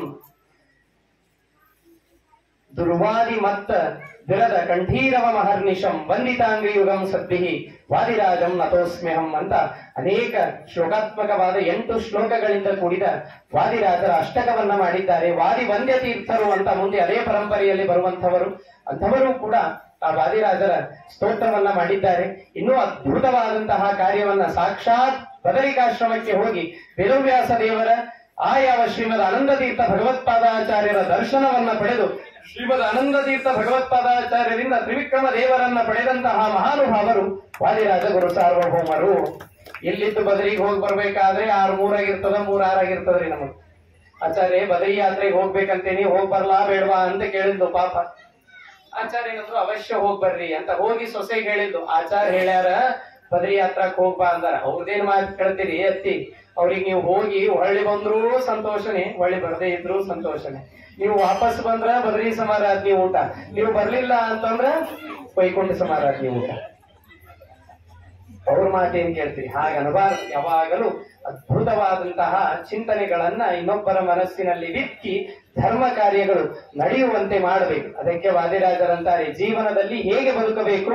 ಹರಿ ನಿರ್ಮಾಲ್ಯವ ಶಿರದಿ ಧರಿಸುತ್ತಿರು, ಹರಿ ನೈವೇದ್ಯವ ಭುಂಜಿಸುತ್ತಿರು, ನಿತ್ಯ ಇರಳು ಹಗಲು ಹರಿ ಸ್ಮರಣೆಯ ಬಿಡದಿರೋ, ದುರುಳರ ಕೂಡದಿರೋ ನೀ ದುರುಳರ ಕೂಡದಿರೋ, ಹರಿಪದ ತೀರಥ ನೇಮವ ಬಿಡದಿರೋ, ಹರಿಪರ ದೇವತೆಯೆಂದರು ಹುತ್ತಲಿರೋ, ಗುರುಮುಖದಿಂದ ಶಾಸ್ತ್ರ ಪುರಾಣವ ನಿರುತದಿ ಕೇಳುತ್ತಿರೋ ಮನವೇ, ನಿರುತದಿ ಕೇಳುತ್ತಿರೋ ನಾರಾಯಣ ನೆನೆ ಮನವೇ, ನಾರಾಯಣ ನೆನೆ. ಹೀಗೆ ದೇವರಲ್ಲಿ ಪ್ರಾರ್ಥನೆಯನ್ನ ಮಾಡಬೇಕು. ಜೊತೆಗೆ ಕೊನೆಯ ಪ್ರಾರ್ಥನೆ ಏನ್ ಮಾಡ್ಬೇಕು ದೇವರಲ್ಲಿ? ಹೀನ ಕರ್ಮಗಳೆಲ್ಲ ಹಯಮುಖ ದೇವನೇ ನಿನೆನಿಸದಲೇ ಕಾಯೋ, ಜ್ಞಾನಿಗಳ ರಸನೆ ದಯವಿಟ್ಟು ನಿನ್ನನ್ನೇ ಧ್ಯಾನಿಸುವಂತೆ ಮಾಡೋ ಹಯವದನ, ಅವರೀತಿಯಿಂದ ನೀಯನ್ನ ಸಲಹುವೆ ಶ್ರೀ ವಿಭು ಹಯವದನ, ಶ್ರೀ ವಿಭು ಹಯವದನ. ಹೀಗೆ ಪ್ರಾರ್ಥನೆಯಲ್ಲಿ ದೇವರ ಜೊತೆಗೆ ಸಂಭಾಷಣೆಯನ್ನ ಮಾಡುವುದನ್ನ ಕಲಿಯಬೇಕು ಅಂತ ಕಲಿಸಿದ ಮಹಾನುಭಾವರು ವಾದಿರಾಜ ಗುರು ಸಾರ್ವಭೌಮರು. ಪ್ರತಿನಿತ್ಯದಲ್ಲಿ ಲಕ್ಷ್ಮೀ ಶೋಭಾನವನ್ನ ಯಾರು ಹೇಳ್ತಾರೆ ಅವರಿಗೆ ಎಂದಿಗೂ ಕೂಡ ವೈಧವ್ಯ ಅನ್ನೋದು ಬರೋದಿಲ್ಲ ಅಂತ ಆ ಯಾವ ಸ್ತ್ರೀಯರಿಗೆ ಮಂಗಲ ಸೂತ್ರದಂತೆ ಮಾಡಿಕೊಟ್ಟಂತಹ ಗ್ರಂಥ ಅದು ಲಕ್ಷ್ಮೀ ಶೋಭಾನ ಅನ್ನುವಂತಹ ಗ್ರಂಥ. ಇನ್ನು ಅನೇಕ ಕೃತಿಗಳನ್ನ ವಾದಿರಾಜರು ನಿರ್ಮಾಣ ಮಾಡಿದ್ದಾರೆ. ಅಂತಹ ವಾದಿರಾಜರ ಗುರು ಸಾರ್ವಭೌಮರ ಸನ್ನಿಧಾನದಲ್ಲಿ ಒಂದೆರಡು ನುಡಿಗಳನ್ನ ಆಡಲಿಕ್ಕೆ ಅವಕಾಶ ಮಾಡಿಕೊಟ್ಟ ಇಲ್ಲಿನ ಎಲ್ಲ ನಮ್ಮ ಪುರುಷೋತ್ತಮಾಚಾರ್ಯರಿಗೂ ಜೊತೆಗೆ ವಾದರಾಜಾಚಾರ್ಯರಿಗೂ ಇನ್ನೂ ಅನೇಕ ಗಲಗಲಿ ಮನೆತನದವರ ಎಲ್ಲರಿಗೂ ಕೂಡ ದೇವರು ಅವರಿಗೆ ಇನ್ನೂ ಇದೋತ್ಯತಿಶಯವಾದ ಧರ್ಮ ಕಾರ್ಯ ಜ್ಞಾನ ಕಾರ್ಯಗಳನ್ನ ಮಾಡುವಂತಹ ಸೌಭಾಗ್ಯವನ್ನ ಕೊಡಲಿ. ವಾದಿರಾಜರು ಅವರ ಕೈ ಹಿಡಿದಿದ್ದಾರೆ ಅನ್ನಲಿಕ್ಕೆ ಗ್ಯಾರಂಟಿ ಏನು ಅಂದ್ರೆ, ಇಷ್ಟು ಅದ್ಭುತವಾದ ಕಾರ್ಯಕ್ರಮ ಇಂತಹ ಹಳ್ಳಿಯಲ್ಲಿ ಮಾಡ್ತಾ ಇದ್ದಾರೆ ಅಂದ್ರೆ ವಾದಿರಾಜರು ಗಟ್ಟಿಯಾಗಿ ಕೈ ಹಿಡಿದಿದ್ದಾರೆ ಅಂತಲೇ ತಿಳಿಯಬೇಕು. ಆ ನಿಟ್ಟಿನಲ್ಲಿ ಅವರು ಈ ಕಾರ್ಯಕ್ರಮವನ್ನ ಮಾಡ್ತಾ ಇದ್ದಾರೆ. ಇನ್ನೂ ಹೆಚ್ಚಿನ ಭಾಗದಷ್ಟು ಈ ಕಾರ್ಯಕ್ರಮವನ್ನ ಮಾಡಲಿ ಅಂತ ಪ್ರಾರ್ಥನೆಯನ್ನ ಮಾಡ್ತಾ ಇಲ್ಲಿ ವಿಶೇಷವಾಗಿ ಒಂದು ಗೋಶಾಲೆಯನ್ನು ಕೂಡ ಪ್ರಾರಂಭ ಮಾಡಿದ್ದಾರೆ. ಗೋಪೂಜೆ ನಾವು ಮನೆಯವರೆಗೂ ಗೋ ಬಂದ್ರೆ ಗೋ ಗೋ ಅಂತೇವೆ, ಅದನ್ನು ಯಾವತ್ತಿಗೂ ಅನ್ನಬಾರದ್ರಿ. ಗೋ ಗೋ ಅಂತ ಅನ್ನೋದೇನೆ ಆ ಯಾವ ಆಕಳಿನ ಮೇಲೆ ದೇವರು ನಮ್ಮ ಮೇಲೆ ಪ್ರೀತನಾಗಬೇಕಾದರೆ ಗೋ ಬ್ರಾಹ್ಮಣ ಹಿತಾಯಚ, ಒಂದು ಗೋವಿನ ಮೇಲೆ ಪ್ರೀತಿ ಮಾಡಬೇಕು. ಕೃಷ್ಣ ಗೋವಿನ ಮೇಲೇನೆ ಪ್ರೀತಿ ಮಾಡಿದ್ನಂತೆ. ದೇವರಿಗೆ ಇಟ್ಟು ನೈವೇದ್ಯ ಮಾಡಿದ ಪ್ರದೇಶವನ್ನು ಹೊಲಿಸಬೇಕಾದ್ರೆ ಕೇಳ್ತೀವಿ, ಅಲ್ಲಿ ಹಳೆ ಬಟ್ಟೆದ ಏನು ಹೊಲಿಸ್ಬಟ್ಟದ ಅಂತ ಹೊಲಿಸ್ತೀನಿ ಅಂತ, ದೇವರು ಊಟ ಮಾಡಿದ ಸ್ಥಳವನ್ನ. ಆದರೆ ದೇವರೇ ಆಕಳುಗಳ ಮೈಯನ್ನ ತನ್ನ ಪೀತಾಂಬರದಿಂದ ಹೊಲಿಸ್ತಾ ಇದ್ದಂತೆ, ಅಷ್ಟು ಪ್ರೀತಿ ಆಕಳಿನ ಮೇಲೆ. ಬೆಳಗ್ಗೆ ಎದ್ದೆಲ್ಲ ಆಕಳುಗಳನ್ನ ಬಿಟ್ಟು ಬಿಡ್ಬೇಕು, ಕರ್ಕೊಂಡು ಹೋಗ್ಬೇಕು ಮೇಯಿಸ್ಲಿಕ್ಕೆ. ಸಾಯಂಕಾಲವಾದಾಕ್ಷಣ ಎಲ್ಲಾರು ಕೇಳ್ಬೇಕಂತೆ, ಆಗಲೇ ಎದ್ದು ಹೋಗಿ ನಾನು ಆಕಳನ್ನೆಲ್ಲ ಬಿಟ್ಟು ಬಂದೆ, ಅಸ್ತಮಾನವಾಯಿತೀಗ ಆಕಳ ಪಡೆಯೋ ಹೊತ್ತಾಯ್ತೀಗ, ಆಕಳ ಕೊಡೋ ನಮ್ಮ ಆಕಳ ಕೊಡೋ. ಇದನ್ನೆಂದರಿಗೆ ಕೇಳ್ತೀವಿ ನಾವು, ಇಲ್ಲೇ ಇಲ್ಲ, ಆಕಳಕ್ಕೆ ಕೊಡೋ ಇನ್ನೊಂದು ಆಕಳಕ್ಕೆ ಕೊಡೋ. ಹಾಗಾಗಿ ಆ ಆಕಳನ್ನ ಬಯಸ್ತಾ ಇದ್ರಂತೆ. ಆ ಎಲ್ಲ ಆಕಳುಗಳನ್ನ ತನ್ನ ಕೃಷ್ಣ ತನ್ನ ಕೈಯಿಂದ ಹುಲ್ಲಾಗ್ತಾ ಇದ್ದ, ಏನೋ ಒಗೆದು ಬಿಟ್ಟು ಹೋಗ್ತಾ ಇರ್ಲಿಲ್ಲ. ಎಳೆಗರಿಕೆ ಇರುವ ಸ್ಥಳದಿ ಮೆರೆದು ವತ್ಸಗಳನ್ನು ನಿಲ್ಲಿಸಿ ಮುರಳಿ ತನ್ನ ಕೈಯ ಪಿಡಿದು ಕೊಳ್ಳಲಗಾನ ಮಾಡುತ್ತಾ, ತನ್ನ ಸೆರಗು ತೆಗೆದು ಕೃಷ್ಣ ಕರುಗಳ ಬೆನ್ನು ಒರೆಸಿ ತಿನ್ನು ತಿನ್ನು ಹುಲ್ಲು ಎನ್ನುತ್ತ ತನ್ನ ಕರಗಳಿಂದ ಒತ್ತುತ್ತ ಕಾದನ ವತ್ಸವ ಹರಿ ಕಾದನ.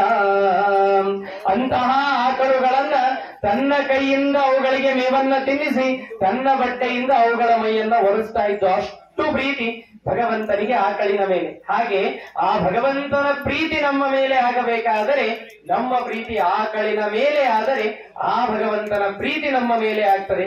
ಅದಕ್ಕೆ ಇಲ್ಲಿ ಗೋಪೂಜೆ ಗೋಗ್ರಾಸದ ಸೇವೆಯನ್ನು ಕೂಡ ಇಲ್ಲಿ ಮಾಡ್ತಾ ಇದ್ದಾರೆ. ಅದಕ್ಕೆ ದಿವಸಕ್ಕೆ 10 ರೂಪಾಯಿ ತೆಗೆದಿಡ್ರಿ ಒಬ್ಬೊಬ್ರು ಸಾಕು. ಒಂದ್ ದಿವಸಕ್ಕೆ 10 ರೂಪಾಯಿ ಏನು ವಜ್ಜಾಗಂಗಿಲ್ಲ, ಎಲ್ಲಾರು ನಡ್ಬರ್ಕ್ ಮತ್ತೆ. ತಿಂಗಳಿಗೆ 300 ರೂಪಾಯಿ, ಆ 300 ರೂಪಾಯಿ ಕೊಟ್ಟರು ಸಾಕು. ಒಂದು ಆಕಳಿಗೆ ಒಂದು ಬಾರಿ ಮೇವನ್ನ ಕೊಟ್ಟರೆ 33 ಕೋಟಿ ದೇವತೆಗಳಿಗೆ 33 ಕೋಟಿ ಬಾರಿ ಅನ್ನ ಹಾಕಿದರೆ ಏನು ಪುಣ್ಯ ಬರಬೇಕೋ ಆ ಪುಣ್ಯ ಒಂದು ಬಾರಿ ಆಕಳಿಗೆ ಮೇವನ್ನ ಹಾಕೋದ್ರಿಂದ ಬರ್ತದೆ ಅನ್ನುತ್ತೆ ಪದ್ಮಪುರಾಣ. ಇಷ್ಟು ಪುಣ್ಯ ಒಂದು ಆಕಳಿಗೆ ಒಂದು ಬಾರಿ ಗೋಗ್ರಾಸದಿಂದ. ಇದಕ್ಕೆ 10 ರೂಪಾಯಿ ಅಂತೆ ಹಿಡ್ಕೊಂಡ್ರು ಕೂಡ ತಿಂಗಳಿಗೆ 300 ರೂಪಾಯಿ. ಎಲ್ಲೋ ಹೋಟೆಲ್ದಲ್ಲಿ 800 700 ಕಳಿತೀವ್ರಿ, ಯಾವ್ದೋ ಲಾಡ್ಜಿಗೆ ಹೋದ್ರ 1000 1200 1500 ಕೊಟ್ಟು ಬರ್ತೀವಿ. ಒಂದು ಆಕಳಿಗೆ ಕೊಟ್ರೆ ಏನ್ ತಪ್ಪಾಗ್ತದೆ? ಅದಕ್ಕಾಗಿ ಇಲ್ಲಿ ಒಂದು ಡಬ್ಬಿಯನ್ನ ಮಾಡಿಟ್ಟಿದ್ದಾರೆ. ಆ ಡಬ್ಬಿ ಪಾಪ ಕೊಯ್ನದ್ದಿಟ್ಟಾರ. ನೀವು ತಿಳ್ಕೋಬಹುದು, ಪಾಪ ಇಲ್ಲಿ ಅವರೆಲ್ಲ ಬಹಳ ಅಲ್ಪ ತೃಪ್ತರಿದ್ದಾರ, ಬರೀ ಸಣ್ಣ ಡಬ್ಬಿ ಕಾಯಿನ್ ಹಾಕಿದ್ರೆ ಸಾಕು ಅಂತ. 20 ಕಾಯಿನ್ ಬಂದಾವ್ರಿ ಈಗ. ಅದೇ ಒಂದು 7-8 ಹಾಕಿದ್ರು ಸಾಕು, ಆ ಆಕಳಿಗೆ ತೃಪ್ತಿ ಆಗ್ತದೆ. ಹಾಗಾಗಿ ಈ ಆಕಳಿನ ಸೇವೆಯನ್ನು ಕೂಡ ಎಲ್ಲರೂ ಮಾಡುವಂತಾಗಲಿ. ನಿತ್ಯದಲ್ಲಿ ನಮ್ಮ ಬೆಂಗಳೂರು ಸೈಡ್ ಆಕಳು ಬೀದ್ಯಾಗ ಸಿಗ್ತಾವ, ಮನ್ಯಾಗ ಸಿಗಂಗಿಲ್ಲ. ಹೀಗಾಗಿ ಆ ಆಕಳುಗಳನ್ನೆಲ್ಲ ನೀವೇನಿಲ್ಲಿ ಬಂದಿದ್ದೀರಲ್ಲ, ಪ್ರತಿ ವರ್ಷ ಆರಾಧನೆಗೆ ಬರಬೇಕಾದ್ರೆ 1 ವರ್ಷಕ್ಕೆ ನಾವು ಆಕಳಿಗಾಗಿ ತೆಗೆದಿಟ್ಟ ಹಣ ಏನಿದೆ ಈ ಒಂದು ವಾದಿರಾಜರ ಆರಾಧನೆಯಲ್ಲಿ ಅದನ್ನ ಸಮರ್ಪಣೆ ಮಾಡ್ತೇವೆ ಅಂತ ತಂದರೆ ವಾದಿರಾಜರಿಗೂ ಪ್ರೀತಿ, ಗೋಪಾಲಕೃಷ್ಣನಿಗೂ ಪ್ರೀತಿ ಆಗ್ತದೆ. ನೋಡಿ, ಇದೇ ನಾವು ಮಾಡಬೇಕಾದ ಕಾರ್ಯ. ನಾನು 100 ಹಾಕಿ ಪಂಚಾಮೃತ ಮಾಡಿಸಿದೆ, 50 ಹಾಕಿ ಮಾಡಿಸಿದೆ, ಇಲ್ಲೇ ಇಲ್ಲ. ಅದನ್ನ ಆಕಳಿಗೆ ಕೊಟ್ಟು ನೋಡಿ, ದೇವರು ತುಂಬಿ ಕೊಡ್ತಾನೆ ಭಗವಂತ. ಅದಕ್ಕಾಗಿ ತುಷ್ಟನ ಹುದು ಎಳ್ಳಷ್ಟು ಮುಂದಿಟ್ಟರೆ, ಅದನ್ನು ವಾದಿರಾಜರೇ ಹೇಳಿದ್ದು. ತುಷ್ಟನ ಹುದು ಎಳ್ಳಷ್ಟು ಮುಂದಿಟ್ಟರೆ, ಎಳ್ಳಿನಷ್ಟು ನೀವು ಮುಂದೆ ಇಟ್ಟು ನೋಡಿ, ಅಷ್ಟಿಷ್ಟೆನ್ನದೆ ಸಕಲ ಇಷ್ಟಂಗಳ. ನಾವು ಒಂದು ಕೈಯಿಂದ 1 ರೂಪಾಯಿ ಕೊಡಬಹುದು, ದೇವನಿಗೆ ಅನಂತ ಕೈಗಳು. ಅವನು ಒಂದು ಕೈಯಿಂದ 1 ರೂಪಾಯಿ ಕೊಟ್ಟರೂ ಅನಂತ ಮಡಿಯಾಗಿ ಕೊಡುವಂತಹ ಶಕ್ತಿ ಆ ನಮ್ಮ ಭಗವಂತನಿಗೆ ಇದೆ. ಆ ಚಿಂತನೆಯಲ್ಲಿ ಈ ಗೋಗ್ರಾಸದ ಸೇವೆಯನ್ನು ಕೂಡ ಮಾಡಿ ಅಂತ ಹೇಳ್ತಾ, ಈ ಒಂದೆರಡು ನುಡಿಗಳು, ಒಂದು ಶಬ್ದ, ಒಂದು ನುಡಿಗಳು ಬಂದಿದ್ದು ಇದೆಲ್ಲವೂ ಕೂಡ ತಂದೆ ತಾಯಿಗಳ ಗುರುಗಳ ಅನುಗ್ರಹದ ಬಲದಿಂದ ಬಂದಂತಹ. ಈ 1.5 ಗಂಟೆಗಳ ಕಾಲ ನನ್ನನ್ನ ನೀವೆಲ್ಲ ತಡೆದುಕೊಂಡಿದ್ದೀರಲ್ಲ, ನಿಮಗೂ ಕೂಡ ದೇವರು ಇದೋಕ್ತತಿಶಯವಾದ ಜ್ಞಾನ ಕಾರ್ಯಗಳಲ್ಲಿ, ಧರ್ಮ ಕಾರ್ಯಗಳಲ್ಲಿ ಭಾಗವಹಿಸುವಂತಹ ಅವಕಾಶವನ್ನ ಕೊಡಲಿ. ವಾದಿರಾಜರ ಪರಿಪೂರ್ಣವಾದ ಅನುಗ್ರಹ ಆಗುವಂತಾಗಲಿ. ನಿಮ್ಮ ಅಭೀಷ್ಟಗಳನ್ನೆಲ್ಲ ಭಗವಂತ ಪೂರೈಸಲಿ ಅಂತ ಪ್ರಾರ್ಥನೆಯನ್ನ ಮಾಡಿಕೊಳ್ತಾ, ಈ ಮಾತುಗಳೆಲ್ಲ ಗುರುಗಳ ಅನುಗ್ರಹದಿಂದ ಬಂದಿತ್ತು. ಈ ಮೈಕು ನಿಮಗೆ ಕೇಳಿಸ್ಬೇಕು ಅಂದ್ರೆ ಕರೆಂಟ್ ತುಂಬಿದ ವೈಯರ್ ಇರಬೇಕು, ಅಂದ್ರೆ ಈ ಮೈಕು ಕೇಳಿಸ್ತದೆ. ಹಾಗೆ ಈ ಮೈಕು ನಿಮಗೆ ಕೇಳಿಸ್ಬೇಕು ಅಂದ್ರೆ ಸತ್ಯಾತ್ಮ ತೀರ್ಥ ಶ್ರೀಪಾದಂಗಳವರ ಅನುಗ್ರಹ ಎನ್ನುವಂತಹ ಪವರು ಕರೆಂಟ್ ಒಳಗಡೆ ಇದ್ದರೆ ಈ ಮೈಕು ಹೊರಗಡೆ ಬರಲಿಕ್ಕೆ ಸಾಧ್ಯ ಇದೆ. ಆ ನಿಟ್ಟಿನಲ್ಲಿ ಗುರುರಾಯರ ಮನೆಯ ನಾಯಿ ನಾನು ಅಂತ ಹೇಳಿದಂತೆ ಆ ಯಾವ ಗುರುಗಳ ತಂದೆ ತಾಯಿಗಳ ಅಂತರ್ಗತನಾದ, ಗುರುಗಳ ಅಂತರ್ಗತನಾದ ಭಾರತೀ ರಮಣ ಮುಖ್ಯ ಪ್ರಾಣ ಅಂತರ್ಗತ ಭೂವರಾಹ ಭಿನ್ನ ಲಕ್ಷ್ಮೀ ನರಸಿಂಹದೇವರಲ್ಲಿ ವಾಕುಸುಮವನ್ನ ಸಮರ್ಪಣೆ ಮಾಡ್ತಾ ಇದ್ದೇನೆ. ಅನೇನ ಭಾವಿಯ ಪುಣ್ಯಂ ತದಾಪ್ನೋತು ಗುರುರ್ಮಮ ಭುವಿ ಯದ್ಯಪಿ ಪಾಪಿನೋ ವಸಂತಿ ಶ್ರಮಭಾಜ ಪುರುಷಾಸ್ತಥಾಪಿ ಕೋಪಿ ಮಮ ಪಾಪ ಸಮಾನ ಪಾಪಕರ್ತ ಪುರುಷೋ ನಾಸ್ತಿ ನಾಸ್ತಿ ನಾಸ್ತಿ ನಾಸ್ತಿ ಪ್ರೀತೋಸಿ ಮಾಪತೆ ವ್ಯಾಸ ಯದಿ ಕೇನಾಪಿ ಕರ್ಮಣ ಕುರುಮಾಂ ಮಧ್ವಶಾಸ್ತ್ರಸ್ಯ ಸದಾ ವೃತ್ತಿರತಂ ಹರೇ. ಶ್ರೀಕೃಷ್ಣ ಅರ್ಪಣಮಸ್ತು.